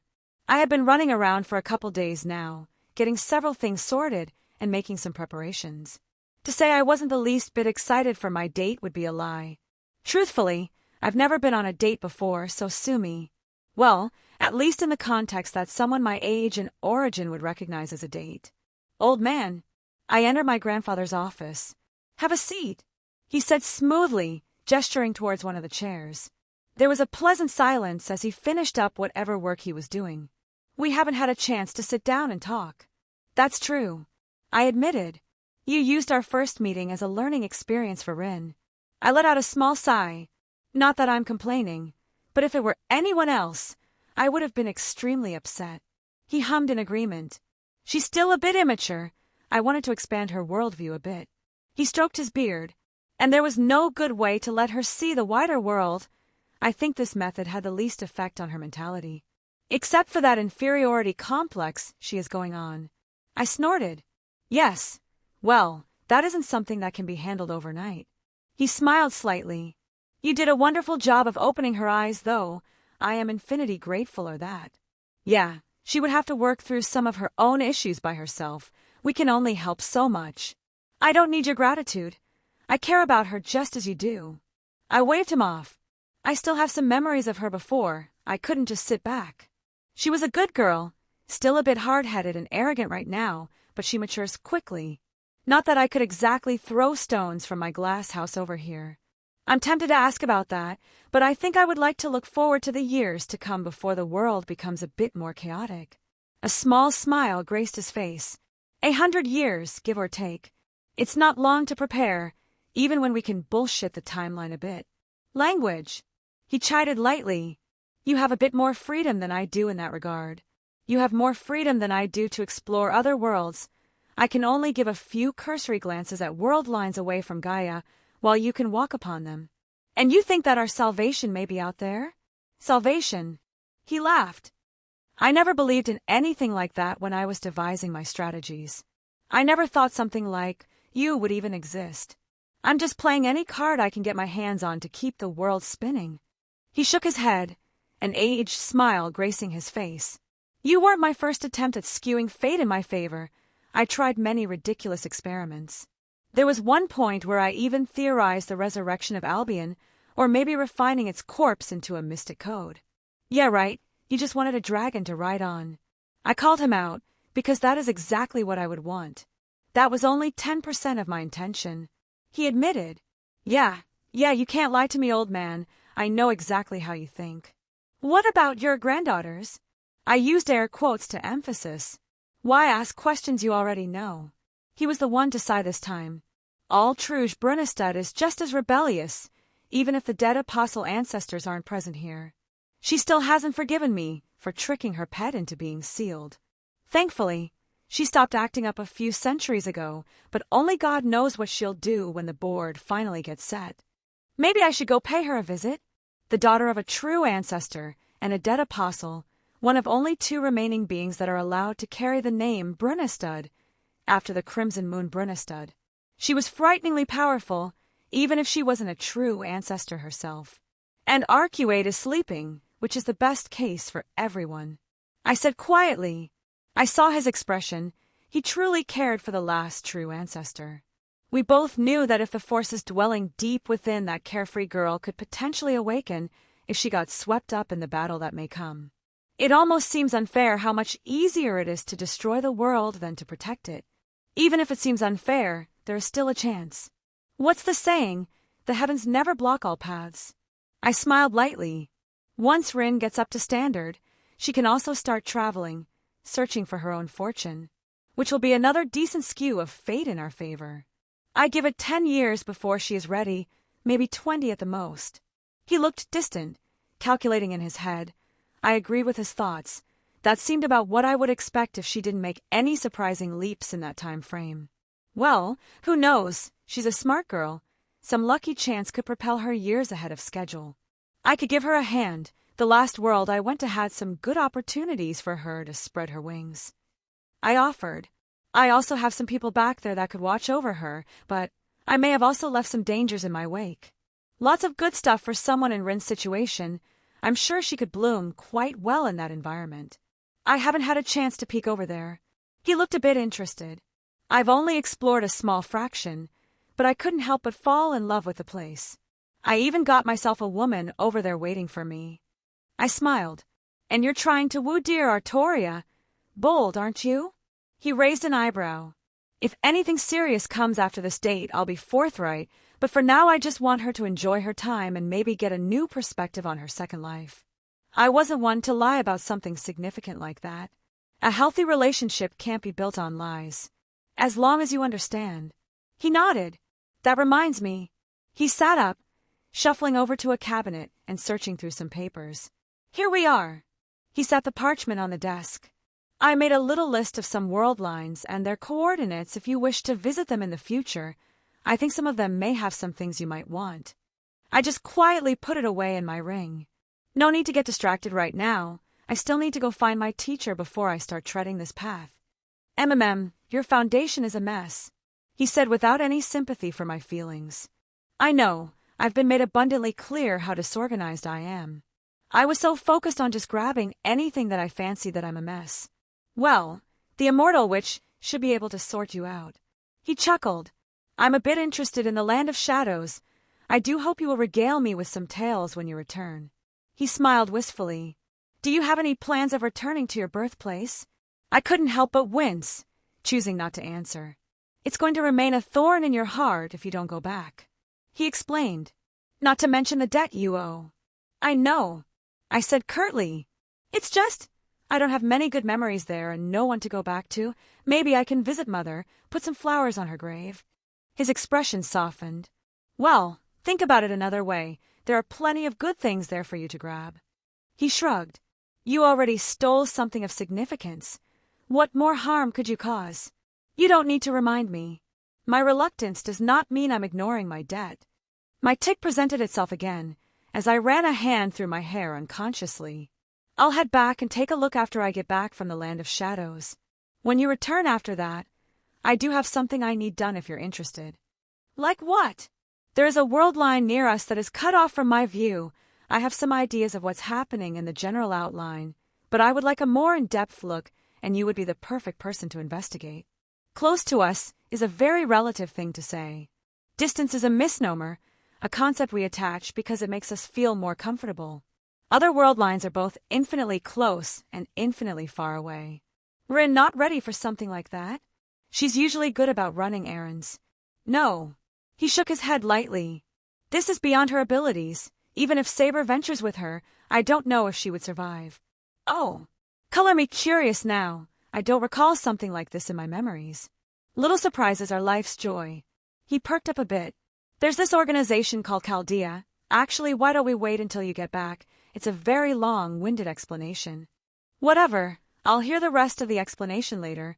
I already have a lot on my plate. That is true. You have a date with Miss Pendragon soon. He smiled teasingly. I wonder if I'll have some great-grandchildren to spoil in the future. Fuck off. I snorted. Besides, it's highly unlikely for a servant to even have children. To call it 1 in a million would be generous. Adding on my heritage, make that 1 in a billion. As strange as it was, servants can have children with humans. The concepts inherent in their sublimation onto our realm of existence. They are emboldened by the collective human unconscious, and the idea of reproduction is so far ingrained on us as a race that it stays within them even with ether-based vessels. Are children something you would want in the future? He asked me with some interest. Now that I think about it, Zelretch can't have children himself anymore. A side effect of his battle with the Crimson Moon, he burned through a lot of his life force. Maybe this was a desire I kept over from my previous life? I scrunched my eyebrows, mulling the question over. I do. I want a big family. I couldn't help but smile picturing Meridia trying wrangle a few of our kids, even if it was something not possible. I felt a strange resolve in my heart. So what if it wasn't possible? When did that ever stop me from doing things? I'll make it possible. There has to be some method across the infinite expanse that has a method. It would be a long-term goal for now, but first, well, I need to make some final preparations for my date. I'll catch you later, old man. Chapter 45. I looked myself over in the mirror.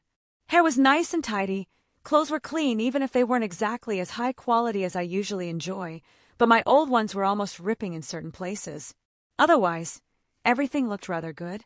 It's kind of weird that I hadn't seen Artoria in the past couple days, almost like she disappeared after I told her what time I would be taking her out. Well, Rin wasn't to be seen either. I think she took Artoria out shopping and whatnot. Speak of the devil, I heard the door opening to their private quarters just as I stepped out of my own area. Rin stepped out first, giving me a smirk as Artoria followed behind her. Saber wanted to know your thoughts, Rin said with a smile. Rin! Saber squeaked, her face turning red. It's amusing because she was wearing just normal clothes, jeans, a blue blouse, and a scarf around her neck. Except this was probably a big step for her, someone who never cared about her casual dress before. You look good, I said honestly. I heard Artoria let out a cute little noise as her flush deepened. Rin just shot me a thumbs up, one I returned. I offered my hand. Ready to go? Yes. She smiled brilliantly, offering her own up. I opened up a portal, taking her through with me. There was no large pause between movements. One moment we were at the house, and the next we were in between some buildings in another part of the world. Welcome to America, I said, helping her through. She blinked, looking around. I am curious. What plans have you in store for us this evening? She looked up at me as we walked out from our secluded little alley. Well, I had several thoughts initially. I admitted. Maybe a romantic dinner somewhere. Perhaps something a bit more modern, like a movie or something. But then I realized that I just wanted you to have fun. Fun? She questioned. Regardless of how our relationship turns out, whether it be staying as friends after today, or maybe we pursue something more, I wanted you to enjoy yourself. We turned another corner, encountering a large crowd of people, fences up high and tents spread out everywhere with many decorations set up. And I thought you would find this amusing. It was a Renaissance fair. Why are they dressed like this? She looked around in confusion, looking at people dressed, or at least attempting to, dress like people from her era. Some walking around in chainmail, others in fabrics that wouldn't look out of place on peasants. For fun, I replied with a chuckle. You can consider the people to be actors of sorts. They play their parts and allow people to experience a culture long past. I explained realistically. It's far off from what you would be familiar with, but I thought you would get a kick to see how people interpret what you lived and how they enjoy it. Can we? She took a step towards the entrance, clearly interested. Of course. Why else are we here? I smiled, seeing the small bit of excitement on her face. There was no entrance fee, one of those types of places that kills you on all the other costs. Mutton, fresh mutton for sale. A larger man behind a stall shouted, Come test your luck. Can you pull the sword from the stone? Another dressed as a knight was handing out flyers to passerbys. Be our lucky winner and sit in the king's seat during the joust. 3 tries. $10. Can you hit the bullseyes thrice and win the prize? A third waved around his axes as he tried to goad people into playing his game. A few women dressed in elaborate dresses passed by, flanked by a couple knights, giving us winks and flirtatious smiles as they passed, doing rounds about the fairground. There were a cavalcade of horribly fake accents and wrongly used old words that seemed to accompany every person dressed up. This is, she said quietly, not quite finding the right words. Do the modern people truly look back at us like this? She let out a small laugh, growing quite a bit louder as she placed a hand over her mouth. It is like I'm watching a play from back home. She took a moment to calm back down. This is wonderful, she finally said. Good. I was hoping she would like the idea behind this. What do you want to do first? She looked at me, then turned her head every which way before finally pointing. There. She pulled me along towards the stables, offering horse rides. $10 per person. The man standing at the entrance said as we approached. Only got one in right now. The others are being used. You can wait or ride together. If you need help, we have a trainer on standby. The days before people needed to protect themselves so thoroughly from litigation. Give it a couple decades, and I would have to sign a contract before even seeing a live horse in a place like this. We stepped inside. A woman greeted us, brushing the mane of a beautiful stallion. She looked at us, setting it down. Are you both riding together or separately? Together, Artoria said. I just blinked in surprise, but didn't dissuade it. And have you ever ridden before? The trainer asked. Yes, I am very familiar with horses. I raised several and rode them all my life. She nodded, clearly excited. Good. Well, Pebbles here isn't he fastest, but he has a good temper and enjoys a nice ride. She gentle pat the big horse that gave a small noise at her ushering. Artoria, with grace that was hard to describe, climbed up the horse. She looked at me, ushering me up as well. I've ridden horses before, but never as the second. I mused, setting myself up behind her. How tightly do you want me to hang on, my knight? I teased as her face turned a tad red. And make sure you wrap your arms around me tightly. I do not wish for you to fall off. She didn't turn around, but I could see her cute little blush. I of course followed directions. There was the urge to tease her, not sexually mind you, I had standards, but maybe see her get more flustered. But she was really excited for this whole thing. Who knows how long it's been since she's been on a horse. I would rather not distract her too much and allow her to enjoy the experience again. The horse practically stood at attention. It straightened up and moved out with a grace I could only assume came from Artoria's servant nature. Did she having a riding skill? I'm like 90% sure she did. The specialist led us out into an open field behind the building. There were a couple other riders, gently trotting around. I think I spotted a little girl riding a horse with her mom walking right beside her. Artoria was gentle on the reins as she ran a hand down the horse's mane. Hello, Pebbles. I heard Artoria whisper. Let us see what you can do, shall we? Almost as if understanding her, Pebbles made a noise of compliment. The horse began trotting lightly, slowly picking up speed. There were a few hurdles set up. I don't think we were intended to use them, but that didn't seem to deter Artoria any.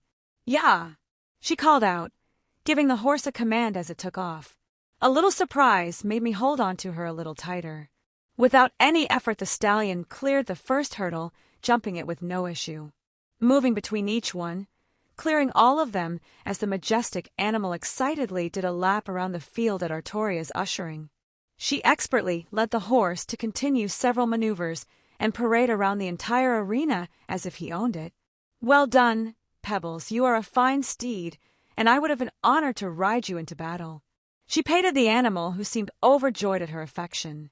She just allowed the horse to trot around, moving him in any which direction, just enjoying the ride a bit longer before returning. Want to feed him? I poked my companion as we slid of the horse, getting her to eye the carrots in the corner. Yes, he did well. He deserves a reward. She grabbed a couple carrots, slowly feeding them to her new friend. You may have a few years on you, but you ride like a young stallion. She cooed to the happy animal. Where to next? She asked as we left the stables, smiling brightly. I could only imagine.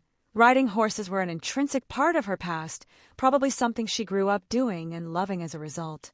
How long had it actually been since she sat behind the reins? I saw something interesting before.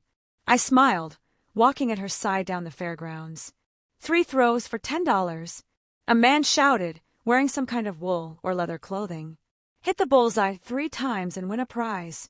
What's the prize? I asked as we got close. He gestured towards a stand with some large stuffed animals. A pick of the lot. I smiled, handing him the money for 2 sets as I handed one over Artoria, giving her a look. A competition, then? Her lips curled up. You dare to challenge me after our last bout? Mayhaps you intend to propose more terms for this competition once again. Well, I hadn't planned on it. How about you make the stakes then? Your arrogance shall be your undoing. She beamed with confidence. If I win, I shall sample all the foodstuffs here at the cost of your purse. Well, technically it's Zelretch's purse, but okay. Then if I win, I want Rin to pick out another outfit for you to wear. Rin has good taste, and I wanted to help Artoria break out of her shell without being too forward. She stiffened, her face turning red again. The terms are acceptable, she said quietly, taking up a position. Was I missing something here? Ladies first. I offered, gesturing for her to step ahead. She nodded politely, standing still holding one axe up. With a casual throw, it embedded itself deep within of the targets, a cut-off log with a painted bullseye on it. It seems I have taken the lead. I tossed my axe up, getting a feel for the weight, aiming towards the same target. I turned my head towards her, making eye contact as I threw it. There was a loud thump, as I knew I hit the target and saw her brow furrow. Well then, I smirked. She huffed cutely, getting a bit more serious.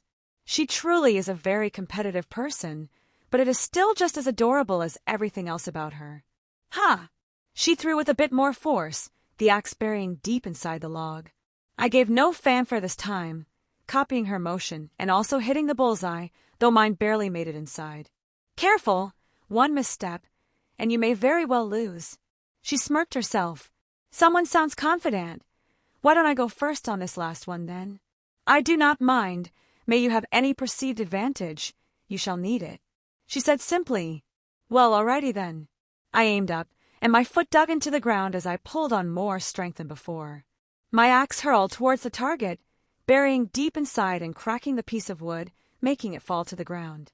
Oh no, it looks like the target is destroyed. I guess I win by default. You cheat! She exclaimed. I have no idea what you're talking about. I looked away.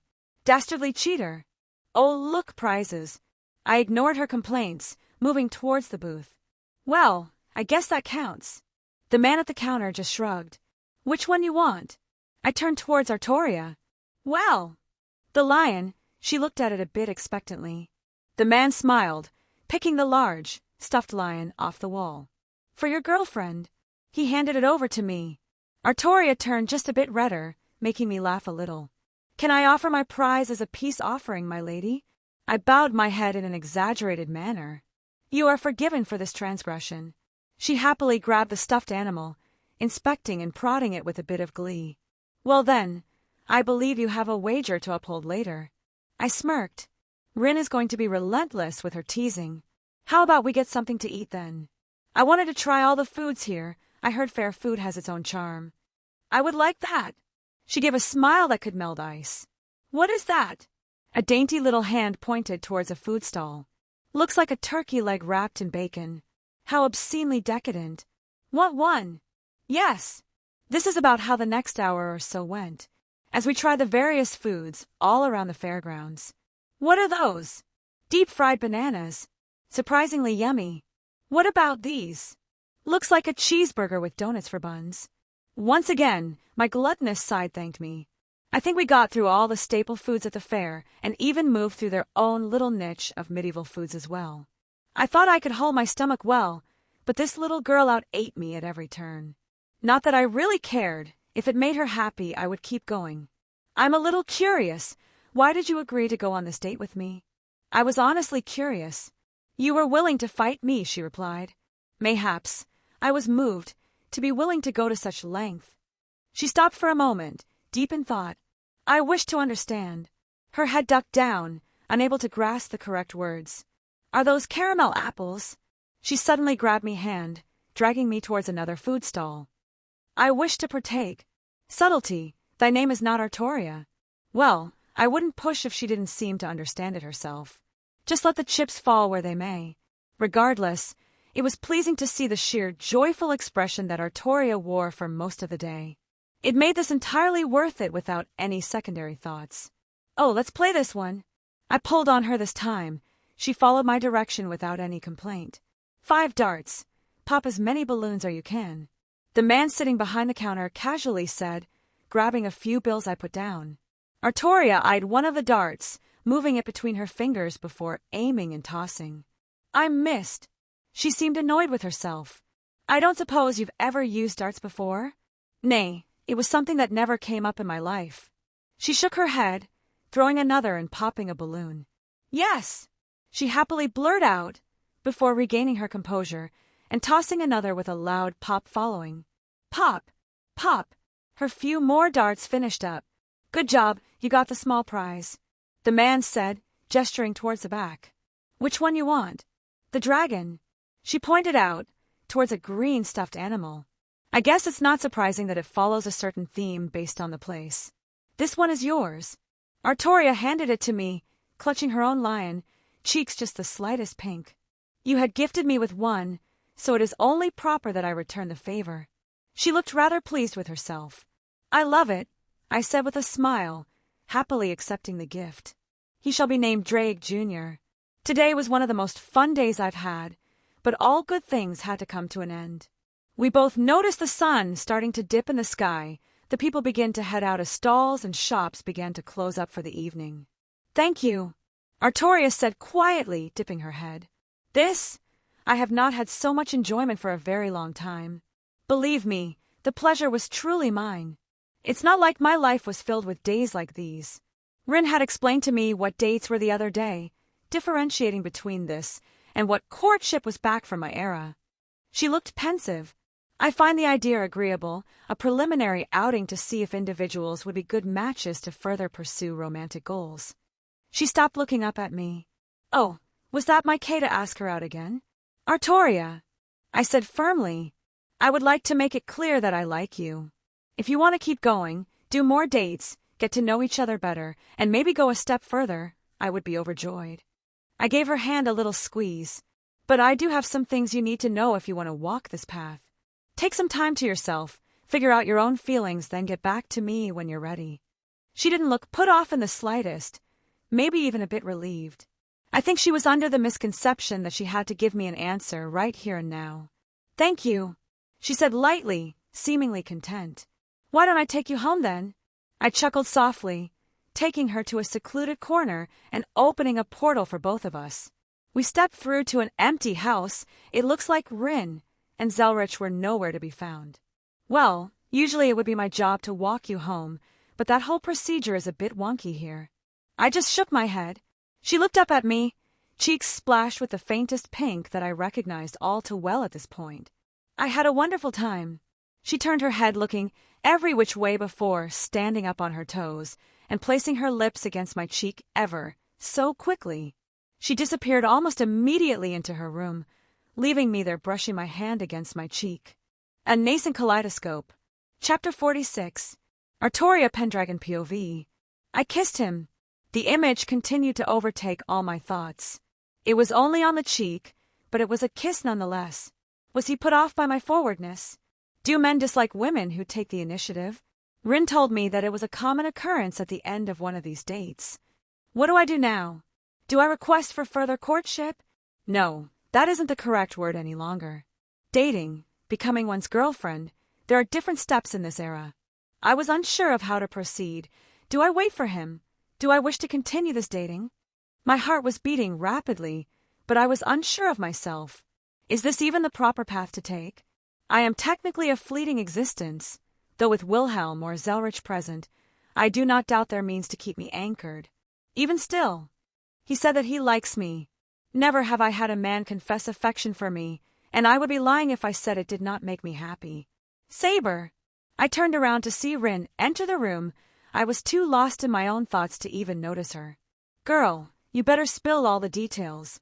We had a lovely time," I stated plainly. "Yeah, no. I need more than that," Rin replied. "Where did you go? What did you do? Did he wear protection?" "Rin!"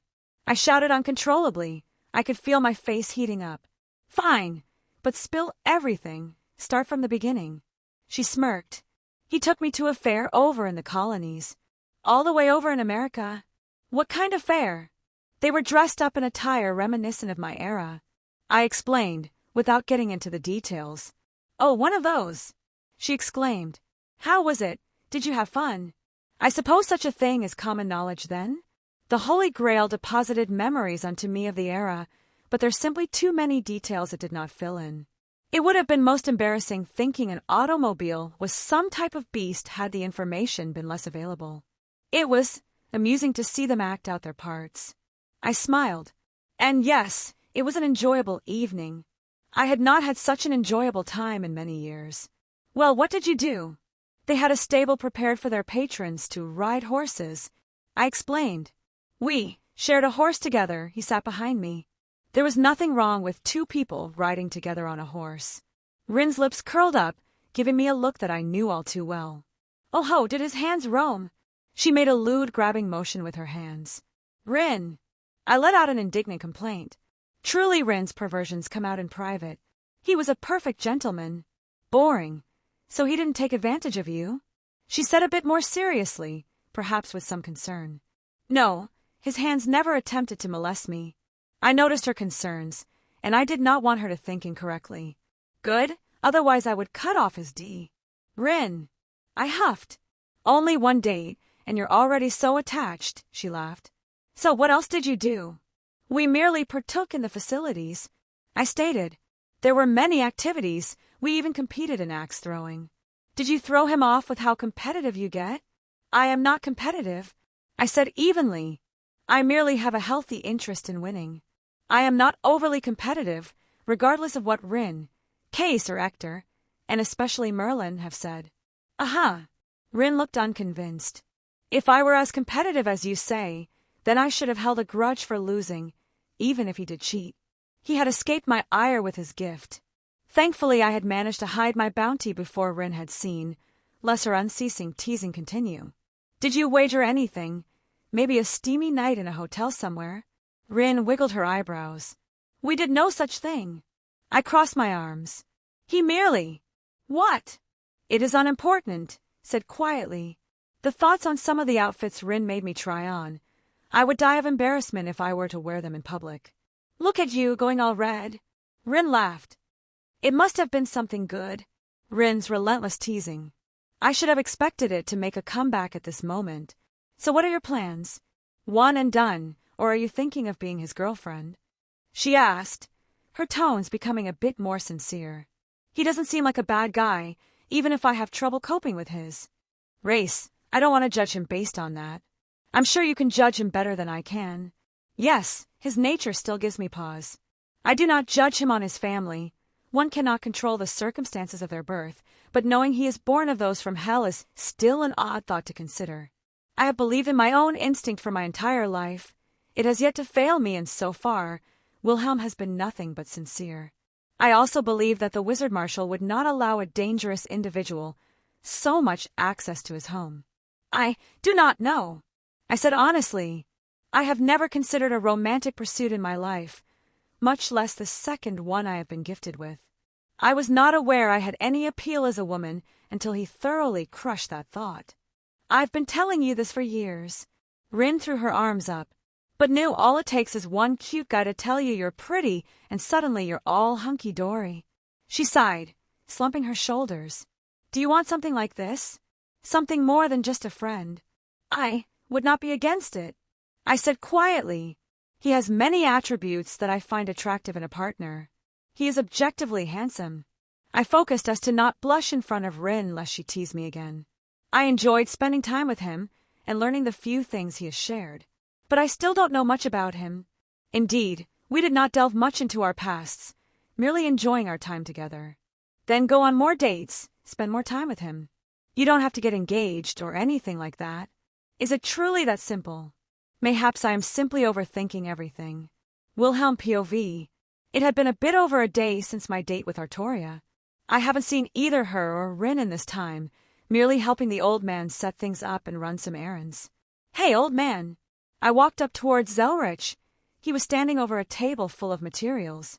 Perfect. I was going to contact you soon. He didn't even look up. I believe I have made a breakthrough. We should be up and running very soon. I took a look around this abandoned courtyard, one of Zelretch's properties somewhere in the world he purchased many centuries ago. A nice spot for some experiments, and one of his safe houses that litter the planet. The staff of Magnus was floating in the center of a ritual circle on the ground, filled with many materials, most of which I recognized at a glance. Some would require actual inspection to ascertain their properties. Curious, you replaced the blessed iron with ebony. I looked over the ritual site, mentally tracing the spell's intent. Well spotted. I realized that I would need to recalibrate several mechanisms with the addition of your materials, otherwise it would have taken much too long to find something more suitable. He stepped next to me. If you look towards the center, you would notice I inverse the flow. Instead of the magical energy flowing where the blessed iron should have been, instead, this ebony is acting as a dam to redirect it to the other corners. Yes, you did similar things with orichalcum, and is that a paste made from deathbell, troll's fat, and fire salts? I admired his work. Indeed, you brought back some interesting stuff. He gave a small smile. If Rin ever does head over there, I'm going to have to give her an assignment to bring back a large portion of ingredients. He chuckled, though I could tell he was not kidding. Remind me to show you their enchanting system. I think you will find it particularly intriguing. I blinked, almost forgetting an important bit. I almost forgot. I withdrew several soul stones, bigger than I have used in the past. These should help stabilize the portal's initial actualization. Fascinating. He held one up to his eye. I would very much like to investigate these at a later time. I could understand. A foreign system was always something fun to discover. Soul stones are rather interesting. I wouldn't mind looking over any notes if you research the subject. That is a fair trade if you provide me with suitable resources. Zelretch nodded. Equivalent exchange, one of the driving forces in the magical community. It was the reason Rin even made it into Zelretch's eye in the first place. Her ancestor did him a small favor, so he gave the man a little something to work on for future generations. Speaking of a certain Magus, you want to grab Rin to help us with the finishing touches? It would be a good hands-on experience. If you wouldn't mind, he asked sincerely. Of course. I simply smiled, watching him disappear into a porta. Almost time. Everything is here and ready. Next stop, the Land of Shadows. Chapter 47. The courtyard was built into the side of a mountain. I could peer over and see the surrounding foliage that littered the valley below. It was a beautiful sight, practically devoid of any kind of human touch. I wouldn't be surprised if it were a monastery in the past. Many of the amenities had been weathered and grounded from the passage of time, but it was still a wonderful location for some secretive experiments. I turned my head, seeing the familiar scene of a portal created by the application of the kaleidoscope opening up. Zelretch walked out, followed by both Rin and Artoria. I gave Rin a nod, and I looked towards Artoria, who met my eyes. There was only a quick glance before she looked away. Cute. I have no idea what our current status is, or if we'll even have anything more in the future. I don't want to rush anything, so I didn't mind taking it slow. If it was meant to be, it was meant to be. Perhaps by the time I return, she'll have her own heart settled. I clapped my hands. Everyone ready? I wasn't really told what I would be doing besides the basics. Rin stated, taking out a very familiar-looking wand. Well, isn't that a blast from the past? I eyed it with a smile forming on my face. Is she still as rambunctious? Rin sighed, drooping her shoulders. There's a reason I keep her turned off most of the time. I gently pat her shoulder.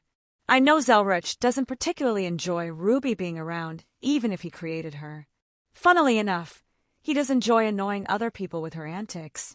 Don't worry, you'll be able to craft your own personal mystic code in the future. Yeah, the old man said I would need to gather the materials by myself, though. She deadpanned. That would require me traveling around with Ruby. She waved the stick in annoyance. I'll keep a lookout for anything useful for you. I offered. Her expression quickly turned around. Thanks. She beamed, sincerely thankful. What about you? Have you made your own yet? I know you both can't exactly share. Truthfully, I'm a tad curious as well. Zelretch chimed in.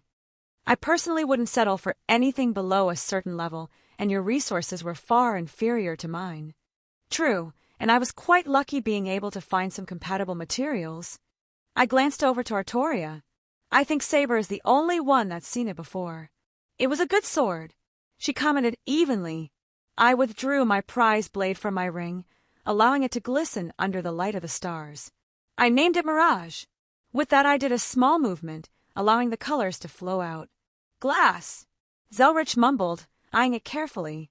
No, that isn't quite right. But then how did you connect, OH? Wonderful, what an intuitive design, and the craftsmanship is excellent. He exclaimed. Brilliant, just as I would expect from myself. He chuckled. Though if it weren't for the bauble at the end, it would still fall short of my jeweled sword. Really can't hide anything from you. Zelretch just gave me a cheeky smile, bringing out his own sword. I had a small urge to swipe it, and I think he noticed because he gave me an I dare you look. Well, it's your turn, Rin. I held back a smirk. As much as I cared about Rin, I would forever enjoy these next few moments. Rin sighed, activating her wand. I'm back. The wand took to the air, flying in circles before landing before us. Master, I have awakened once more. It's time to rid the world of evil. Magical girl Rin will dispense justice. Damn it, Ruby. Rin slapped her palm to her face. Saber. Ruby happily flew towards our resident knight. Hello, Ruby. Artoria gave a small smile. One of Zelretch's creations, a kaleidoscope. Basically a sapient wand with the ability to access the kaleidoscope, and an excellent tool for a beginner like Rin. Despite what one may think, this thing was a very beautiful work of art. Ruby, it's time to calm down. Zelretch didn't raise his voice, but Ruby practically snapped to attention. Yes, creator. The wand stopped zipping around and hovered right next to Rin. Also, meet my grandson. Zelretch gestured to me. Hello, Ruby. It is an absolute pleasure to meet you. I couldn't help my lips curling up. Grandson. Ruby's voice sounded shocked. Since when? About a week or so ago. Rin snorted. Sounds about right. I shrugged. The magical wand came over to inspect me. My magical girl senses are tingling. You're either the super secret masked male hero that saves magical girls at the last possible moment, or a demon in disguise. I couldn't help but blink. Why not both? Oh ho, you walk the path of the anti-hero then? Forever shrouded in darkness. Only the true love of a pure maiden can bring you towards the light. Ruby flew back towards Rin. Rin, we must recruit him to our cause. Rin looked at me in exasperation. Ruby, let's put a pin in that for now. We have a job to do and I think the old man is going to get impatient. Fine. Ruby deflated.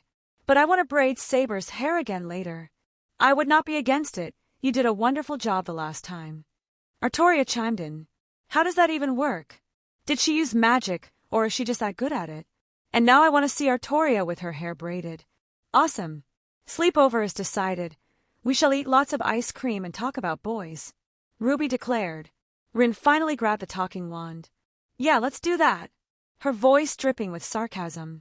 Take these calculations and start running your simulation. Don't forget to scan the ritual site. Zelretch helpfully added. You got it, Master. Ruby somehow saluted regardless of not having any limbs. She hovered over the magical circle, light emitted from her point and washing over the area. Materials categorized, begin conceptual simulation. Well, the moment of truth. I said to no one in particular. Zelretch was having Rin run the calculations. I didn't particular mind. It's not like she could ruin anything, if I were to be blunt about it. Again, I don't mind stepping back and allow Rin to have a learning experience. Master, your calculations show a 42.38% chance of success. Only 42%. Rin looked a bit defeated. Not too bad. Zelretch interrupted her dejection. Realistically, neither me or my grandson would have broke 60% without some ancillary means or just brute forcing the issue. He pulled a small stone shard out of his pocket. Let's add this and recalculate, Ruby. Scanning. She looked over the shard. 97.93% chance of success. A shard from the original Gate of Sky. Do I even want to know where you got that? I just shook my head. Well, Rin, you heard the lady. Let the show begin. Okay, I got this. She said to herself, quietly. I saw her circuits light up and her amateurish pulling on the kaleidoscope. I wasn't insulting her ability. It was merely a description of her current skill. To even be called an amateur was actually quite the compliment when it came to this specific magic. Ruby, lend me a hand. Rin waved the wand around, forming the gate up as the materials responded to her call and floated into the air. They started revolving, mishmashing, and fell into a formation that resembling an archway. I think I got it, she finally said after a few moments. Zelretch nodded towards me, walking to the staff of Magnus. Hold it for a moment.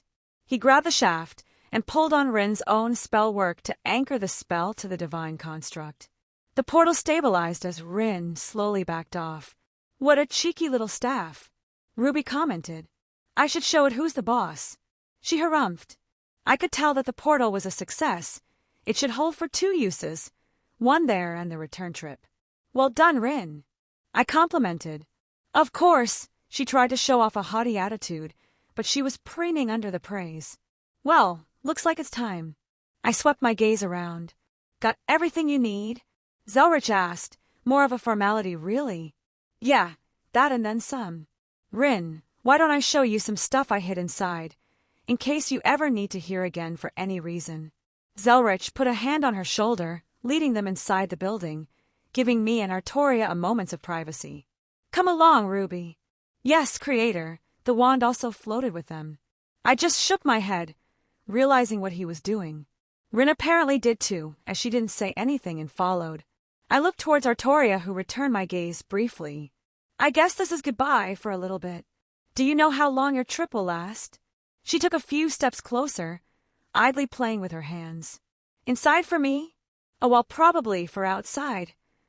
I would say not any longer than 2 weeks. I hazard a guess, only doing a few mental calculations. I see, She cut herself off, not sure what to say. There isn't a need to push yourself, I said gently, giving her a smile. I'll be back in a bit, and we can have a talk about how to go from here, be it friends or something more. The important thing is to figure out what you want. She took a hesitant step forward, grabbing onto my sleeve. I will look forward to your return. I saw the faintest pink on her cheeks. There weren't any more words that needed to be said. With a step forward, I pushed into the portal. Death. Cold. Resentment. I was bombarded with these feelings as soon as I walked through. The coldness of this realm wasn't natural. It was tainted with the feeling of death and the resentment of souls that refused to rest. I could stand on mountains in Skyrim, in the blizzards, and not be as cold as I was right now. The term deathly cold never held more truth than it did here. The cold air literally penetrated my skin. Ironically, I was standing over a pit of molten lava. From where it came, I had no idea. Only a small, stone bridge holding me up and allowing me passage over safely. One might think, just fly over.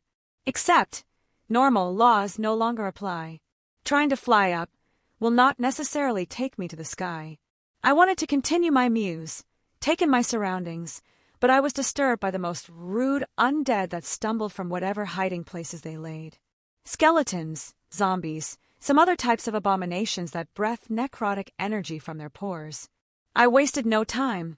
Several runic circles hovered over my head, expelling volleys of spells at any undead that dared to get in my way. These couldn't even compare to the Draugrs I fought back in Skyrim, especially not those really strong ones, though I had the feeling that dangers lurked nearby. My casual stroll off the bridge was met with the cliff of a mountain as I overlooked the valley below. I couldn't help my eyes widening as I saw an uncountable number of entities limping about, undead creatures of all kinds refusing to stay dead as they continued their mockery of life. Well, I guess it was time for a certain sword to shine. Dawnbreaker was freed from the confines of my ring. Its holy light exploded out, grabbing the attention of every undead in the area.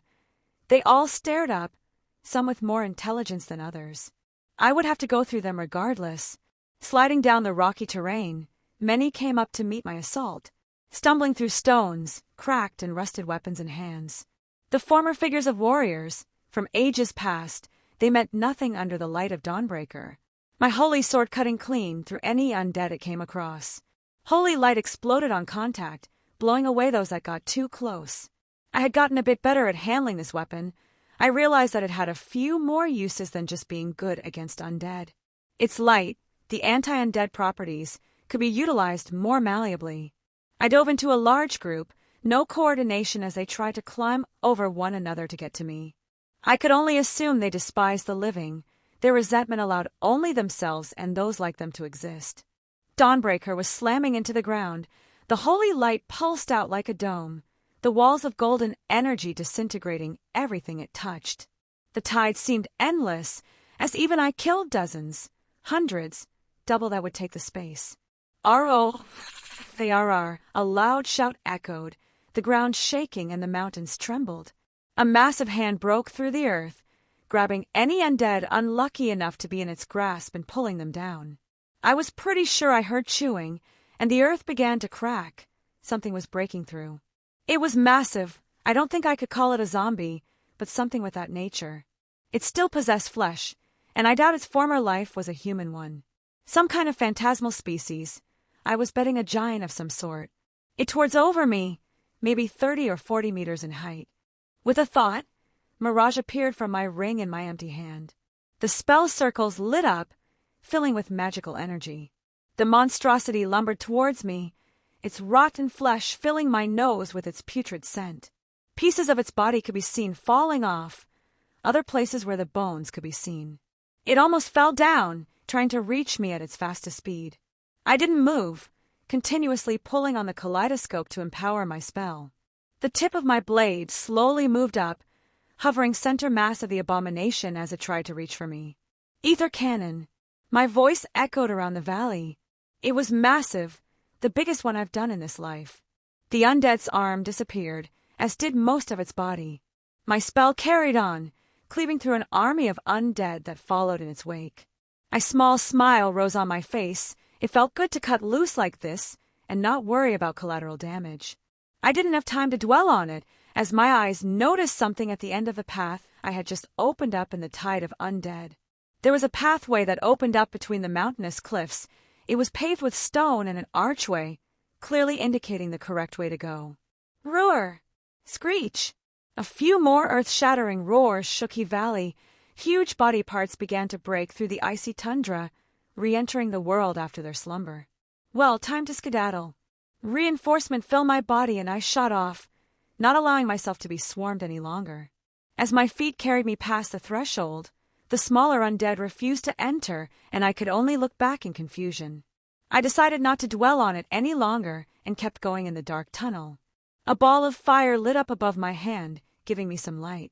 I was somewhat on edge. I would be a fool to let my guard down after all, but I didn't sense the presence of anything here. The tunnel carried on, maybe for another mile or so, until I saw a light at the end where it opened up. The air was slightly more pristine, like the undead essences were thinner over here. My eyes immediately were taken by the sight of a castle not too far away, but more than that, I saw someone mediating on the ground, the snow even refusing to stain her visage. She had purple hair with the faintest red hue. She was a beauty almost beyond compare. Impaled in the ground next to her was a spear that radiated bloodlust, enough to give me pause this far away. I trembled, though, when her eyes slowly opened, their red irises focusing solely on me. I'm pretty sure I found my teacher. Chapter 48. There was a forceful silence that permeated every corner of this area. This little haven that seemed to exist within this realm of death and cold. Was it fear?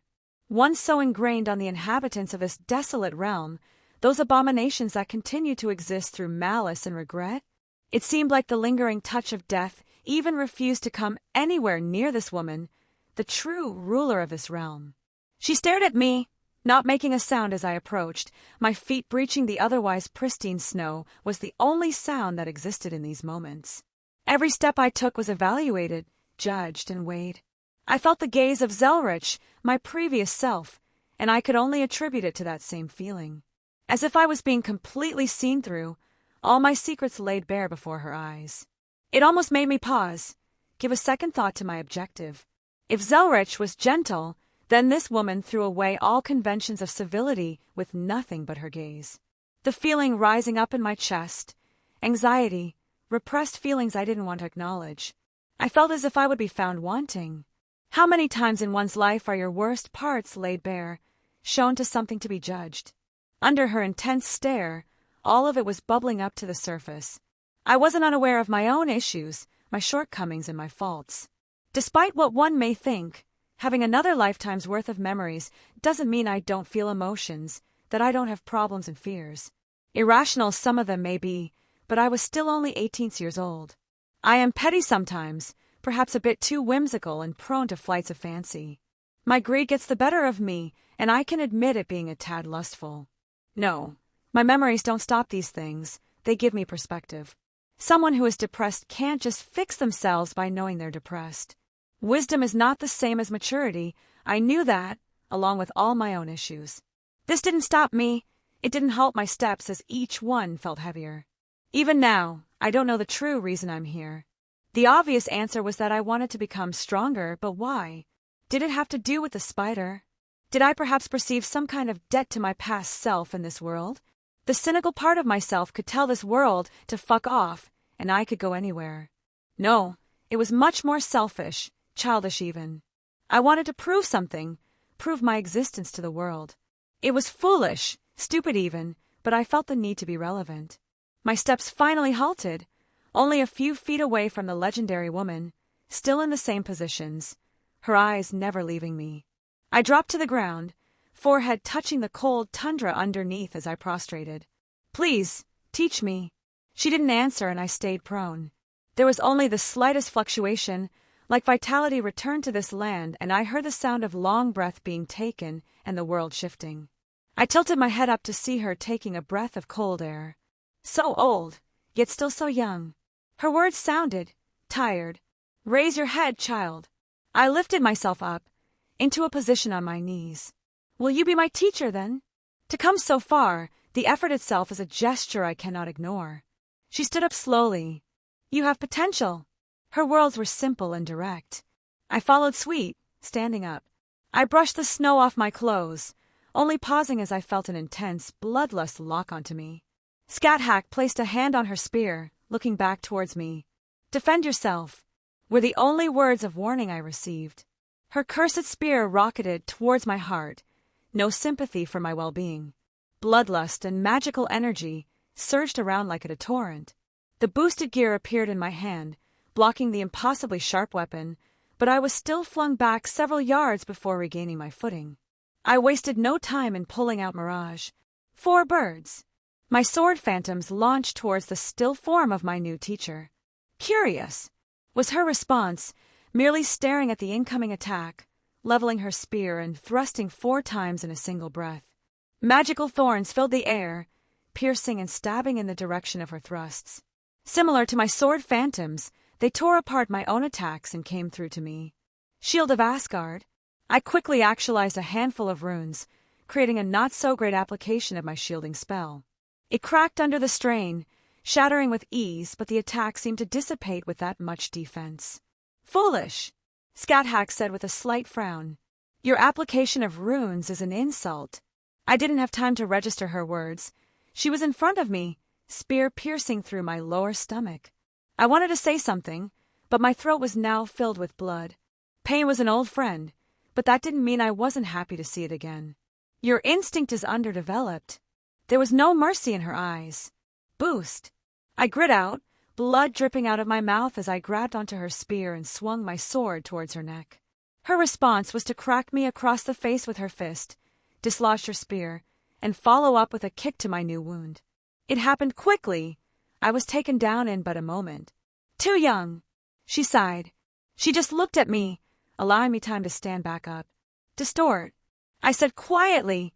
Tens of illusions surrounded me now. A bit interesting. She looked around, and I could tell she saw through them all with but a glance. She slammed the butt of her spear onto the cold ground. A wave of magical energy burst out, dissipating all my clones. I created several runic circles overhead. Lightning! I knew it wouldn't be much, but I didn't want to give up so easily. Better, but far from enough. Her spear met the incoming magical attacks. A quick twirl left the lightning completely defeated against her might. My body filled up with enhancement magics, and I pushed it forward again. Boost! I kicked off the ground, sword in hand as I lashed out towards her, my sword seeking the exposed skin of her neck, but a familiar spear popped up. Diverting my blade with minimal effort, it seemed to come alive as I couldn't even recover from my swing, and the butt of her spear already met the side of my head, dazing me. Again, she stated. I steadied my erratic breathing. My body was starting to feel faint, possibly from the bloodlust. I don't think the pain had quite caught up with me yet. My blade was held evenly as I readied myself. Swallow returns. Oh! She just made the smallest sound as I moved. It did not fill me with confidence, and I think my blade reflected that. Because when I should have made contact, I instead felt the feeling of death approach. There was no time to think. The familiar darkness of unconsciousness claimed me. I awoke to strange surroundings, stone walls all around me, and a scene that wouldn't be misplaced in a different era. About time. A familiar, feminine voice rang out. I had thought I hit you too hard on the head for a bit. My thoughts returned to me, blinking in realization as to what happened. I don't even know how she defeated me. Sasaki Kojiro told me there were holes in the technique. No doubt she could see through it so easily as well. But that's why I'm here, to get better. He has a hard head. He can take it. Another voice I recognized sounded. I instinctively looked at my hand for Drake, but it wasn't there. I gathered my wits, looking around. I was laid back in a chair at a large table that could accommodate dozens of people. At the other end was Scat with the boosted gear sitting in front of her. But that wasn't all. Dawnbreaker, Ascalon Mirage. All of my armaments, my stuff was sitting about as she went over it all. I looked down at my ring, completely missing. Did you take my stuff? I couldn't help but ask. Yes, she said with no reservations. Can I have it back? No. Please. It's mine now.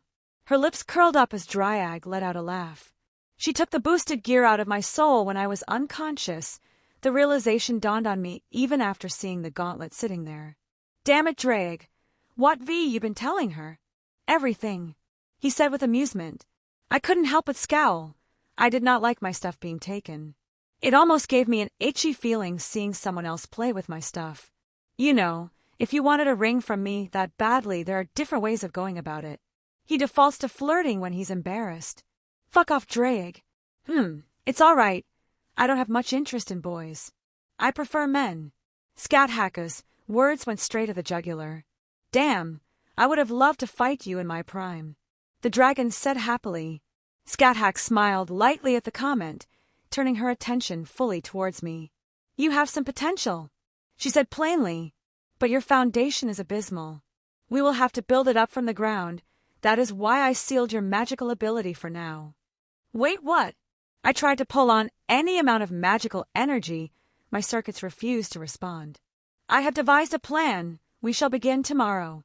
Her words authoritative, leaving no room for response. Relish this peace. There shall be none once we begin. I am starting to have second thoughts. Maybe I should just make a break for it, grab my stuff, and hope for the best. I think I like my chances better with that horde of undead. Drag can go fuck himself and can stay here with the scary lady. Hit him, Drake said, across the room. I recognize that face. He said something about one of us in his head. God damn it, Drake. Scat-Hack nodded her head. I shall remedy his attitude through training. Well, what's the worst that could happen? Chapter 49. I felt much colder than I had yesterday. One doesn't realize how good they have it until it's gone. My innate magical abilities were sealed along with my ability to generate magical energy. I couldn't even bring out my wings at the moment. Despite what one may think, the usage of the kaleidoscope did require being able to draw in magical energy to use. It just so happened that once one got good enough, it became a secondary thought as you had access to a near infinite amount. My only thought on how she achieved this was through the use of primordial runes. To also take Drag out of my soul without me even feeling or knowing about it. How scary. I don't think I could even do that.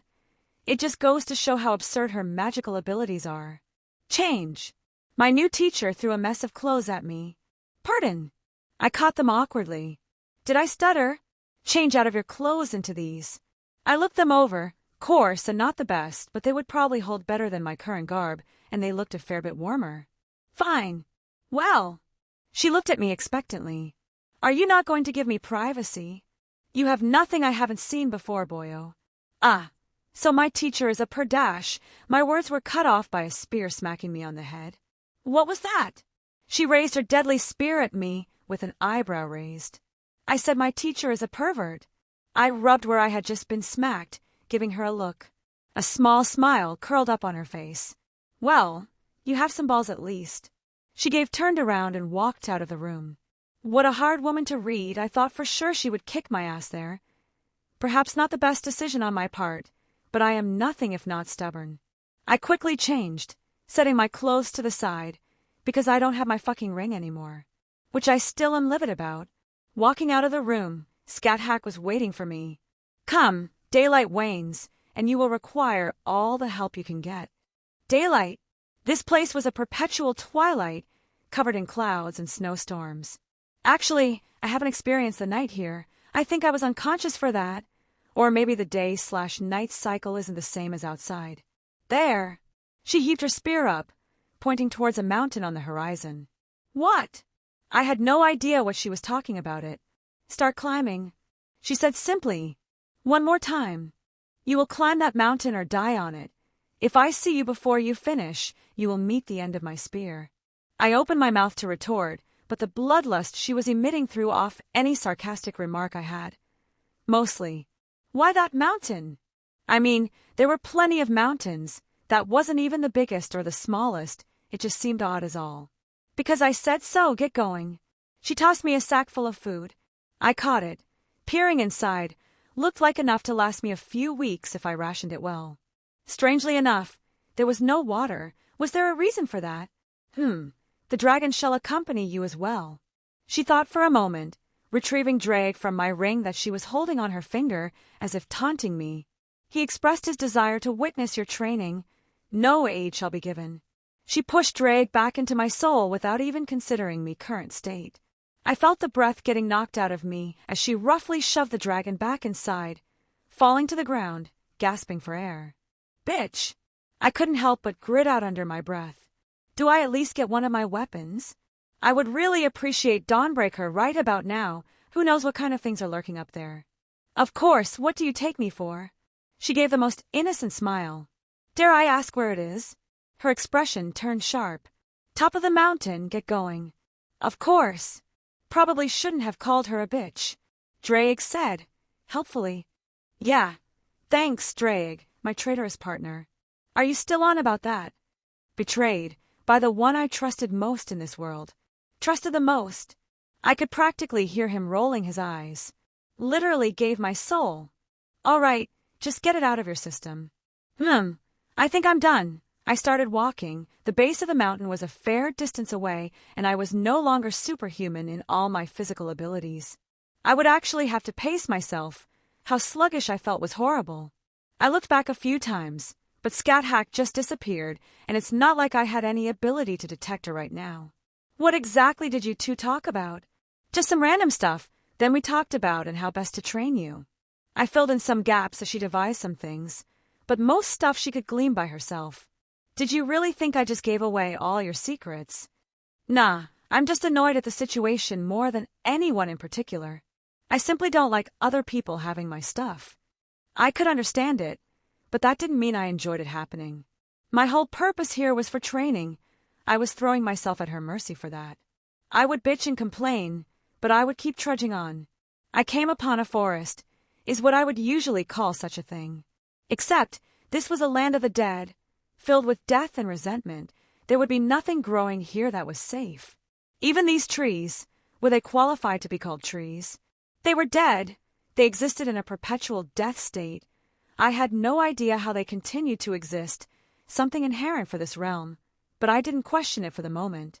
I looked around, finding a few branches that weren't drenched in snow, somewhat drier than the others. They would have to work. I could only assume that I would need some tinder for fires when I got higher up. Maybe even a makeshift torch, if I could find some other stuff to fasten along with it. Unfortunately, my load had to be light. I was basically human right now. Luckily, there was a part starting at the base, something resembling a stone inlay that ascended the mountain. My first step onto what could be considered the mountain, and I felt a sense of dread wash over me. There was something here, something watching me now. I could feel it even with my current power. No wonder I was supposed to climb this mountain. Something was very, very wrong with this particular peak. Was this fear? Something here could actually elicit fear in me. An unfathomable existence. The current me was but a tiny insect in its eyes. Drake, I whispered. Yeah, I feel it too. That was all the confirmation I needed, and he didn't elaborate further. He probably knew more than he was saying, but as Scat Hack said, he wouldn't be giving any help. I barely got up the slope when a skeleton came stumbling down right towards me, missing an arm, and one of its feet was facing the wrong way. The most noticeable feature was the sword still carried in its hand. Rusted and chipped in various places, but it looked to be a weapon not made with mundane materials. I doubt it would break, even if I spent days hitting a rock. The glow in its eyes settled specifically on me. Nothing else in the world mattered. Its feet carried him. Stumbles and missteps, but it remained upright. There was no martial prowess in its strike, no intent or probing maneuvers. Simply a creature with minimal intelligence acting on its baser instincts. Even still, I was purely human right now. This little skeleton, something I could kill with a flick of my finger previously, it could end my life. It was a humbling thought, but I refused to allow something so small dictate my heart. I wasn't bereft of emotions.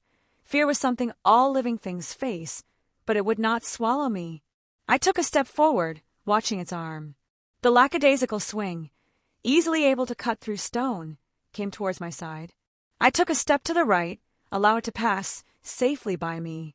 The skeleton stumbled forward, breaking its own momentum and tumbling to the ground. I stomped on its hand and pulled apart the arm. The necrotic power holding it together crumbled easily enough. This was perhaps the most basic of the undead species. The sword felt wrong in my hand. The weight was off. The design was something not suited for my preferences. It was no masterpiece, something haphazardly created by someone with barely an idea of what they were doing, but it would serve my purpose.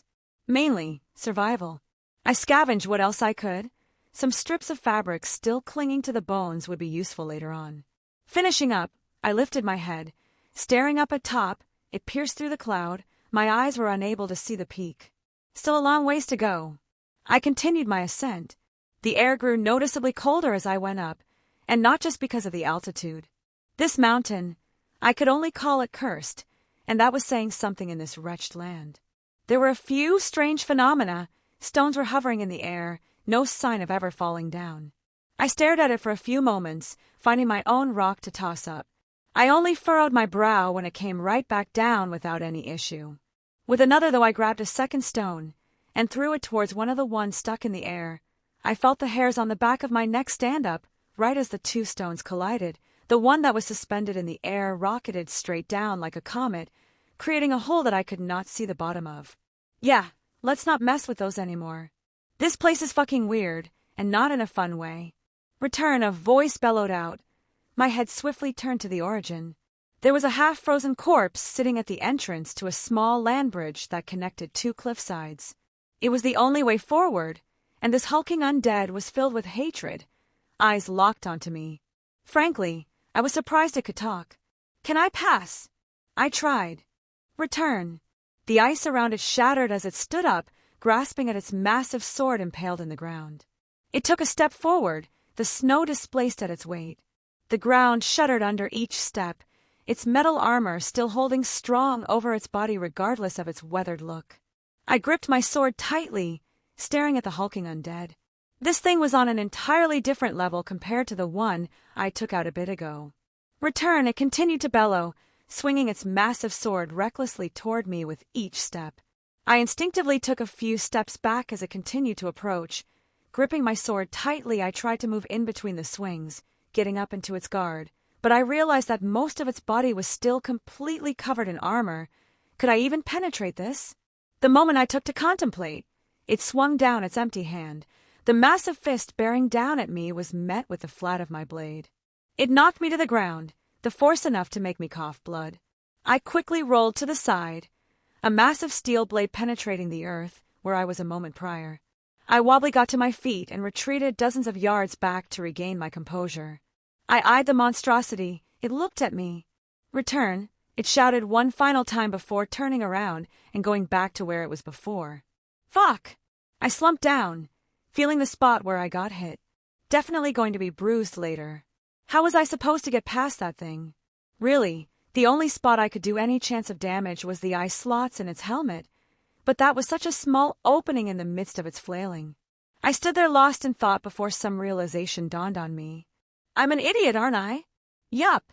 Usually, I would retort something towards the dragon, but I couldn't find it in myself to do so right now. I looked up towards the sky, letting the snow land on my face. When was the last time I simply swung my sword? I just sighed. Was I relying too much on my past knowledge? I always thought it my greatest boon, but at this moment, it was more of a crutch. A simple stab through the helmet, and I thought of it as some great hurdle. I knew I was all messed up, unfocused. Magic and martial ability just flung about, but why have I never just practiced swinging my sword before? It seemed like the simplest thing in the world. Was it arrogance? Did I feel it was beneath me? The master of the kaleidoscope, a magician? I couldn't help but laugh at my own stupidity. My feet planted firmly in the ground, I held my sword with both hands. Slash! Slash! Thrust! Slash! Slash! Thrust! I was here to train. I need to start from the very basics. Chapter 50. Step forward, overhead slash. Bend knees, thrust. Left. Right. Deep breath. Release and swing. My hands dropped to my side, sword still clutched tight in my fingers. "You need to eat." Dreig's word breaking me from my fugue. How long was it this time? I dropped down, getting comfortable on the ground, and allowed my breathing to settle as I closed my eyes. I felt the cold air scrape across my face. It was hard to stay focused in such situation, but I had much practice at this point. About 2 days if my estimation is correct. This place, it make you lose track of time. No, maybe it was even more than that. It makes you lose your sense of self. How many days have I stayed back here, and just continued my practice? I think we were almost up to 2 months now. The day-night cycle was not the same outside. It almost seemed random. Perhaps there was an order that would reveal itself if I continued to pay attention for several more months, but at the moment it just seemed to change based on its own mood. Not just that either. It seems as though the longer I spend in this realm, the more I change along to match its properties. My need to consume food had decreased exponentially, to the fact that I had to be reminded to eat after a couple days. That isn't even mentioning water. I haven't felt the need to drink anything. What a strange place. I swept my gaze around the area. Hundreds of skeletal bodies littered my little haven. They hadn't stopped coming for me in these past weeks, though they only came from below. It seemed like besides that one weird guard, no other undead were above me. I think it's about time I moved on. I wasn't talking to anyone in particular. Even Dreig was silent. There wasn't much to pack up.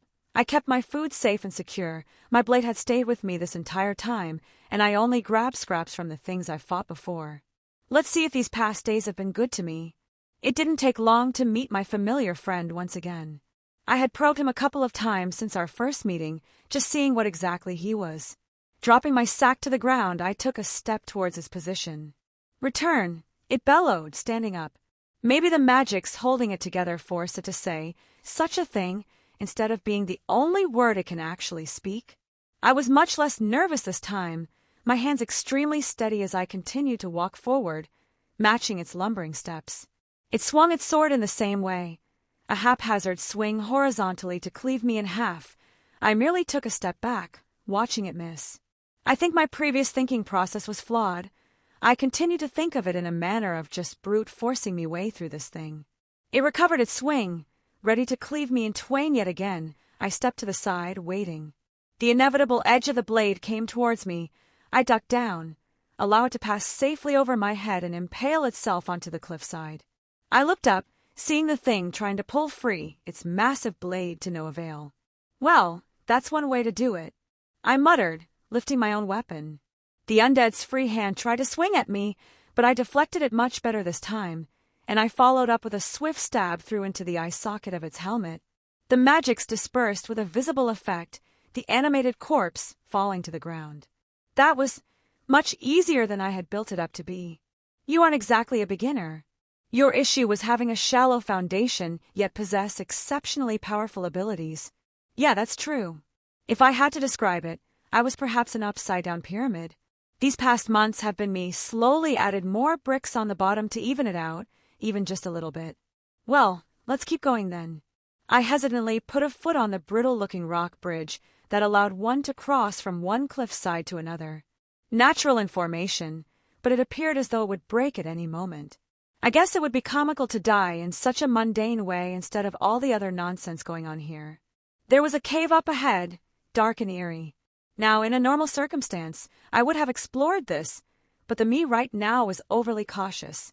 If that undead was guarding something, it was most likely in here. Not only that, I had a very bad feeling crawl up my spine, even looking down that black hole. Staying the hell away.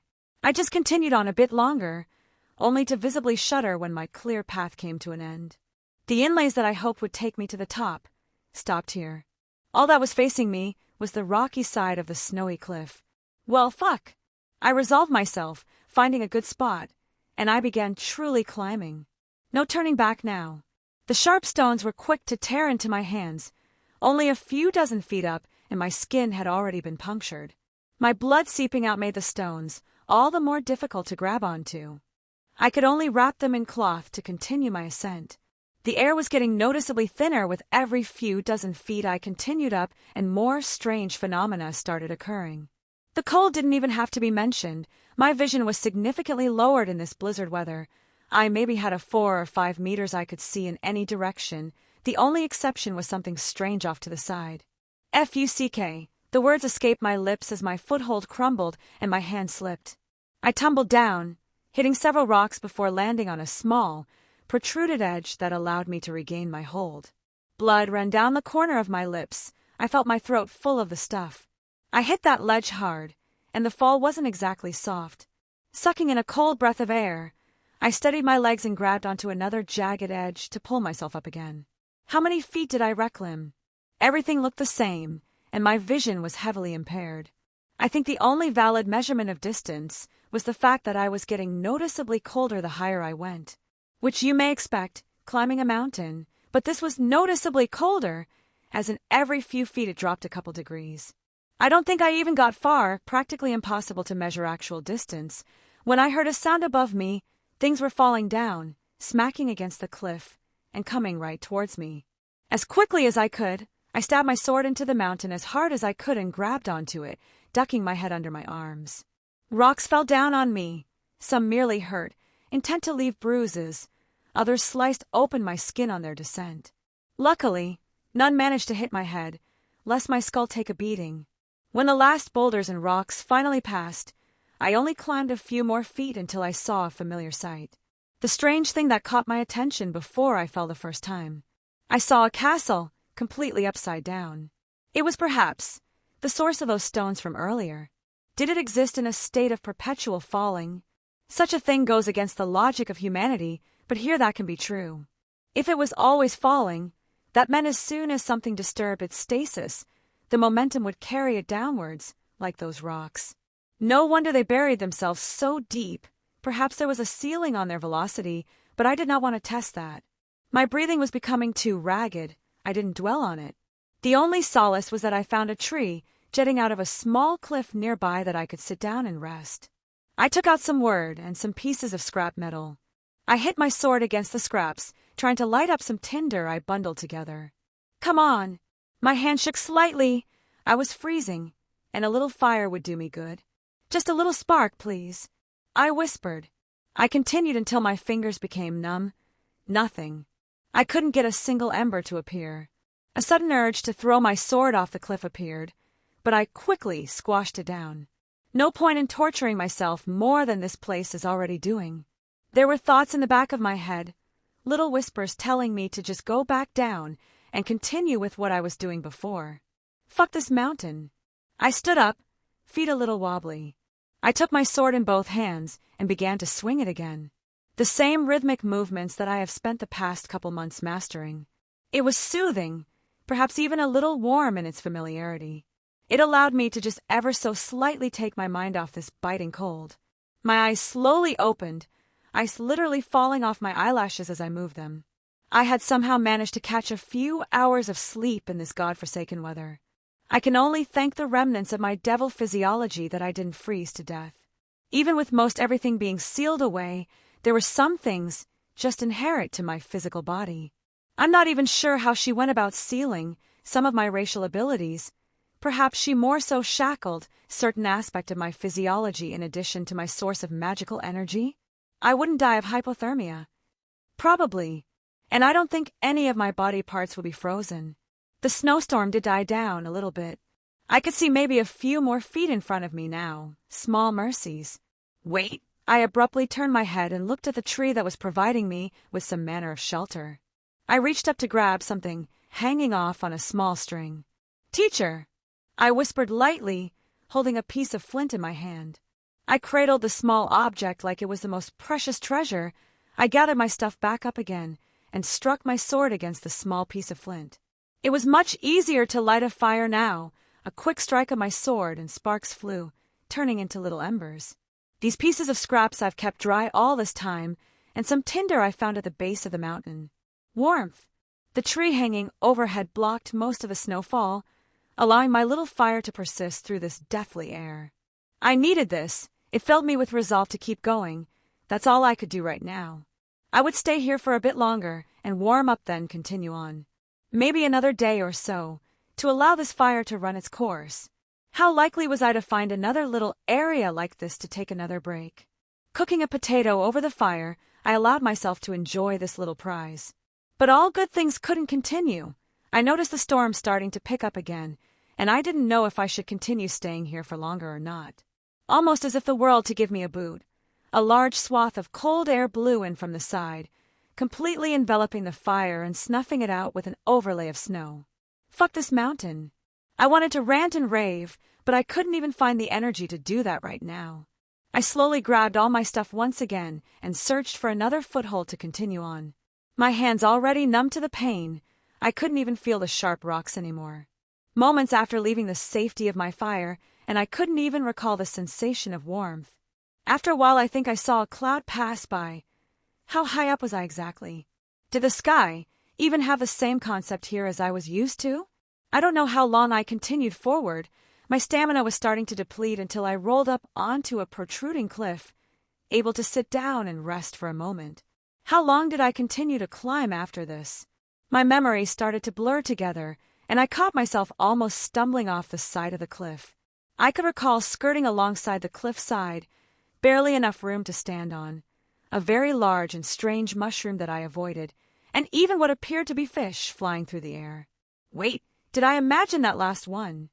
Did it not sing me a song as it passed by? Well, I heard a voice, and I looked up to see what looked like Meridia waving her legs over the side of the cliff. What?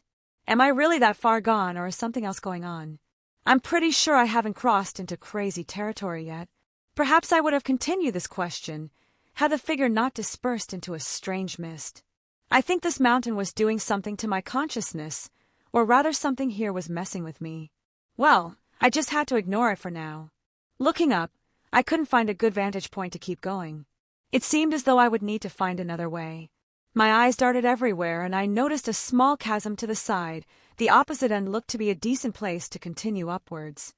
I walked up, wiping away the copious amounts of snow at the ledge, getting an idea of the distance, and taking a few steps back to get a running start. Leaping across, I managed to get most of my body on the ledge, able to slowly pull myself up after finding a good place to grab. Wilhelm! Another voice grabbed my attention. I saw Artoria squatting down, offering her hand. Perhaps it was a moment of weakness, because I reached out instinctively, only for my hand to go through hers, and she dispersed into more mist. Fuck! I shouted, sliding down, almost falling off the side of the cliff. My foot managed to stop on a good foothold, so I didn't fall down. With more strength than I wanted to muster, I was able to pull myself up and over, rolling on my back as I peered over the edge. Stupid, stupid! I whispered to myself. What the hell was going on? Was something raiding my memories, or was I projecting my own towards whatever source was fucking with me? This kept going on, days, weeks. I think time began to lose meaning to me. The only semblance of a passage of time was me running low on food. Oh, it's teacher this time, I muttered, seeing a clearly fake scat hack trying to lure me somewhere. Seriously, who would fall for this? Again. Maybe put your A game into it next time. I threw a rock at the little mirage, the illusion that seemed to emanate out of this mountain. I rolled my eyes as it burst into mist again, only for it to re-emerge back into her form. I just sighed, deciding to ignore whatever was going on. If it could physically affect me, it probably would have by N. Oh my! I did a double take as this time the illusion started to strip. Okay, bonus points here. I gave it a shaky thumbs up, as it tried to get me to follow it in a specific direction. I did take a few moments to just watch. Nice. I wonder how accurate that is compared to the real thing. I nodded. Huh, if I stick around long enough, will it try to do this looking like Meridia? It would be a lie to say that I didn't enjoy it when her image showed up. It had been quite a while since I've seen her. Truly, this thing is a formidable opponent. This little distraction did help relieve a small amount of mental fatigue, but my body was reaching its limit. I was exhausted. I don't know how much longer I could keep going. The only thing that kept me moving was the fact that I could see the top of the peak from here. Roughly 400 meters, if I eye that correctly. The snowstorms seemed almost completely gone here. I could do it. I could do this. Was it getting harder as I got closer, or was I just imagining it? It was almost like a dream. Each foot up I took, I don't even remember doing it, but I saw the top coming closer and closer into view. Will, come with me. Meridia looked at me coquettishly, her familiar dress drooping slightly past her shoulder. "You better pray I don't find you later," I growled, throwing a rock through the illusion. As much as I would like to see that scene, for some reason I'm actually pissed off that Meridia was being used like that. 300 meters. Well, stay with me or I'll jump off. Meridia once again appeared at the edge of the cliff. I just blinked, looking at it. Seriously? You really don't have any idea who that is then? Just borrowing the image from my subconscious. If she were truly here, this entire realm would tremble with each of her steps. I don't know why I wasted the breath saying this, but the look the illusion gave me was satisfying. A hint of annoyance on her face before dispersing. A little more. I spoke even at the cost of my dwindling energy. 200 meters. The stones I gripped were pulled out. Maybe I would have been fine, but I saw the illusion of Meridia killing Artoria, making me tumble away back down in my very brief distraction. My arms got cut up from the jagged protrusions, but I was able to stop myself from falling further. Maybe my anger was now fueling me. I think I climbed back up faster than the first time. 100 meters. I no longer had any feeling in my arms. I looked around, but I saw nothing, so I kept going. 50 meters. Coming to the final cliff, I almost fell down again as my footing crumbled. Grabbing tight, I hefted myself up, pushing over the edge and rolling onto the top. There was something there. I could almost roll my eyes, but my energy was lacking right now. I pulled myself up, not recognizing the lower half of the figure, only to pause when I saw its face. "You," I said quietly, my body trembling. A man with a familiar shade of hair. I almost ran a hand through my own out of instinct. My shaking hands forcibly curled into fists. "My father. Sursex Lucifer. Why don't you come back with me?" He gave a disarming smile. "We can be a family." "No," I said, calming down, much to the thing's annoyance. An audible frown on its face due to my lack of reaction. "Do you expect me to lash out? Or maybe jump with joy at your words? Even if you were real, I'm not that little child living by himself anymore."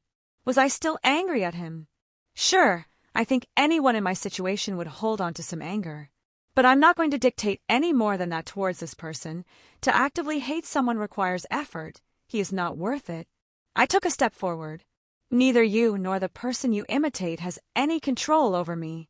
I flicked the illusion, watching it disappear for the last time. "You are irrelevant." Good riddance. There was a small path up to the actual peak. The climbing was more so heaving my tired body up some stone cliff sides. "I did it," I said quietly, falling to the ground, barely sitting up and taking in the view from the top. "You did," another voice answered. I looked over to see Scat Hack standing next to me. "You've been watching me the entire time." You did good." She nodded. "I didn't think you would realize your own faults early on. I was planning on having you fight your way up a large portion of the mountain. Perhaps set some stronger variants at certain locations to provide walls you had to work to break down. But it wasn't needed in the end." She shook her head with a small smile. "You set the undead there?" I tilted my head. That made an alarming amount of sense. "Of course," she said plainly. "What about those illusions? Remnants of something that I sealed here long ago, something that is neither living nor dead, yet still clings onto a chance at life by consuming the essence of anything it can get its hands on. What was the point of this?" I tried to wave my arms around, but I just collapsed onto the ground. "You needed to suffer," she replied without a hint of remorse. "Ah, so you're a sadist." She walked up to me, lightly tapping the butt of her spear on my forehead. "If I wasn't pleased with your progress, I would have smacked you for that." She frowned slightly. "The dragon spoke of me at length of your issues." I agreed with him after some deliberation. "You have never suffered before, nor have you ever needed to. Some battles may have pushed you to your limits, but it is not the same. I never swung my sword until my arms hurt. I never cast my spells until my voice was hoarse. I never truly trained in any capacity. You understand?"